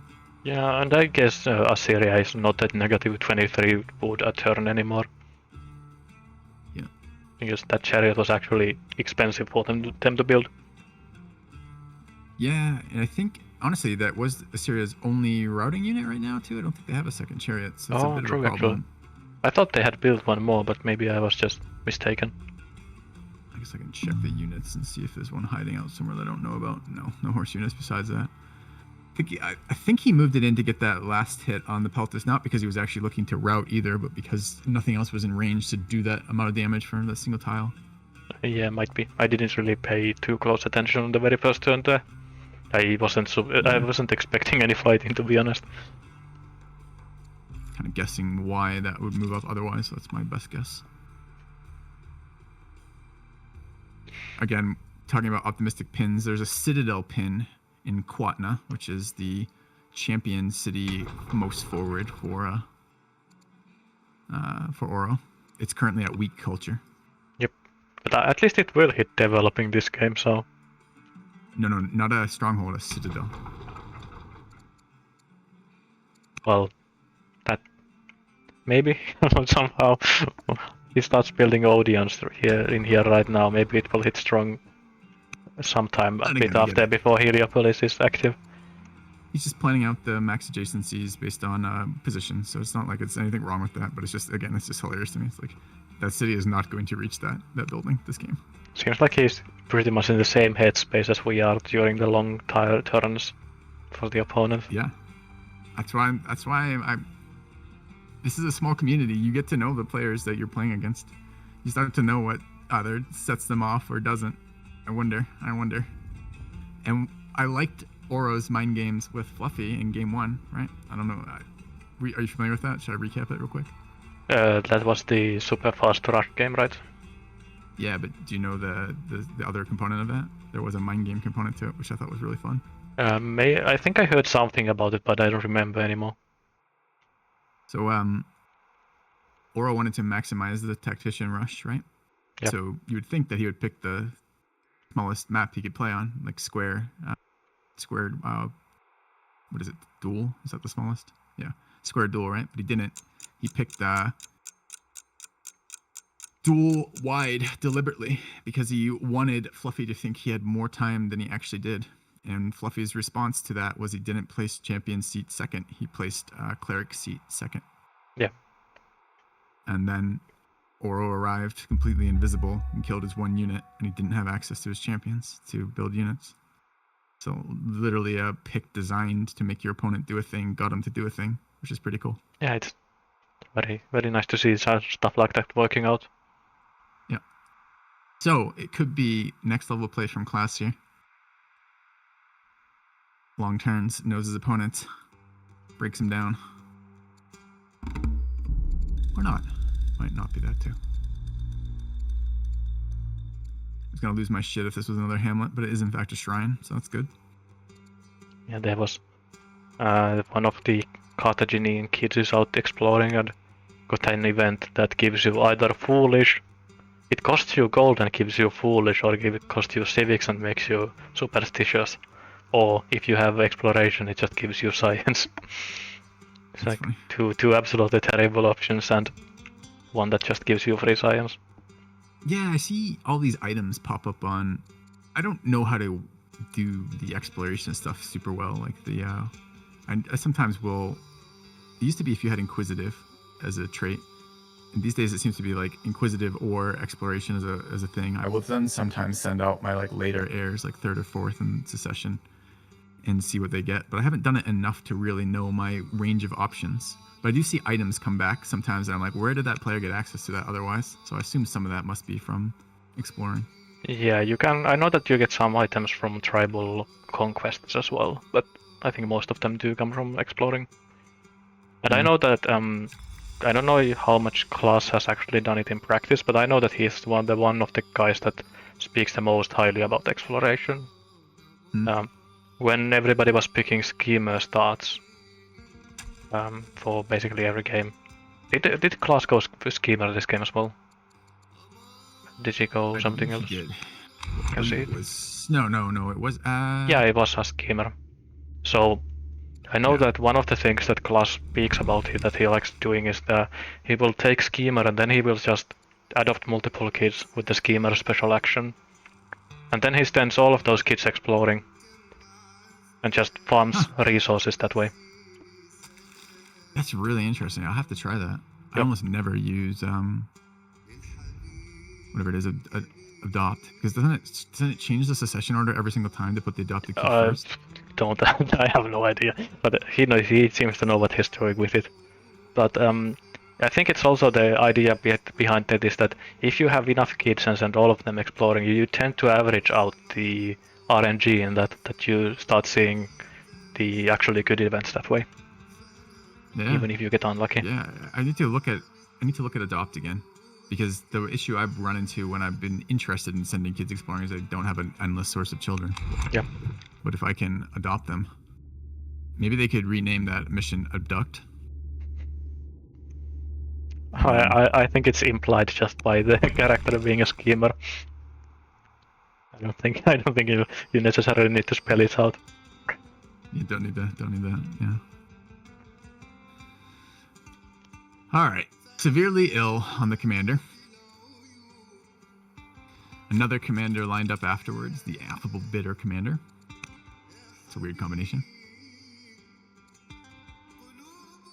I wonder if that will be abdicated to anything else, or if they're happy with that. 5 courage, -2. I guess you say it doesn't really matter too much on a combat unit like that. I bet you they keep the commander. Yeah, I don't really see a reason to not to go for anything else here. No, I think you're right. When commanders 2 scale nicely into the late game. And as we talk about it right here, their Duke, their 4th in line, is out exploring right now. Yep. I just saw the event that popped up on this turn, and it was free. It was +1 wisdom for the Duke and +54 science, something like that. Mm-hmm. That is a quarter of this turn's science extra on top of it. Jesus, Carthage up to 200 science, 196. As the turn rotates, Auro science 103.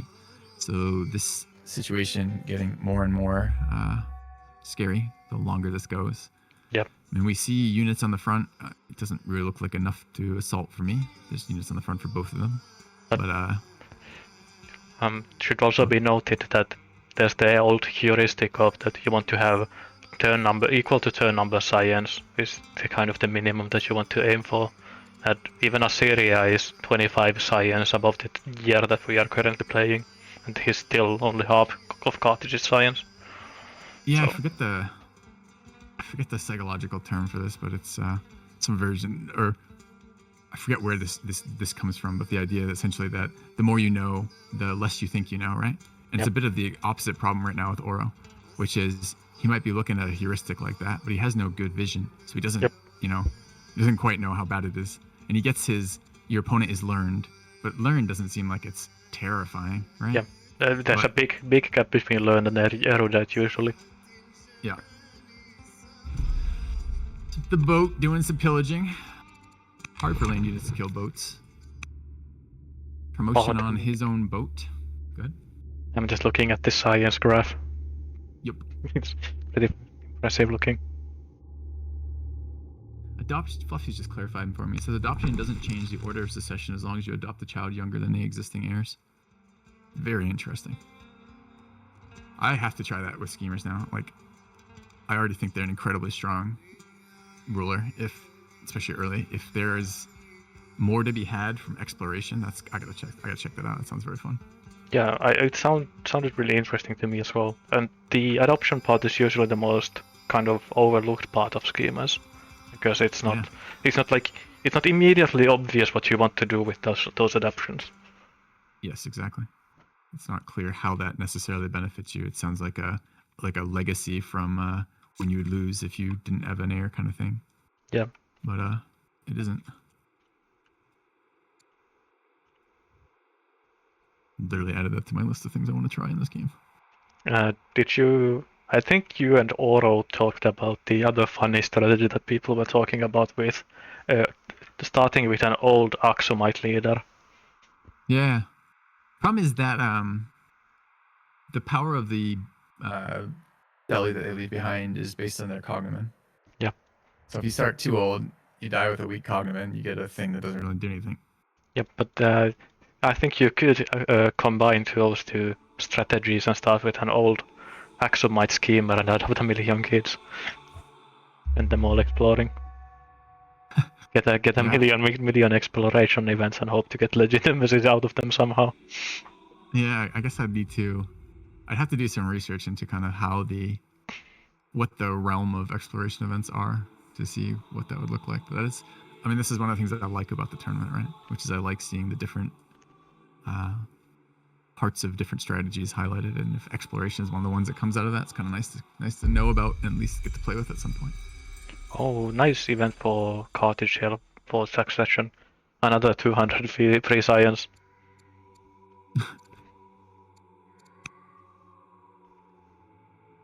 Hello, Alcaraz.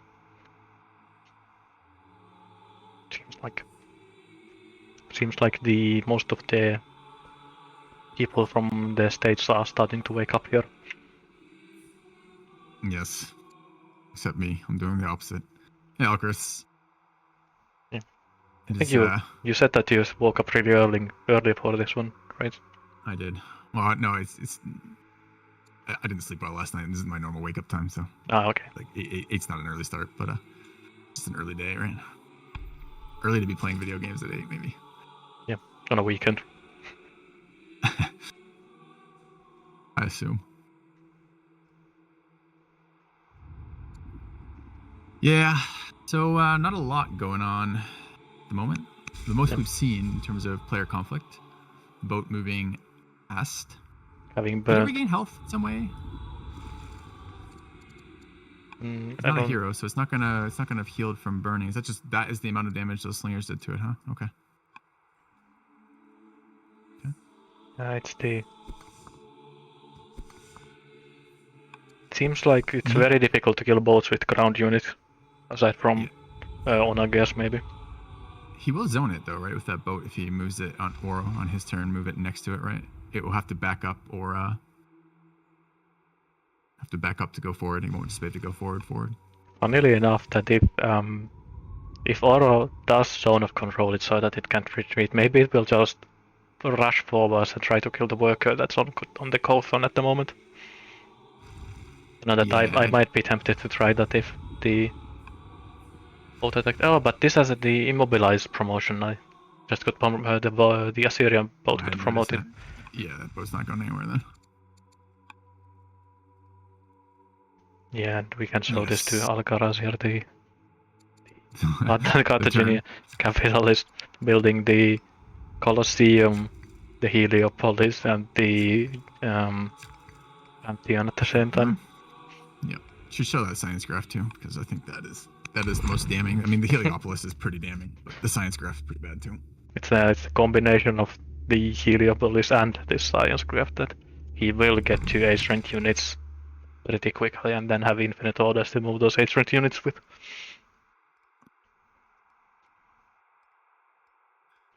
But yeah, I can hear my cat yelling at me again. Okay. It's just funny because she's a rescue and she really never learned how to talk like a reasonable cat would, so whenever she wants anything from me, she yells like she's getting murdered. Like you can hear from cats outside when they are fighting or something like that. So it's a bit distracting. Yeah. But I'll be right back. I think I would want a pet that was so abrasive with dictating terms, but supposing you had a rescue. Sometimes what you get.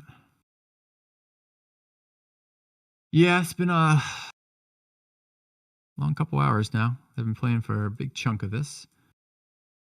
Big chunk of time. A rushed moat. Taking no chances, I see, from Carthage up top. They've just been building without fighting? They have, yep. Session 2 of that. 8 hours now. I was joking, but not joking, that I think I'm asking map size before I volunteer. Epic battle in north. We lost one unit. We exchanged a chariot for a peltist, and then withdrew. I think there was a scout died. At one point too.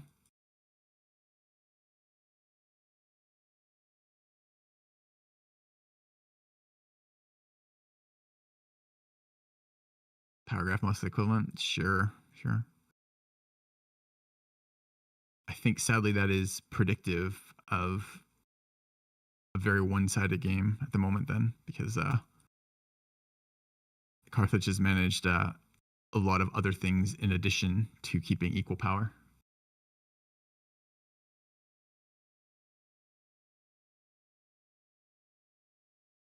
There's that immobilize attack, so that boat is going nowhere. Is out of range of slingers, so it's just going to be this boat fighting it. But Oro, I suppose, will have to be worried about whether or not his opponent has rushed more boats. He has built another one, so he has a Byreme next turn. But we know his opponent has not. His opponent has instead rushed a moat. Really uncertain about the moat rush. I suppose he is concerned that he may have lost dominance in the water and thus can be siege engined, like battering rammed. Could be a concern. So I suppose getting defenses up there isn't awful. Seeing Builder being utilized, we are bemoaning or saying that this is probably the worst time ever for Oro to get a builder. He hasn't had one all game. This is his first one with his military leaders dying. But this is the upside of such a play. You get to spam your tiles out without having to swap to colonies. So he now has 3 urban tiles directly adjacent to his opponent's city. If you're back, you haven't said anything yet. Yep, I didn't want to interrupt. Gotcha. Welcome back. I'm glad the cat left you alive. Yes. So I like to see these builders come out. I mean, this is potentially dead workers, but he might be okay with that. It is potentially bait too, because as Fluffy pointed out, not Fluffy, as Aaron pointed out earlier, siege engines attacking or defending are okay when you invite your opponents onto your urban tiles. So maybe these workers are bait for those battering rams to get some big attacks off.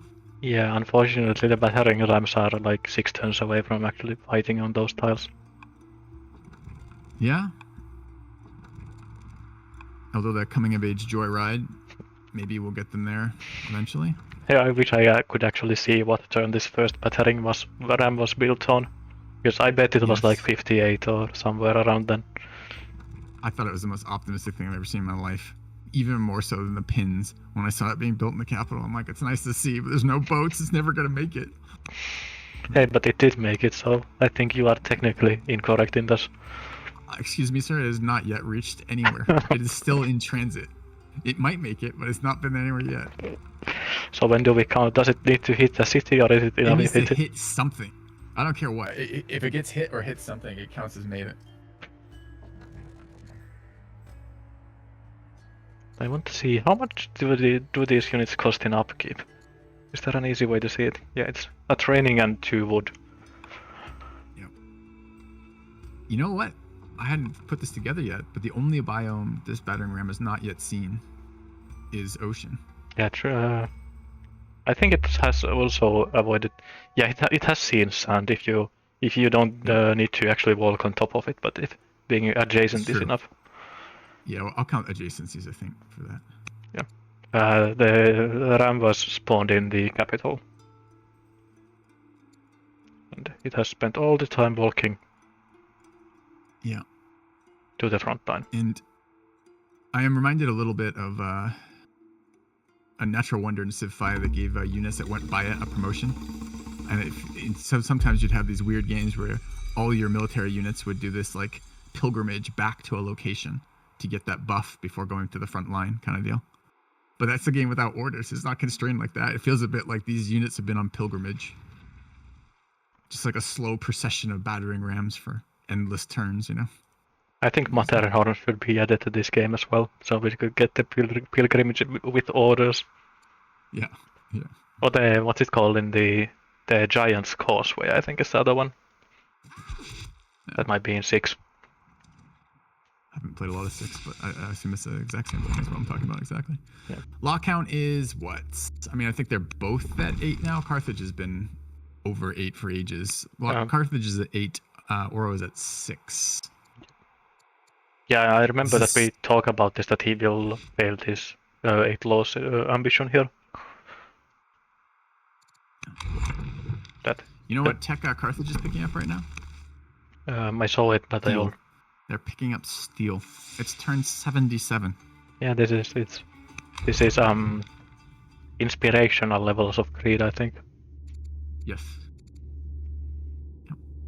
2 workers down. We are seeing Carthage's first routing unit. Sadly, not an elephant, but this chariot is blooding repeatedly on workers. Now, he has gotten really lucky with these ambitions, though. If you look at them. Carthage. Yeah. Because 7 Wonders and Heliopolis will both be completed at the same time. Yeah. But we have seen pretty much the optimal scenario for these battering rams seeing combat, which is Carthage has willingly entered the territory of Assyria and has stuck a unit on the only horse unit, although Auro may not know that, on an urban tile. And not the only horse unit, I suppose. I suppose elephants are technically mounted units. There is an African elephant waiting patiently in Ere. Another one down in Lily. Yeah. And I think both of those have been hidden as well. I don't think Auro has had eyes on them yet. Yeah. I quibble with your word choice on hidden. I mean, they've been in plain view. It's just Auro hasn't done much for revealing plain view. So, but yes, I think you're correct. Not in any way revealed. Now I want a ranged elephant, so you could hide them with a tactician leader. That would be funny. A fun game where defended a rush by upgrading units behind a mountain, so they couldn't be seen, even though they were pretty close to where the fight was. So I do like it when terrain allows you to have a little bit of sneakiness.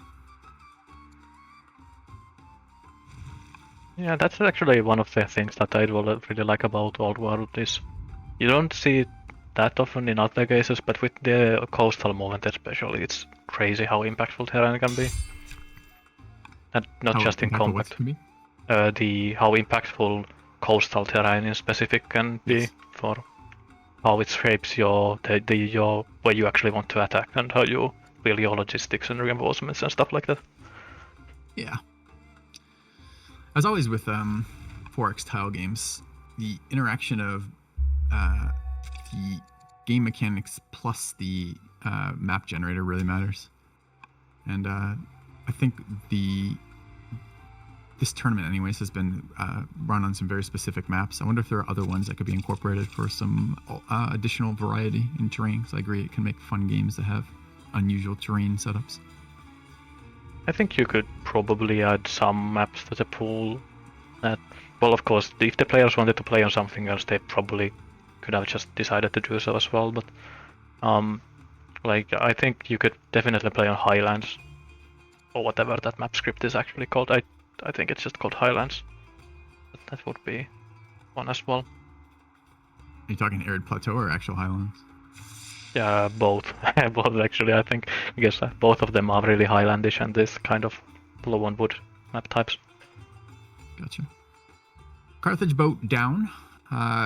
Auro on 34 orders remaining this turn. I think we'll probably see commitment into those units on his borders, but it might be one more turn because those battering rams aren't in range. I don't actually expect to see those Carthage units go forward if Auro doesn't attack them this turn. I expect they'll withdraw. What the hell is that? There's a weird event worker called the Palace Standees for Assyria, and I've never seen this before. Weird. I don't think it's a custom name. Worker? Yeah, I don't think I've ever seen a named worker before. Carthage have a citadel anywhere? I don't know. They only have strong culture in their cap, if I recall. No, they have one in Utica as well. Yeah, I remember that we talked about it, that the next city that will actually hit strong in a meaningful way would be the Frontline Rider city. Yeah. Even before Lily Biome. No citadel yet. So seeing some more things come up in the capital, another wonder. Circus Maximus coming up from Carthage, as well as the university coming up. The university is tagged as 18 science. Oh. Yeah, what's the... So much. The university has some really nice bonuses in top of the other library line buildings. Yeah, it's 30% Keep an eye out, science. I'll let you know if it's what's right. 30% and then one per adjacent resource. So. Yep. Auro's spending orders, but I'm not seeing military units appearing on the front. So I wonder if that is a decision not to bother, or if that is were those worker movements I didn't notice. Yeah, he's So not. the order count dropped from 34 to 25. He's not even stacking in builders in his capital, with the wonders being there. I think forgotten about it, honestly. Yeah, I think you want to stack the Acropolis because it gives you orders back if you stack it with workers. Yeah. I mean, he temporarily has boat advantage. Onagers coming out of Carthage at the moment. Some more elephants. Is all his front lines still building military? Yep. I like to see it. That even if he's going for super greedy triple wonder timing, at least all of his frontline cities are either building decrease or just spamming units out. Yep. It's not just simming for simming's sake. Yes. You can't fault the play in the sense of, he's playing to his strengths and he's trying to win. Like, if he wants to take it this way, this is the way he's decided he can do it. I mean, it's paid off very well for him this game. Yeah, and even he So even my has the complaints about lack of action are not blame on a player. yes, It's, yes, yeah. just We should my probably boredom. highlight that we are in no way condoning classes play as being bad or unethical or anything like that. It's just No. not a lot of action. Just bummed that I don't get to see a serious Smash with some extended combat. Yeah. But should also be noted that because Carthage has this commander on the throne, all of his units in the city of Carthago Nova are slowly climbing up in experience as well. So even if these are Carthaginian units and they don't get the free promo like those Assyrians get, but they are still all at promo 1 or higher. Yeah.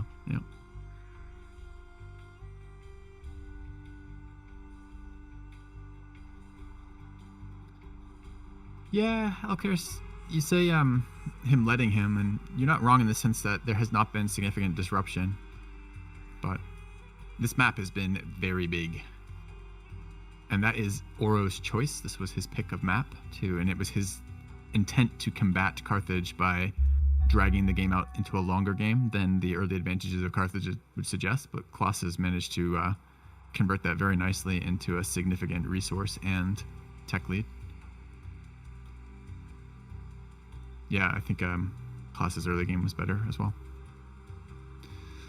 So, Klaas's tech decisions here. Remember, he just finished ballistics, right? He has the option of jurisprudence, doctrine, stirrups, coinage, and metaphysics. Just queued up something since I believe those green tags are new. I'd like to see stirrup just because it gives us the highest chance of cataphracts, but I don't think. Queued up mangonels. Of all the top tier, is this just a defensive play? Yeah, maybe. I don't really know why you would go for mangonels when you could go for polybolos. Yeah, I agree. I mean, it does. You know what it does do? It does pull him through the boat text, though. So possibly he wants to maintain sea control, and that is a military tech that lets him do the boats along the way, as well as then have a very defensive siege engine. Or maybe he just read the patch notes that said that Harbor's got their adjacency unlocked and really wants to test them out. Yeah, possibly. Yes. That was, I believe that was in the latest patch notes for the actual live patches that Harbor's got the adjacency buffed from 60 or 40 to 100%. Yeah, that will help that single event that gives me a harbor. Yeah, the only time I see that. The Typhoon event. Yeah.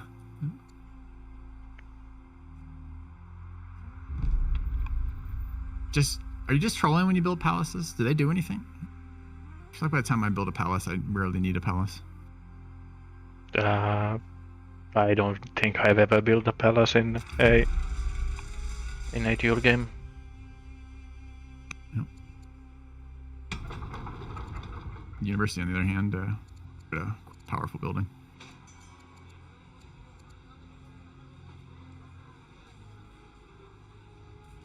Yeah, I feel like the secondary text of Heliopolis, it reads all the stuff it reads right now, but then it reads that your opponent will concede one turn after Heliopolis has been finished. Not the exact turn Heliopolis finishes, but one full round after that. Yeah, it's the first turn after your opponent has actually used the Heliopolis orders. Your opponent will concede. Which on the one hand is very nice because it's nice to finish the wonder and actually see its benefit and do something. On the other hand, it's a little bit of a short window to enjoy your new powerful wonder. I got a question for you. If it were a half of an order per shrine, would you still prioritize Heliopolis? Yes, but I wouldn't probably rush Legendary for it anymore, but I would still prioritize it probably all over the other wonders. Yeah, me too. At least, I think it would probably be after Colosseum at that point, but I would still probably build it next after Colosseum. I think I'd probably build it ahead of Colosseum still on half yeah, orders. Yeah, it depends on the timing, of course. Yeah. Like, well, if I had... well, this army that Klaas has is still probably a bit on the small side to be like completely comfortable for these turn 100 wars that will be happening. But yeah, I think he thinks the same thing. Since this is last turn or 2 turns ago, maybe he rushed a moat in his frontal coastal city, and this turn he has rushed an onager. So I think he is feeling a little weak compared to where he wants to be, or perhaps he's just floating resources and wanting to burn them. Yeah, That rush was probably, he's a commander, so it was a civics rush, I think. Unless he's got a law that lets him rush in a different way than he normally can. I don't see any. yeah, it's probably very just being very conscious of this Cawthon here, that there will be 8-string boats in the water at some point, so Yes. getting an onager and a moat means that this city will not die to the 8-string boats. Exactly. And this is the semis of the winner's bracket, right? Yeah, it should be, if I have been counting correctly. So I mean, I don't know what to call like the winner of the loser's bracket playing the winner of the winner's bracket, or for that. I guess that is the final. So this is quarterfinals of the entire tournament then on some level. Yeah, So, just upper bracket semifinals is correct enough. So I don't mind. I'm not at all begrudging him solidifying his win by playing cautiously. It's getting to the end of this tournament for him. What's the term for this? It's like playing around the worst case scenario. Yeah. That if I'm trying to think of. Go on. if Auro had went for triremes as well and could be building triremes since one of his backline cities while this was finishing and could get like 2 boats on the water and try to actually take the city. Yeah, it's like I'm trying to think. I'm blanking on what the actual term is for too, but it's a bit like the opposite. It's like the other side of the coin when you play to your outs when you're way behind. This is like when you're so far ahead, you just play around the scenarios that can beat you, even when they are not very likely. Yeah, I think that's what the onager is for exactly.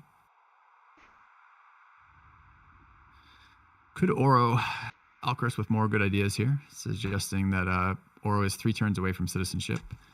With citizenship done, he could potentially stack some workers up as a builder and rush out a citadel.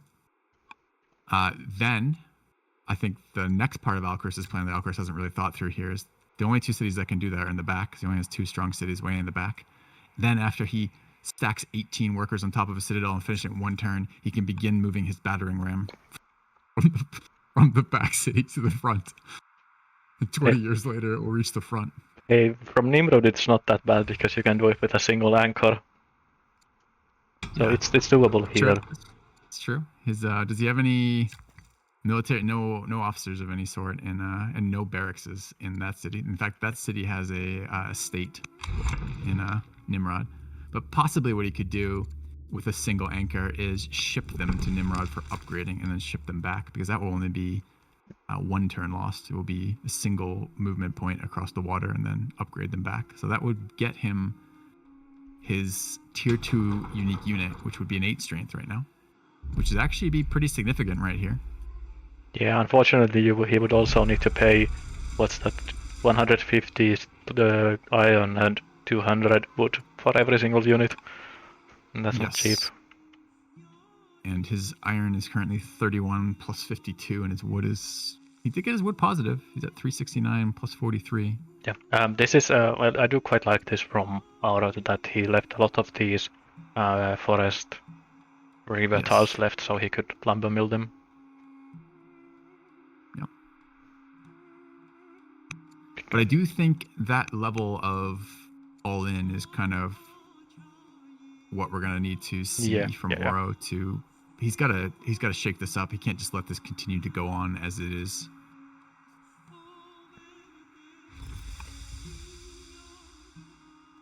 Yeah, that's why I do also like this onager. I don't know if the mode was actually necessary, but I do like the onager at least, because if there was some weird universe where there would be another trireme coming out after the Cawthon, it's one of the few ways for Auro to actually threaten to do anything here. Yeah, although he's found a different solution. He hasn't gone with the 8 strength idea. It looks like he has spent the iron he did have on some mace upgrades. On the front line there. And those boats snuck forward, although I haven't yet seen a anchor. So if he then brings up his Cawthon boat is 2 years away, he probably still keeps naval dominance there, even if he's going to get chased out by onagers in a couple turns. But he's building another chariot as well, so looking like he is thinking about trying to do some sort of assault here. Is the city actually one-turning chariots now? I believe so, yeah. I think it has overflow if I had to look. Yeah, has to be overflow. Yeah, it had 42 overflow. It's not something that you tend to see that often either. I'm kind of curious, the officer count in here.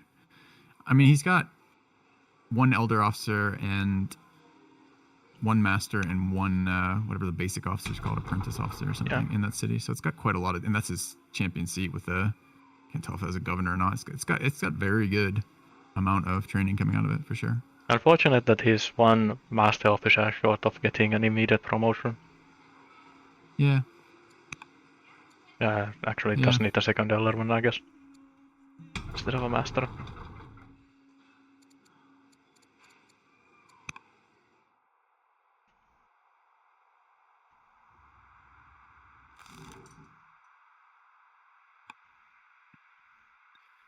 I do like that we're finally seeing some conflicts, but I do fear from Auro's position this may be too little too late. I'd like to see him attempt to shake this up. Has his science score changed again enough that he's going to be particularly worried? Primitive is just the flip side of whatever the one after competent is, right? Yeah, it should be actually this flip side of erudite. Yeah, it's erudite now. Oh, it is. Okay, so he does know then that whereas he was behind in science before, he is not closing that lead. He is actually that lead is actually opening. Yep. So he should. There's nothing else short of actually doing some scouting is going to light a fire under his ass more than that. He's seen the laws for a long time. Did Klass, what are his laws on Klass? Any of them particularly late laws? He does have 8 now. No, so he still hasn't like picked up any of the ones that screen that telegraph exactly his technological position, right? Yeah, Klass did also grab the Circus Maximus and is building it at the moment.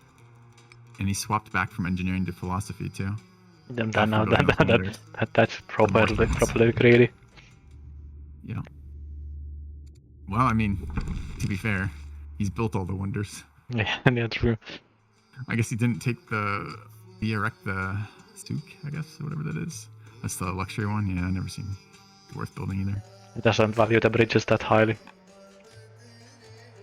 Yeah, I guess not.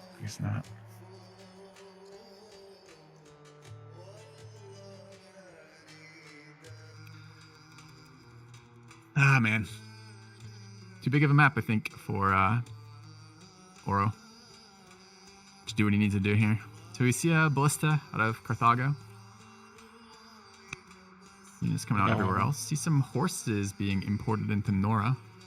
Is that setting up for cataphracts or just some chariots in the back? Who knows? I actually like it because if you want to be spamming out elephants from these frontline cities anyways, sure. You might as well build your mounted units from the back and then because they get to the front faster than other types. I'd like to see a barracks in that city, but well, yeah. at least he's got the workers there.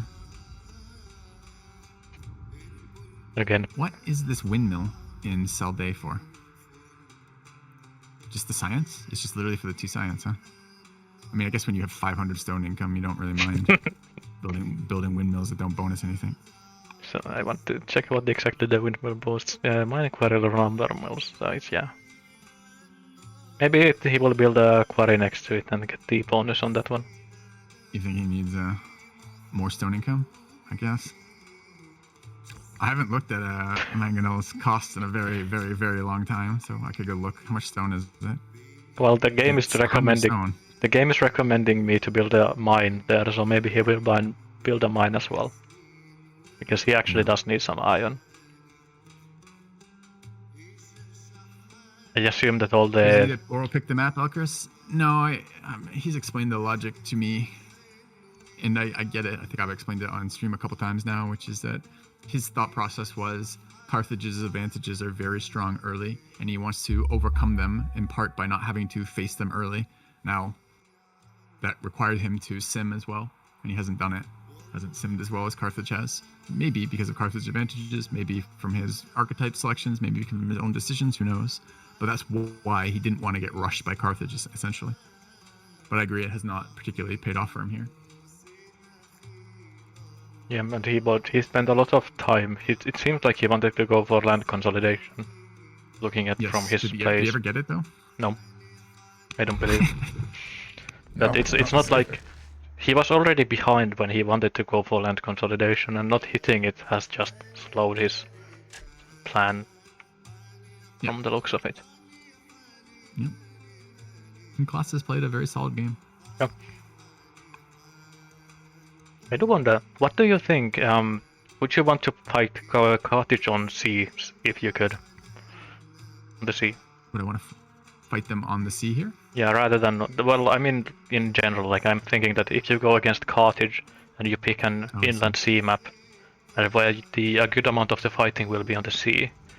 Well, Carthage have access to traders, which is always not so Yeah, much true. a combat thing there. It's just like the amount of both culture and early game gold they can generate off good trader starts is always a little bit spooky. I mean, if you're going to play with siege engines, you either want to be a lot closer or you want to have a sea in the game because you want to be able to get them into combat. Yeah, and I'm thinking that tribal mercenaries can't go on the sea, so the playfield is kind of more even on the sea. I mean, one of the strategies for engaging Carthage could just be to delay scheduling your games until they get nerfed. Since it's in No, that's the cards for that.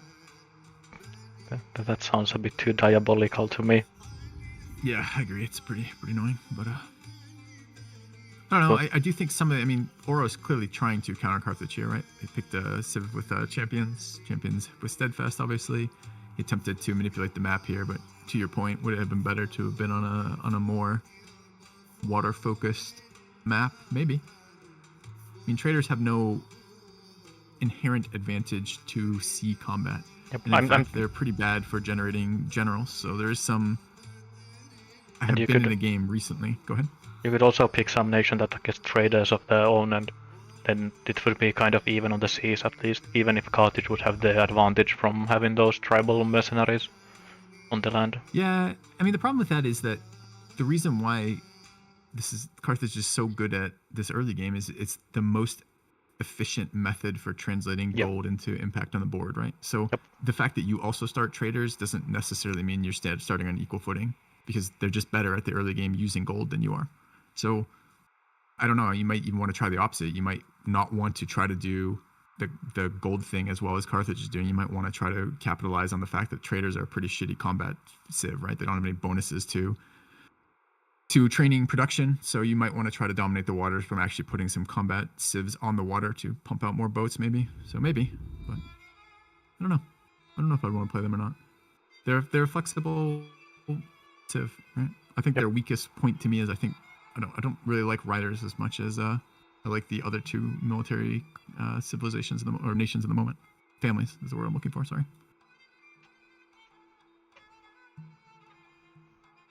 Maybe some route like that. I think Assyria is actually a pretty good pick versus Carthage, but I just think this map did not favor Assyria. Yeah, I think Assyria, especially if you can go for those early fights. The Assyrian bow. If you can go for really early fights with champions against tribals, or if you can go for these super late game fights where the Assyrian nation bonus is actually really strong, then Assyria does have. It has kind of those two different timings, but it's really good against Carthage. Well, as much as a nation can be good against Carthage, I guess. Yep. But I mean, we're seeing all the meta plays from us, right? We saw intelligent schemer Carthage, and Auro was Assyria. I can't remember. I think it was tactician Assyria, right? Yep, but it's even better. It was an intelligent schemer with robust as well on a big map like this. Yeah, you can't. He didn't select both those to get lucky on that promotion. I'm not saying obviously identifying what a good promotion is matters, but for the ones he directly chose was intelligent and schemer. Yeah, it's definitely you don't need to play too many matches with a schemer to realize how strong the ability to just buy orders when you want to is. Lets you make so many more mistakes. Yeah. In addition Even if you to aren't making pushing. mistakes, it lets you, it lets you do so many more things in the Yep. game in the game where you're limited in the number of things you can do by orders. Yeah, and I've yet to see the. Go ahead. It lets you punish mistakes as well. In the same way. Yes. I agree. I really like schemer openings. They give you the science. They give you a lot of science. They give you a huge number of orders to play with compared to what you'd normally have in the early game, and the cost of buying orders is almost negligent, right? Or negligible rather, almost non-existent for feeling the punish of buying orders. Yep. So I do like what I just saw this turn. It was a setup turn, as kind of predicted here. Saw the siege engines move up and add generals.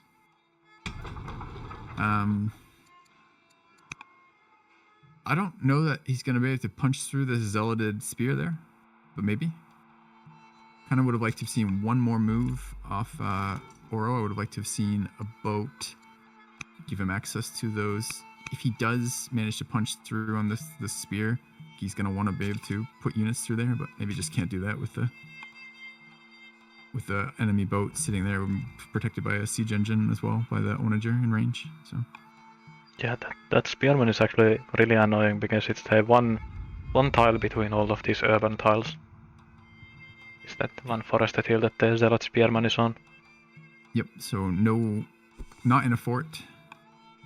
Just a hill bonus with a zealot on a spear, but it's going to be very tanky. You know, the trees giving it protection from ranged, the lack of urban giving it protection from the battering rams, and I mean a maceman's going to hit it fairly hard, I imagine. But It does have Highlander as well, so plus 25 from that. Yep. I'd like to have seen these maces move a little closer. Did he run out orders that are already in range? Mace hits it for 10. At least it's the general one in the center city. We'll see what Klass's response is here.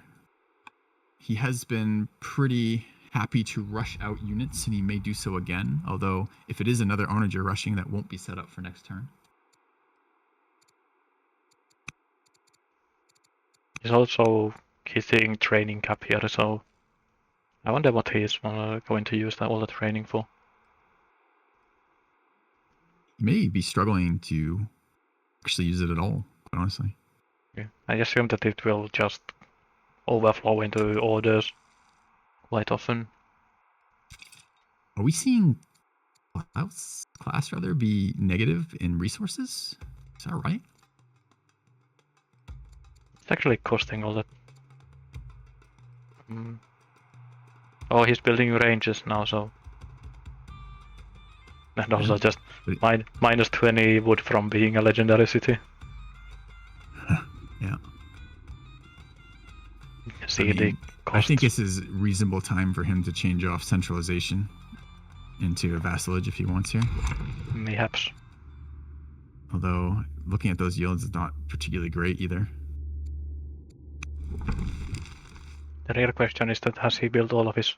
Maybe he's waiting for the Pantheon to finish so he can build the last marsh farm in this capital. Could be.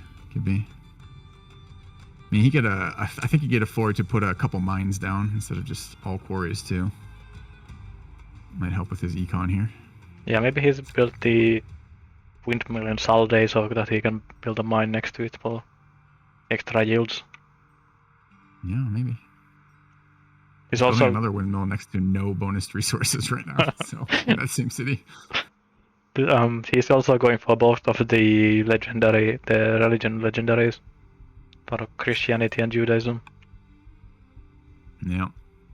But those don't, because both of those are really cheap, it doesn't really cost him that much. They are only 200 stone. They are. Fluffy pointing out that jurisprudence is a little greedy. Yeah, I agree. I kind of agree with that too. What were his choices? I can see it here. He's just battle line doctrine or cartography. And I think really what he wants here, if he's really clicking ballistics, surely it should be cartography here, right? Yeah, probably. Now, if he fears these maces, he probably is aware. I haven't looked at his vision in a while. Yeah, he's got a scout in the one tile that he didn't chop. Very suspiciously didn't chop, but Auro didn't chop either. He's got that scout overlooking the mace, so he's aware of Auro's maces. At least he has the tech. I have news, and I don't know if they're good news or bad news, but he has actually put a tech target on fiscal policy. Is he looking to... Is that the conversion one? I've forgotten. Yeah, buying orders with money. Oh, buying orders with money.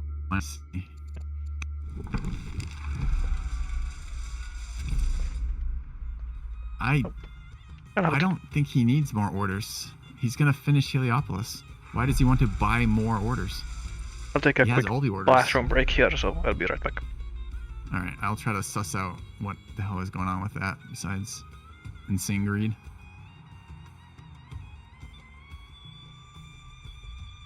Yeah, I don't know. I can see storing the orders as something relevant for jurisprudence, although it feels less relevant than his other options. I feel like maces are a nice safe play to deal with the maces on the board. If he doesn't fear those maces because he has enough ballista and onagers that he doesn't care, then I think the boat tech makes some sense for what he's clicked up as Magnanellas, is whatever they're called, as his tech line. But I don't really understand the tech decision there. It may also just not feeling threatened, quite honestly. But these are the turns that in when the bulk of these techs, resources, and wonders crushes the chance for his victory out of him. So it would be nice to see him capitalize on this. He just set up last turn, put his generals on, got his siege engines in place, got his battering rams ready to go. Let's see it. Yeah, I don't understand it either, Fluffy.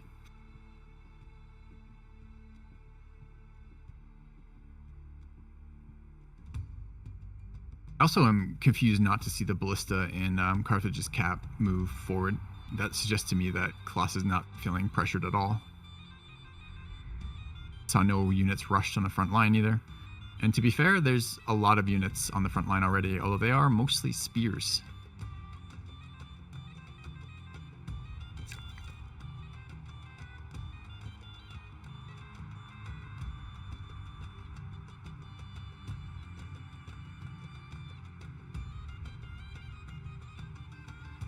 Auro here doesn't have the resources to upgrade many more of his axes, if any, sitting on 71 total iron and 40 iron a turn, sadly.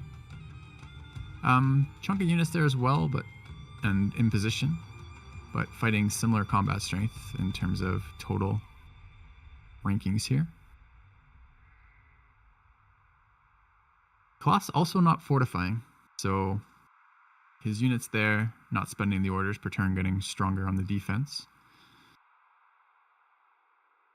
I wonder if the scout will be utilized to get a peek at what he's facing. I guess he does have good vision over that frontal city in the middle.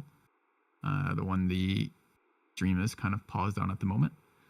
So Auro will be able to see what's going on there. Looks like 2 African elephants getting promoted, but still these are the 6 strength units, not the 8 strength units, not the tier 2 big boys yet. A lot of highly promoted spears, a couple combos. So Mesa's looking pretty good versus that. And siege engine's not too bad. The battering ram's not too bad versus that either, although the elephants obviously with their bonuses against that. But seeing Auro's turn pass almost entirely already, 15 orders remaining, no combat moves moved, means we're probably going to see either more build up on that coastline or possibly rather no commitment at all to that attack. Stronghold going up in his champion seat. Quite a late stronghold considering developing culture has been a fair number of turns at this point. Hello, I have returned. Bummer. Hey, Is busy any fighting? No, looks like either another build-up turn or a not pulling the trigger since hero leader. Was that an abdicate, or did we actually naturally lose that builder? I don't know. Maybe would have liked to have seen. Did we see an abdicate actually show up? No, died. So the queen did die. Maybe that's what's going on here. Maybe there's going to be an order shortage as well from legitimacy problems, possibly. All of the families looking. Family's still looking pretty good, though.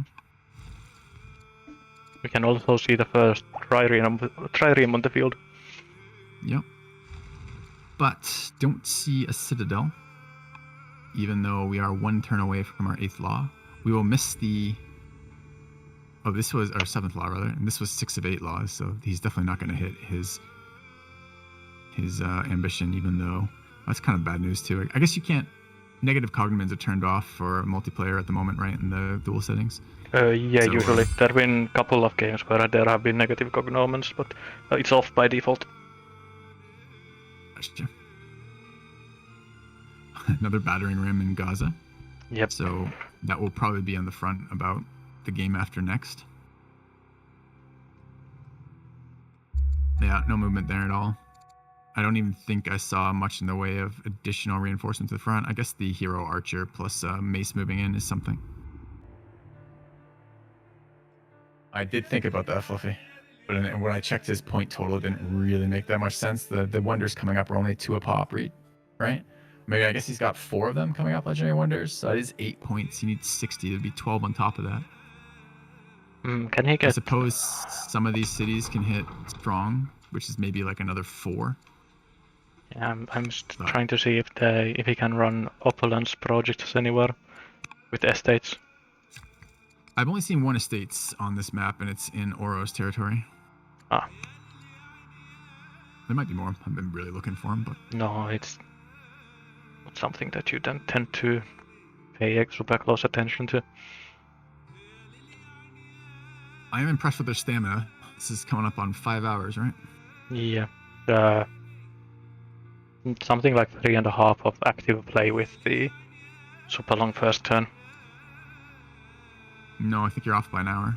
Your stream is at 4 hours and 50 minutes up. We started at 8, so even with the first turn, I think we're at 4.5. Yeah, true. Yeah, 4.5 was what I was thinking. Maybe I just said something wrong.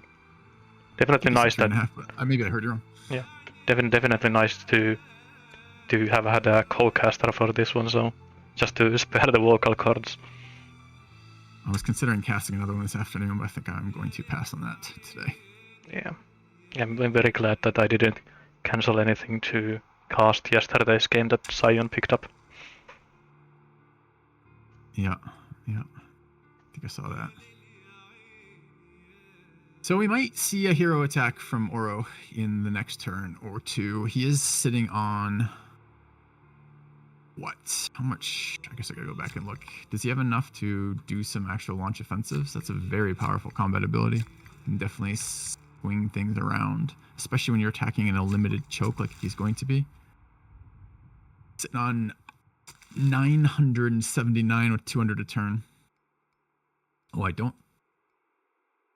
This is interesting. I'm seeing some forward movement from Klaas. Really unexpected to me. Yep. It's another one of these question marks for me. Like, why? Fluffy did also say correctly that Klaas does have all the legendary wonders in his capital that he's building.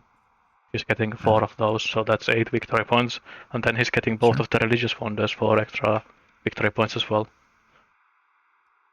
So, okay. So there's 2 each on that, right? So that's 12. Yeah, 12. So missing 8 at that point. Yeah.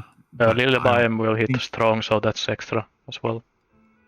Sure, but I still think we're pretty far from the point where repeating economic reform is the way to win. Yeah, I do agree about that. So I don't think I do agree that his point total is pretty high, but I don't think it's yet in like that range. Yep. I think another military unit probably wins in the game before that. Any more wonders you can build? That's a good question. I believe not, right? Yeah, there's one more legendary wonder you can build. The Via Recta.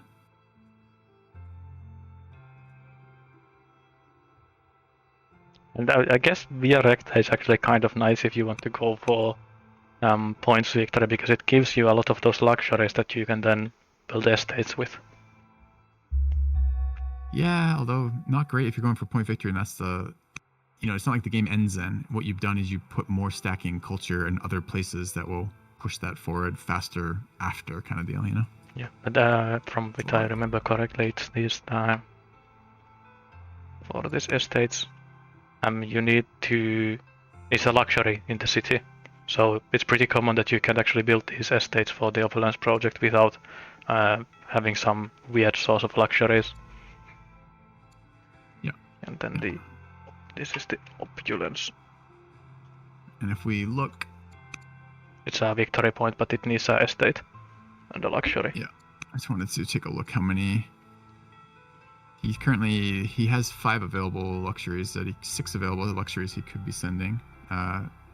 Not to families right now. It's Carthage that are being sent to cities already. So he could potentially, I suppose, send a luxury to each of 6 different cities and then build that project.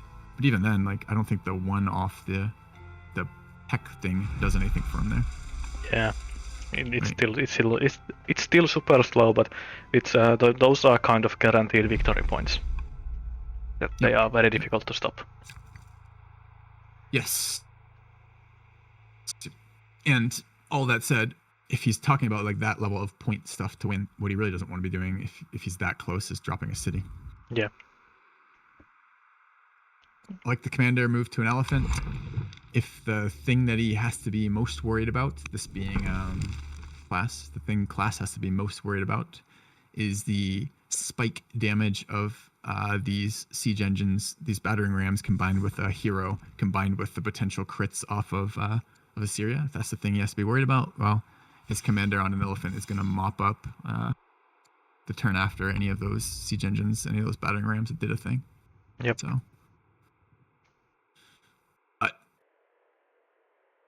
I don't know if Auro is going to commit for this or not. All his orders gone on his turn. Doesn't have many orders to begin with.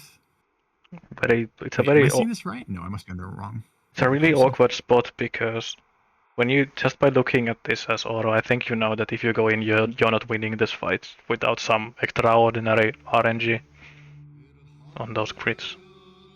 But you can also kind of have really to look go like he in. has enough follow-up. Yeah. Yep. But this is a bad situation getting worse every turn, right? And it's been that way for a long time. So it's if you're not going to pull the trigger, then you staying in doesn't make any sense either, right? Like your options are win this or lose, essentially. Oh, what's happening here? Maybe he was looking. There's a massive barbarian army on one of the patron's seat.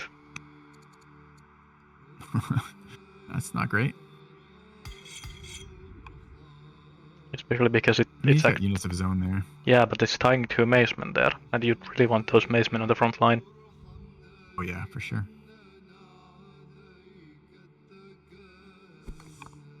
But I think if there's one what if kind of moment from this today's cast, it was when Assyria chopped out all of those forests and went for the Kothon. Because there was the possible moment where he could have went for combo and archers. Yeah. And I don't necessarily think that those compos were going to be enough exactly, but I do think the 6 strength units was his timing window one way or the other. The 5 strength units one way or the other. Because I think that was the closest, with full information, that's the closest he's ever going to be to Carthage's tech level. Yep, and that was like for military. And that was the time when Carthage was going all for all of the upper part techs when he went for citizenship and scholarship and portcullis, all of those, and none of those actually gave him any military strength. Yep. All right, so another turn. 0 orders remaining now for Auro. So didn't see it this turn. Did we see more movement to the front at all? Kind of. Like one of the maces maybe a little closer. The boat moved up. The giant boat from the back, from the Kothon or whatever it is. And then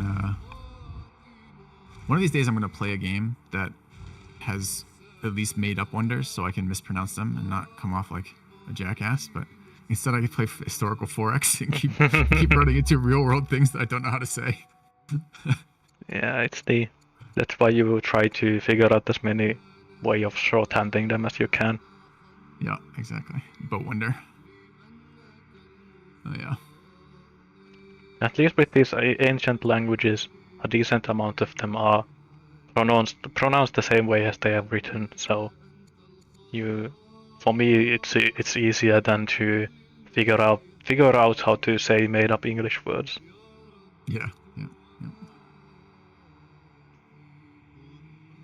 With all the Latin names being pronounced the same way every time, with mostly being a phonetic language in written word form as well, or whatever the term for that is.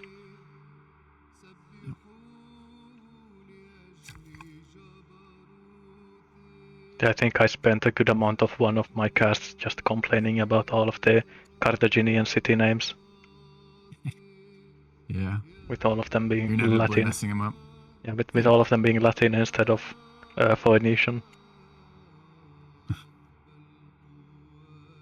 But I think it's too much to expect to see city names written in a language that nobody knows how to speak anymore and which doesn't have any written vowels. Yep. Sorry. Yep. Yeah, there's a level of historical accuracy that we don't need. You're saying? I agree.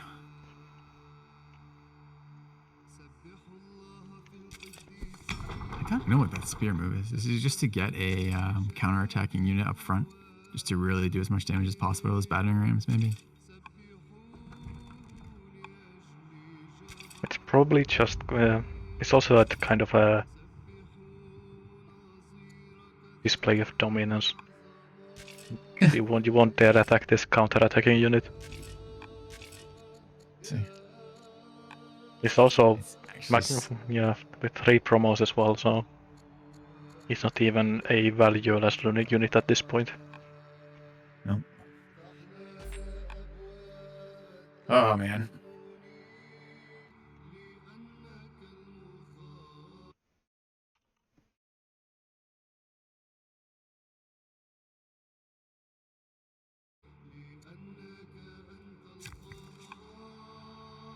It's pretty funny though, seeing all these windmills going up now without any adjacencies, just for the extra silence that they give.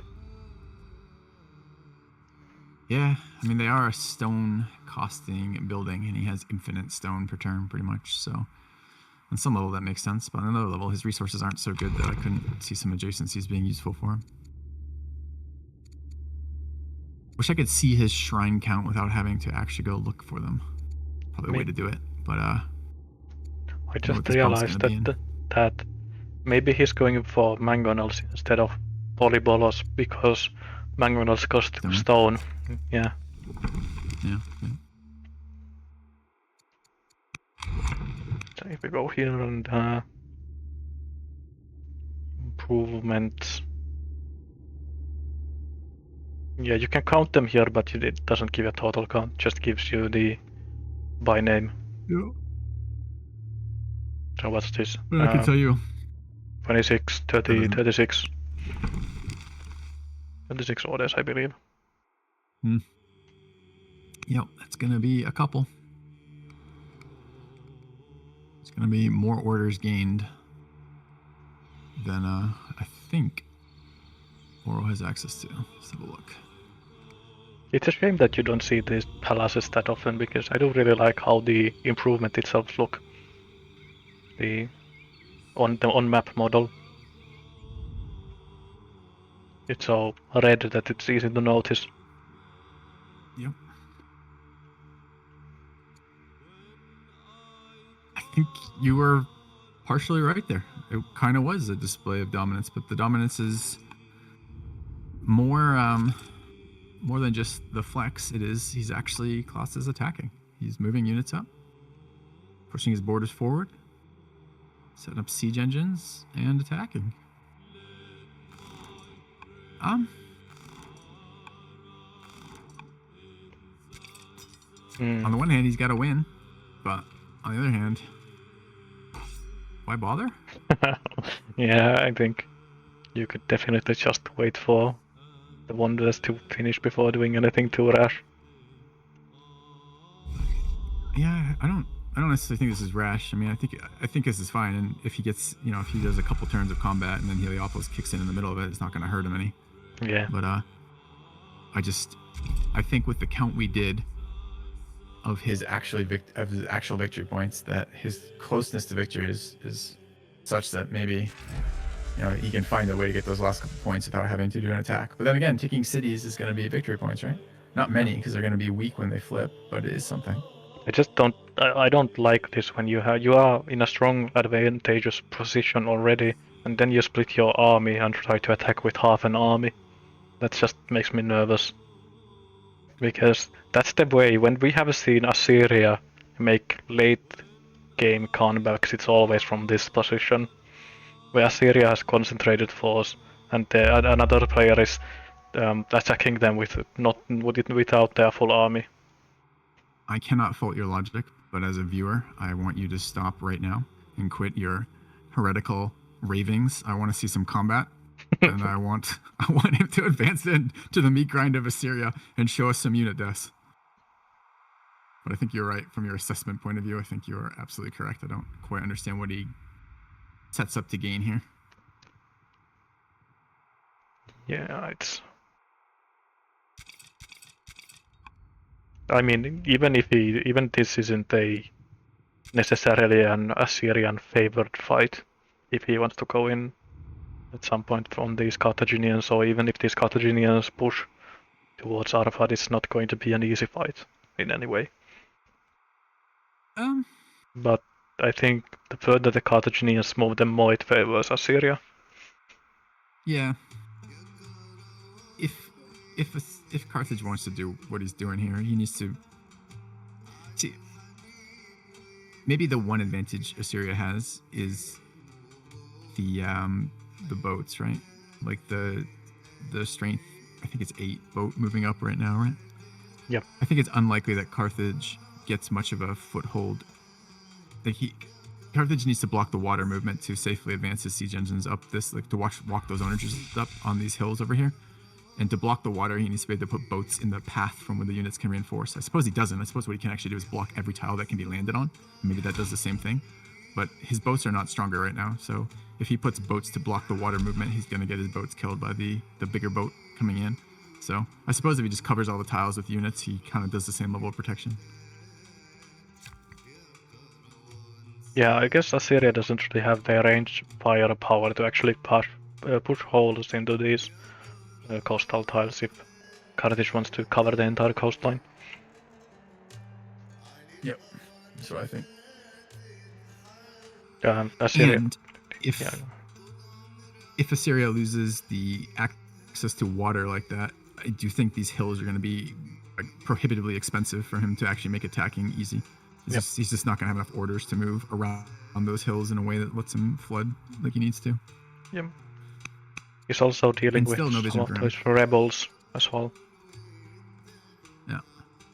Tying up. Do you think he's saving them at like 1 health so he can, in the critical moment, hit them and take 1 order to get 2 orders? These are just crits that happened here. I was watching. So no, it's just good RNG instead of deliberate planning. I think Auro is waiting for land consolidation to concede. He's been trying to get that all game. That's been his goal all along. He did get the Acropolis as well. So he should be getting a decent amount of orders from those forums. Are you sure? Are we sure he has many forums? If I go and count, how many am I going to find? Well, not in every city, but he does have a couple. See, 1. It's like 3 orders from the Acropolis, I guess. 4, 5, 6. Yeah, he's got 6 forums out of 12 cities, so it's 3 orders. Yeah. A bit expensive for 3 orders, but it's still 3 orders. Yeah. It's a bit unfortunate, though, that he doesn't have the multiple religions for the Acropolis' first line of text. He only has Zoroastrianism. Honestly, I don't even know what the next line of text does on that. Let's have a look. It's 2 civics per city per religion. Huh. So it's Who knew? It's no, not per city, just the city. Ah, yeah, Yeah, sorry, just the yeah, cities. that's just the city. Yeah. I keep I mean, thinking that every bonus Are is we hit being types. trolled right now? There's an elder poet going up in his in Aura's capital. In what universe is an elder poet right now useful?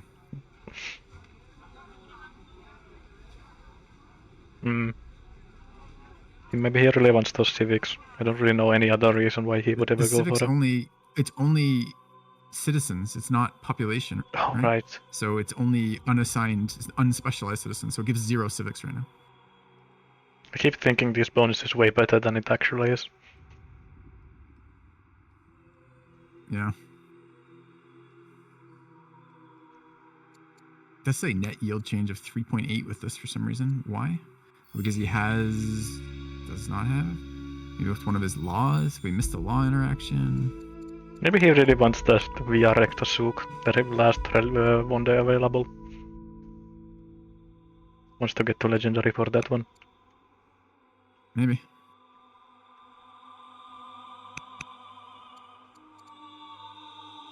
I just suggest another thought that it doesn't need to be all in military units at this moment, and that is absolutely wrong. Yep, I do agree.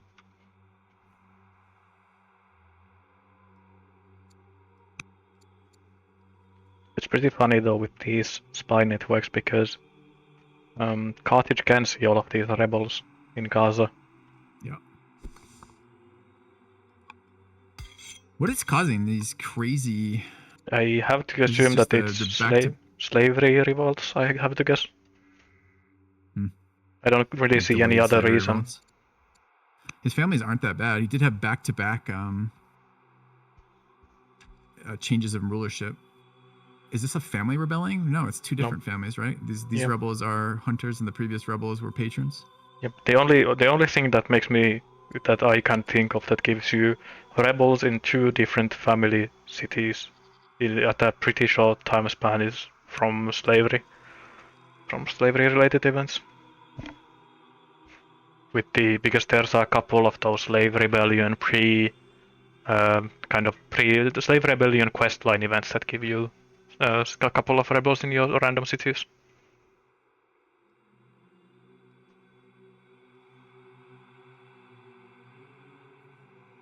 Yep, I think you're probably right. But Carthage has finished all their infrastructure now, on top of all the other crap we were seeing. We have ranges and barracks up in their forward cities. Another windmill just for the 2 science. I'd still like to see more There's roads. culture off that too. Yeah, although they do have the explorational game, right? So they have access to that north-south river.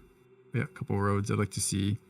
I mean, he's creeping forward on the water side, but that's not his easiest attack. It's actually probably where he's most vulnerable because it gives Carthage, it plays into the only advantage Assyria has, which is water, a little bit more naval control. He could road up and walk down the middle of that hills that overlooks the central champion city.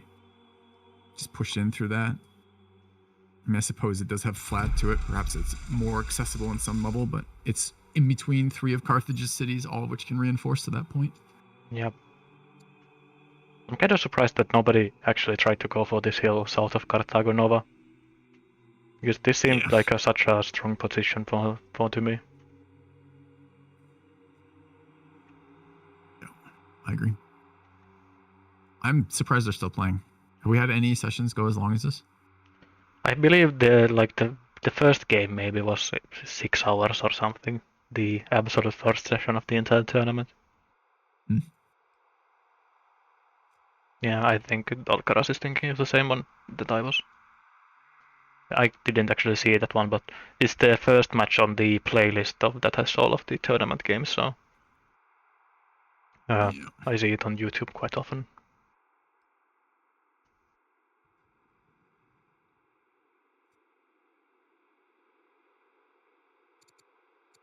But it's even more impressive. How long was the last session that you covered it, Aaron? Was that 4 hours or 5 hours? Yeah, right around. I don't remember exactly. Like 3.5, 4.5, somewhere between there. But it's pretty funny that this game has been played for 9 hours or so, and we have lost a total of 10 units. Yeah. If we With get Syria in there too, you're kind of expecting a bloodbath. one more hour today, we might get another kill. We're on that 1 kill per hour pace at the moment. Yeah. And the worst part is I don't think anything comes out of from this position. I don't see any outcome that doesn't result in just Auro conceding. Yeah, I would agree. In a few turns, if anything else happens.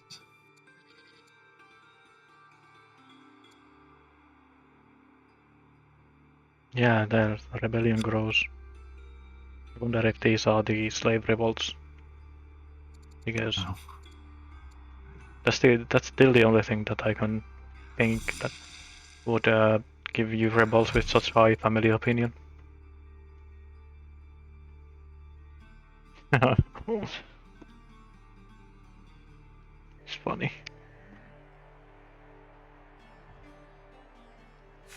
Just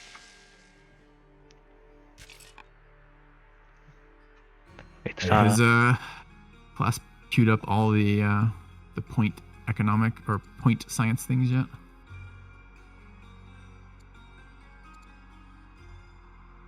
I don't think he himself even probably realizes how close he is to point victory. You know what he's doing right now? Yeah. He's getting land consolidation ahead of Auro. Nice.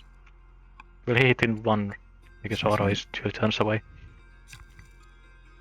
Yep. Just like that. That has been the tech that Auro identified from the get-go of this session. 6 hours ago, he said, I'm going to get land consolidation.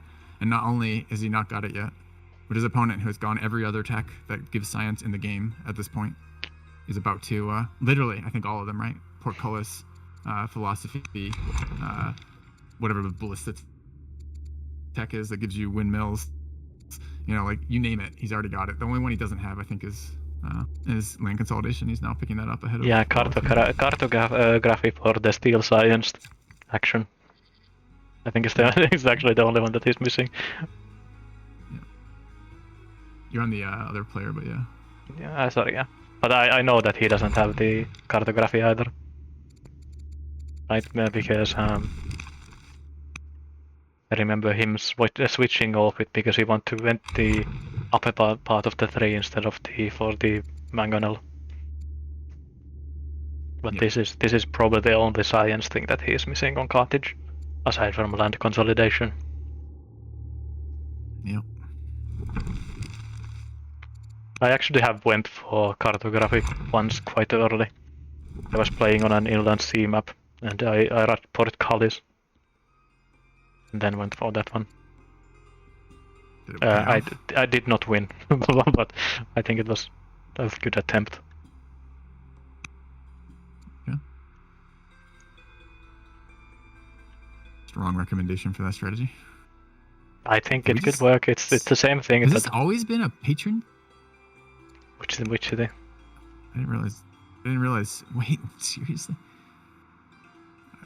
I don't think I noticed that the frontal city for Auro is patron. Yeah. That is, you know, like nitpicking this stuff really doesn't matter, but it's something to talk about while these turns drag on, which is if you're gonna place a patron seat, you don't want it. This is the single most likely city for conflict, right? It borders the water. It's the one directly next to your opponent, and it's the one you just bought all your time. Like, this is the place that combat's going to happen. You don't want it to be the only family that doesn't produce military units for your civilization. You have 2 military families. You don't want this, so he basically never has 10% of his combat bonus there.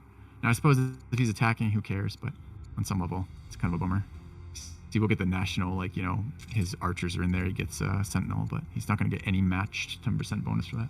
I mean, I guess because patrons do get the happiness in their families, I guess they are easier to keep happy than other families. So maybe he's thinking that even if I get screwed on my family opinion, at least patrons will always like me. So he gets the friendly family opinion bonus here.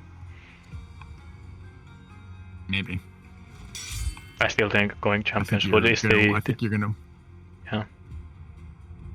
Yeah, I think you're gonna want to get both those bonuses if you possibly can. The bonus of having your unit in its own territory, as well as the the happy family bonus. If you can get both, you're going to want to try to set that up as much as possible. But I don't like seeing a patron. I didn't realize it was patron city there this entire time. I think it's been hidden behind one of, because I have the pins up, and for me it's hidden behind a fort. All right. Yeah. It's actually kind of interesting how many of these pins Auro has managed to squash during the session. Yep. But I guess most of them were roads, so it's not like they took that many turns to complete.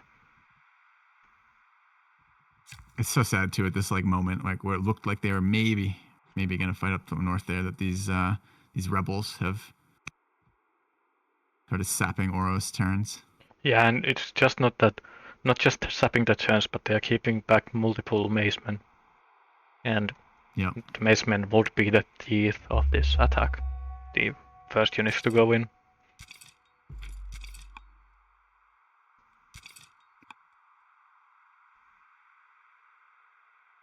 Alright, I really hate to do this to you, but I put aside 4 hours for this, and this is now 5.5.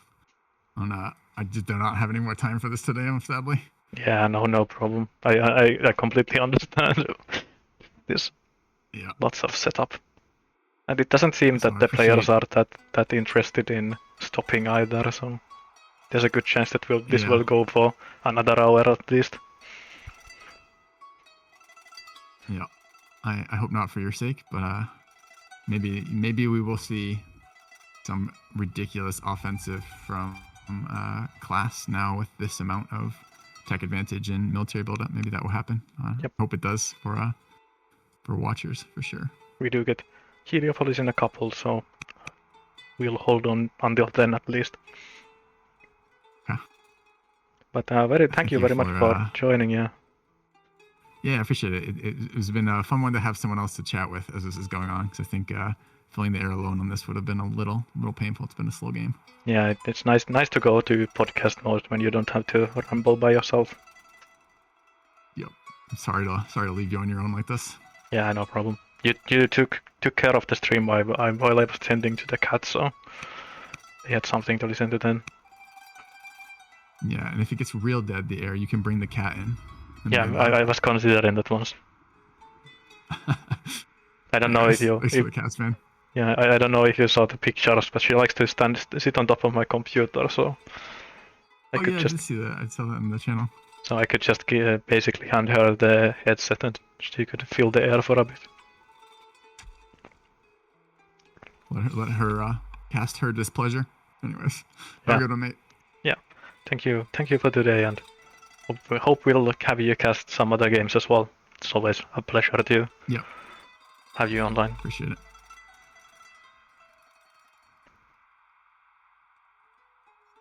And then there was one. I do have more time to read chat now, at least, with the being solo here. It was definitely nice to have Filthy on for these lower types of games. Because I am very much aware that I will say at least one or two things every stream that are completely factually incorrect. It's nice to have somebody here who will also check if what I'm saying is actually in any way reasonable.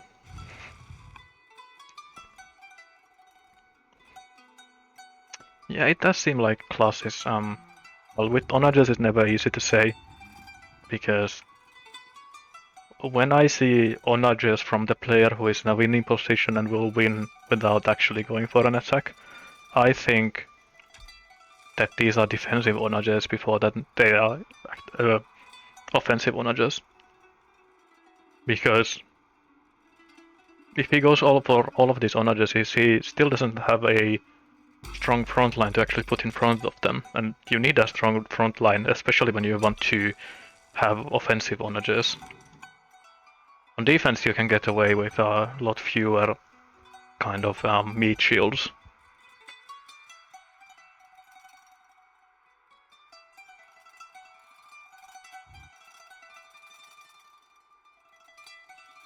Yeah, and I think I'm in similar mind with Alcaros that this is just defensive onagers. And for Via Recta Souk, it might be that it's actually too slow at this point. Going for a Via Recta Souk, that even if he starts it now, it will be 15 turns until it's complete.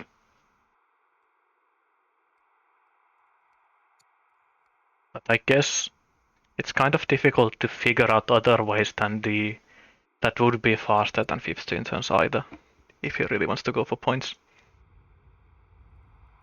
Yeah, Opulence is, I think, the obvious kind of answer here. If he starts taking these luxuries away from Lily Biome and moving them to other cities and then building estates and opulence projects.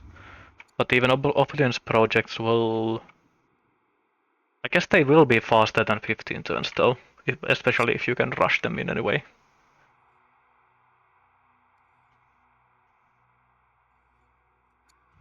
But this will be a super fast point victory if he really wants to go for one. And this would be somewhere close to a turn 100 points victory.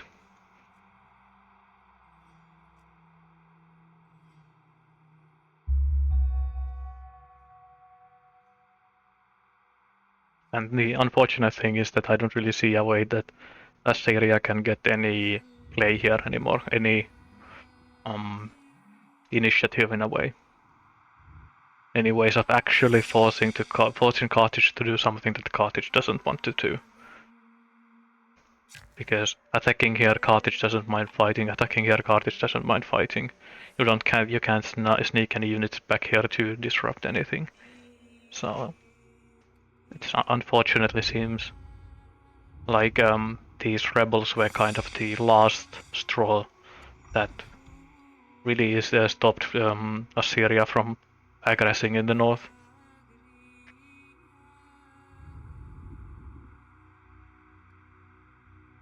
That the only positive thing here for Assyria is that Carthage is actively avoiding all the military tech, so he doesn't get access to 8-strength units, because he's going for everything else aside from 8-strength units.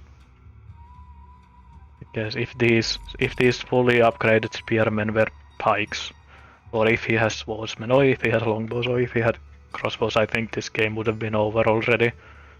That I think it would be this city would have been very difficult to hold, or if he wants to always stay away from the coast, this city would have been very difficult to hold against any of those 8-strength units.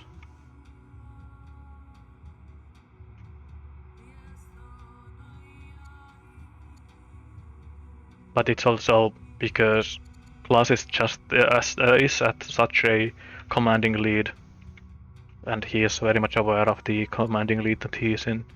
He doesn't really need to do anything offensive, so it's kind of on Assyria to make the move. So I understand why Carthage didn't attack, but I don't understand why he didn't go for any military attacks.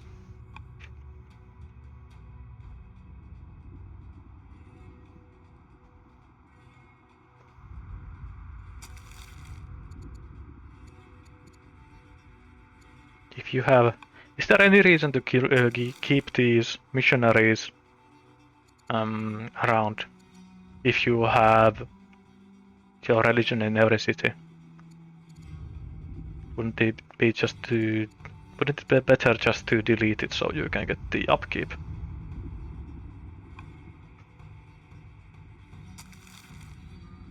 Oh yeah, I guess. This is something that I never think about. You do get a single point of extra science from that. What does it actually say?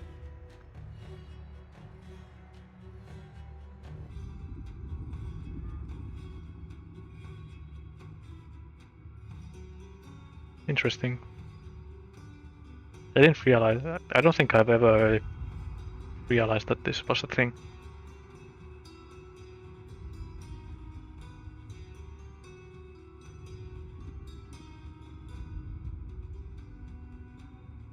Doesn't seem like it says anything anywhere on the unit card either. So no wonder that I'd never noticed.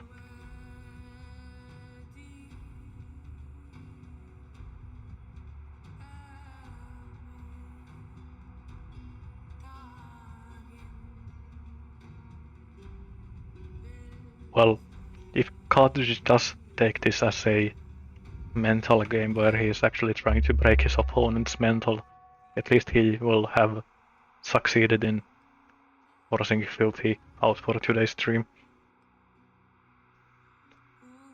Which is completely understandable with 5.5 hours of stream time today.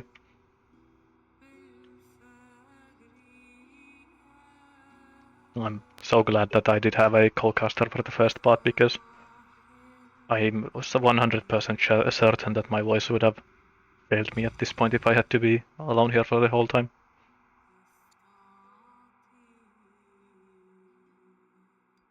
But it's also kind of weird in the way that, aside from these later tech choices from Cartridge, I don't think there was too much to criticize from Klass Koalas' play early on.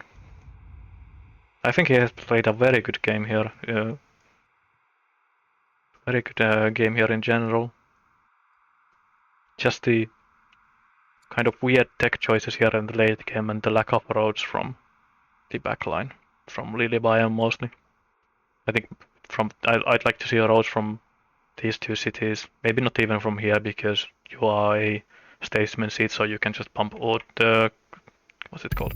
Decrease out instead of building units. But the road network here kind of limits him to reinforcing only Carthago Nova. Here he at least has the river, but even then he can't get to the... Well, coastline is fine actually. So this is kind of a three-city clump here that can reinforce each other pretty easily, but even from Lily Biome you need to take a couple of steps outside of road, which means that these units are actually kind of slow in getting to the fighting.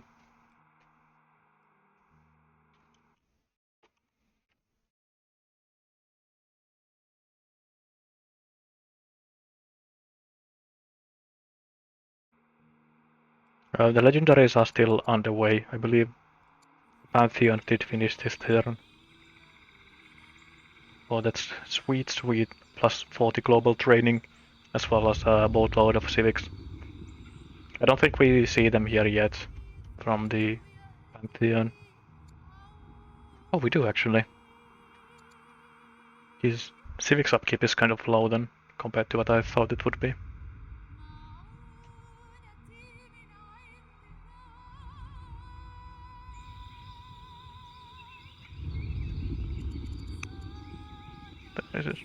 I don't think I've ever seen the Pantheon build myself either.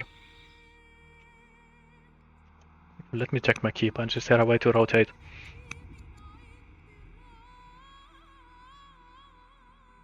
No, just zoom ins and zoom outs.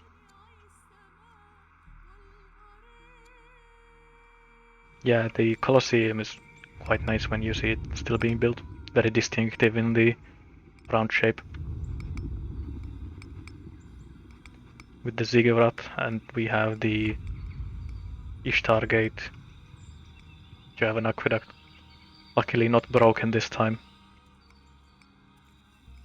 And there's one more here somewhere. I'm zooming around for the wonders at the moment because there's the Apadana. Because if I hear combat, I'll just swap over to the combat sounds.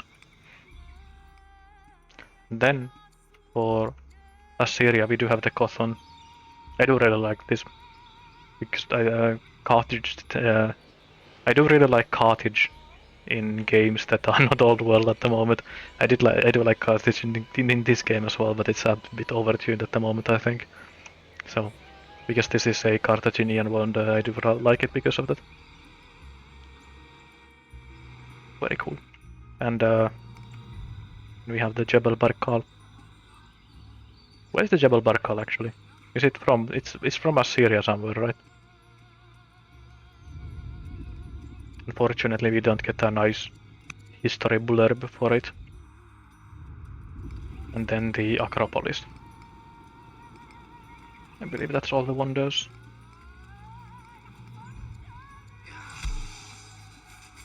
These are just barbarians fighting instead of actual units.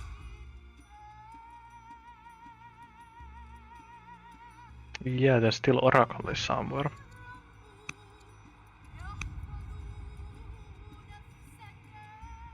Ah, Kush makes some sense as well.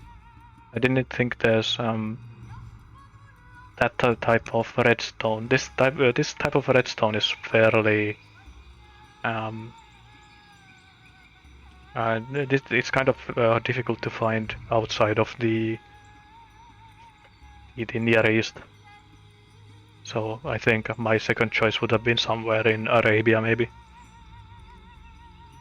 But Sudan also is something that is a very, very understandable choice. But there's the Oracle. I don't think I've never noticed that the Oracle actually smokes. But yeah, this is we're focusing on the very important things in this match here instead of looking at what the players are doing. But it seems pretty clear that Klass Koalas isn't going for any aggressive moves here. And Assyria, I believe Assyria has now cleared their rebels. There's still one here, so almost done with the rebels. Did get the land consolidation.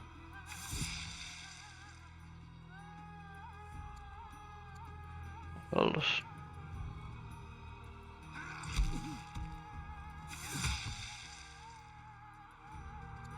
did get a rising star if I saw that correctly. Yeah. I never know how to evaluate this because I think getting rising stars is better on your governors than on your military leaders. But it's probably late enough in the game that it's not super meaningful in either way. The real question is that I wonder if he got any events from Superstitious or from Insane. I should actually check here. Sometimes you can see them. Second in line is a Zealot.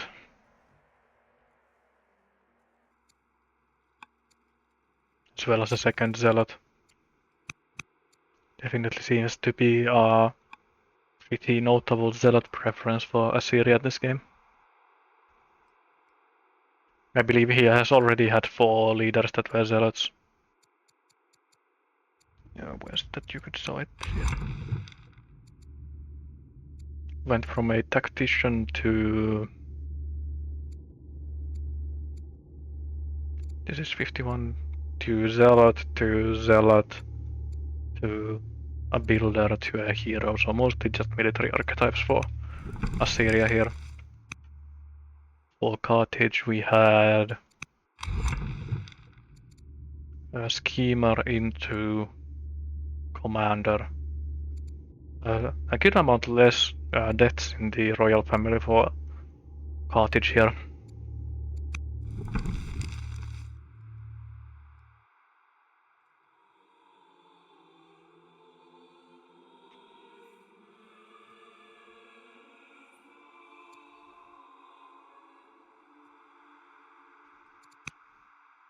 Doesn't seem like Assyria is going for any aggressive moves here.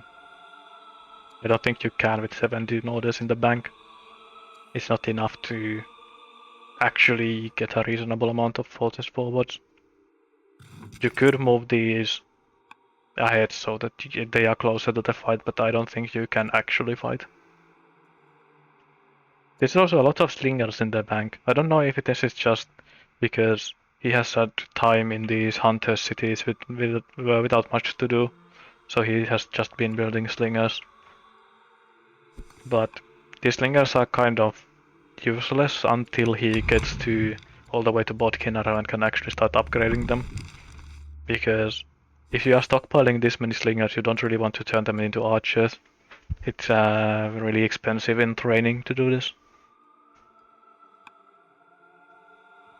I mean, you could do it if it was early on and you could actually use them to a decisive advantage.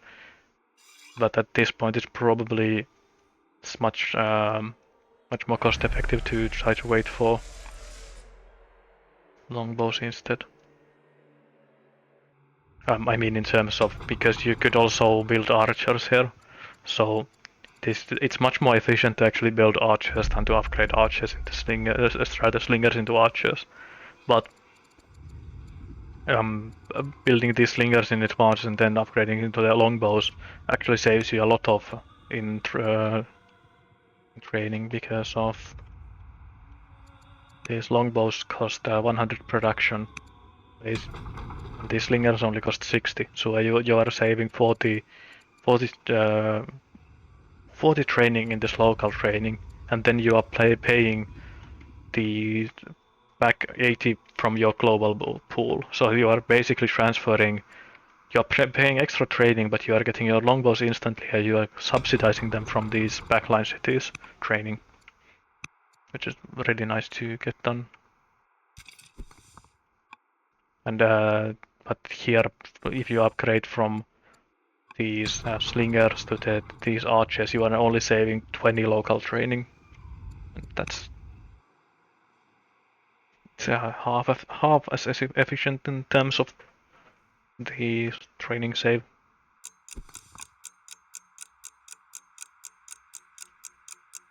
Actually running into the turn timer here. I don't think I've seen.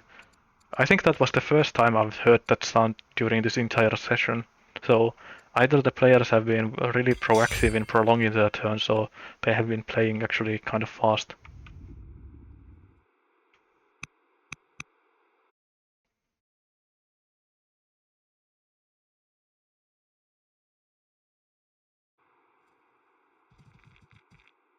I don't know, I can never say if this is a good thing to see or a bad thing to see, running hunts in the hunter's seat. Because this is a pretty powerful project in the amount of yields it gives you, but it's also you are spending time from your usually your most valuable military city. Instead of building units, you are building these on civics. I think Assyria is kind of the exception to that, though, with the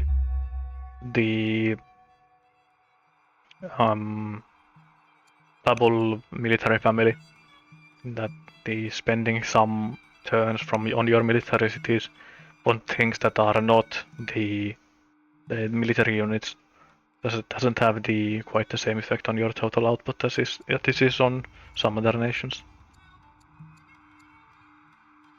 We do get the Pantheon. Sorry, not the Pantheon, but the Circus Maximus was down here. Right? No, it has to be city center here. I don't know if you played Caesar 3, the old city building game, but this Circus Maximus was kind of tiny to me after playing so much of that game, and it's absolutely huge. Hippodromes. Now going infantry square, I assume. Yeah. Science craft. Actually, let's take at all of this. Science, Carthage leading massively. 4,000 extra civics. Training. Assyria is still leading in training, even after losing both of the zealots. Science. This is massive lead. 7,000 science. This has to be getting kind of close to the highest science we have had in this tournament. For certainly the highest science per turn before turn 100. Orders. Assyria is still leading, but I believe a lot of this is going towards construction for Carthage, because I know that Carthage has a lot of orders. Yeah, this is saying 41 per turn, but this is actually 63 per turn, even before Heliopolis.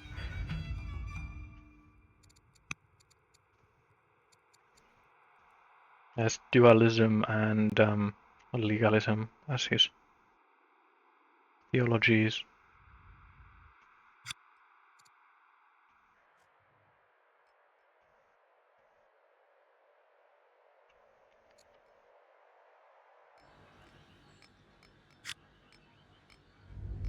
We do get one more turn here.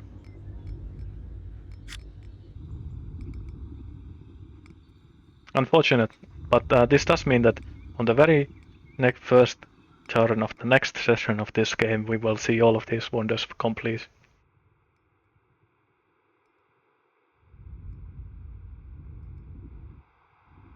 Sorry, I guess this is just a bath and not the actual wonder. But we will see these two wonders complete. We also have the Temple of Solomon complete here, and this will be complete in a couple of turns, so this will push Carthage to 54 victory points. And only 6 victory points short does mean that he might actually be able to win a points victory.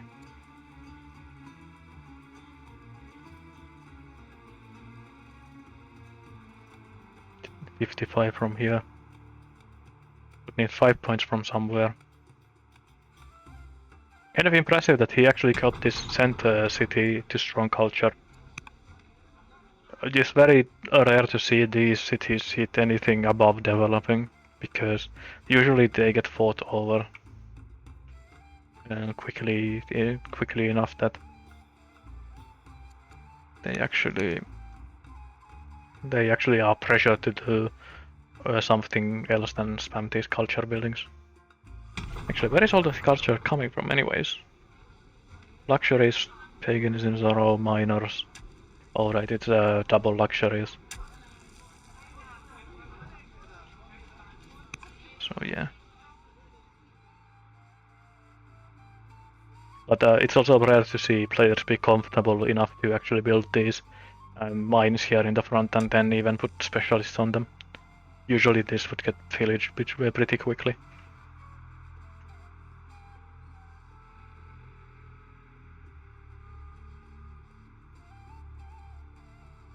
But Klaas has definitely been in a very comfortable position this entire game, from what I've seen.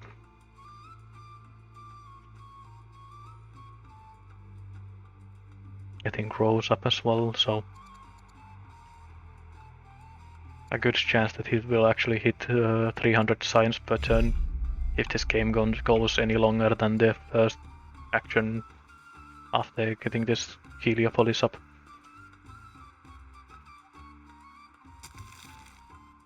I was wondering about these units here, but it seemed like they killed just a couple of workers that were routing towards the city.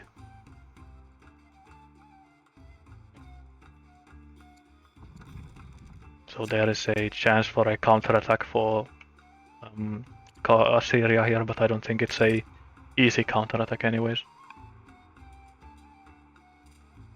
Oh, but this is the king on this elephant here. And I'm not sure if I'd be comfortable leaving my king here. There's always a chance that when the unit that your leader is the general of dies in combat, there's a chance that your leader dies as well at the same time. So this is seems kind of like a unnecessary risk.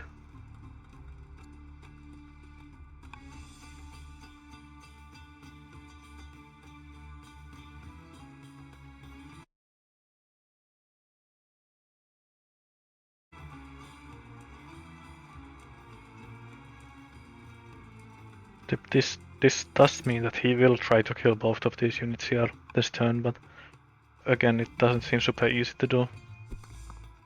This 6th ranked elephant is still very strong for Assyria's forces, because the only 6th ranked unit Assyria still has on the field are these macemen, and a lot of the macemen are still stuck here in Nimrod.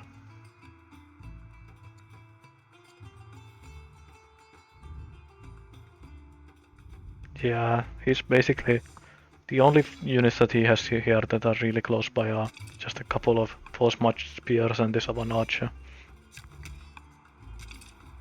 2 archers, I guess.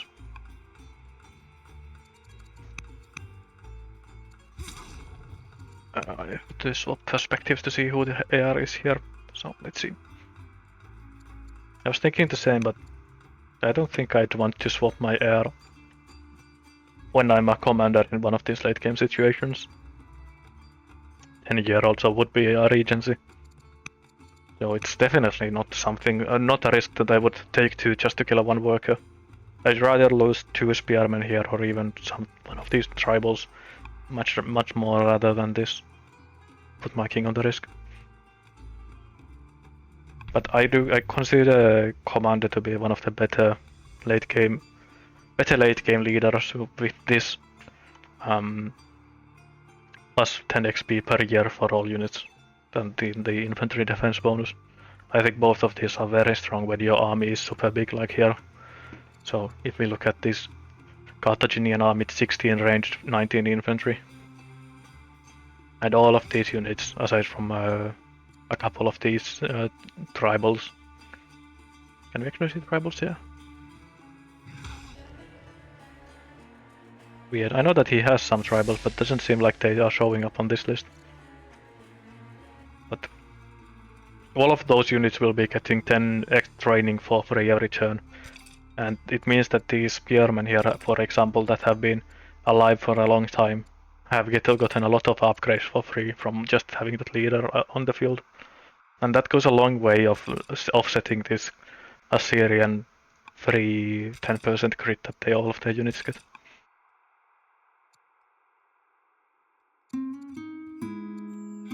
A nice free happiness.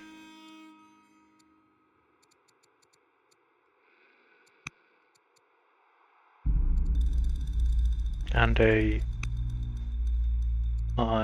incoming earthquake. I think if you go in this hard on the 11th, I think you'd have to try to kill this one as well. Especially because this is combat 2. It's one of the funny quirks with this promotion line with combats is that combat 1 is kind of bad, it's just 5% strength. Then combat 1 is nice and Assyrian bonus is just getting that free crit. Makes it a lot easier. But speaking of this, so combat 1 is kind of bad because it's just 5%. It's the smallest number on any of these combat promotions. Then combat 2 is 10 and this is kind of average. It's decent for unconditional. And then combat 3 is 15, which means that all of these are pretty good promos in total. Just unconditional combat strength bonuses are nice.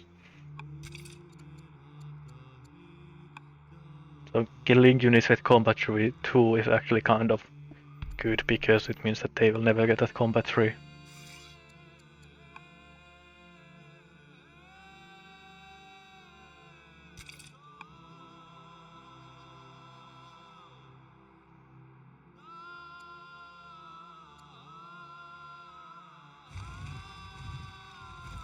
Let's see, how close is this to the second trireme?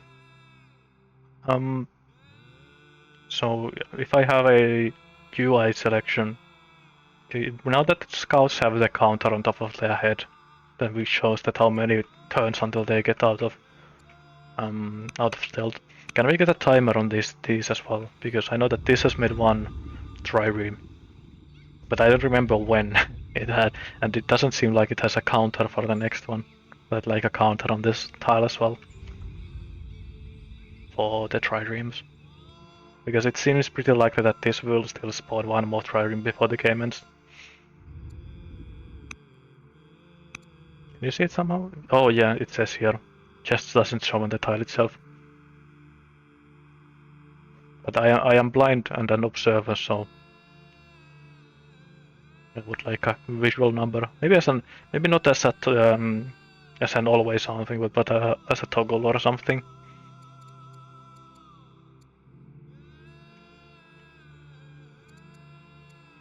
I don't know which toggle it would go under, but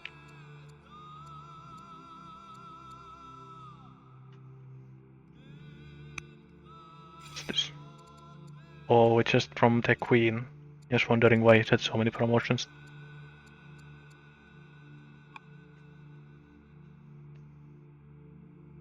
But if I'm correct, this should be our last turn, because Klass did say that he's too tired to play another turn.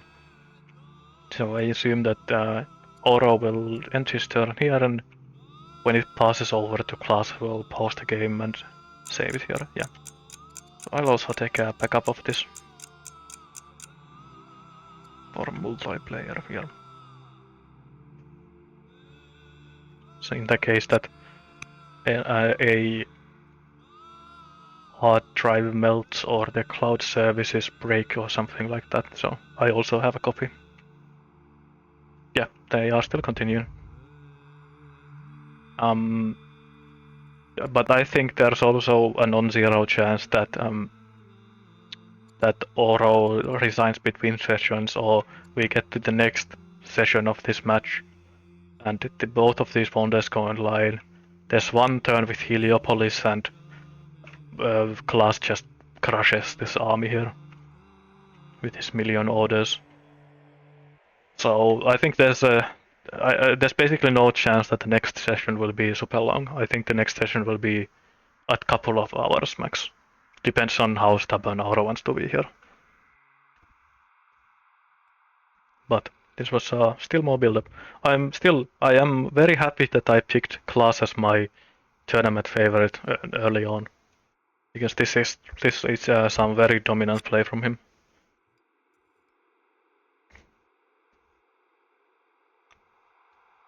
And like we said with Filthy when he was here, that there was one moment here for Auro during this session. Otherwise, this has been kind of on rails for him as well, I think. But there was one turn when Syria spent a whole turn of chopping wood on the very turn before he got combo. And then instead of using that 400 wood to build combos, he went for the coffin. And I think there was a turn where he could have upgraded slingers into combos and tried to push for this middle city. But I don't think he was even then favored in this fight, but it was somewhat even. And I think Carthage was at that point at the weakest that they ever were during this game. I think that was the most dangerous turn of this entire game. But yeah, that was the mission that the message that I have lost connection to the server, so that's also a reminder for me to end the stream here. Thank you everyone for watching. Definitely something of a marathon session with this. 5 hours and 56 minutes as my timer here. I'll put this one on YouTube as well as soon as I can, but might take a while to render this one. So thank you for watching, and I will see you all next time.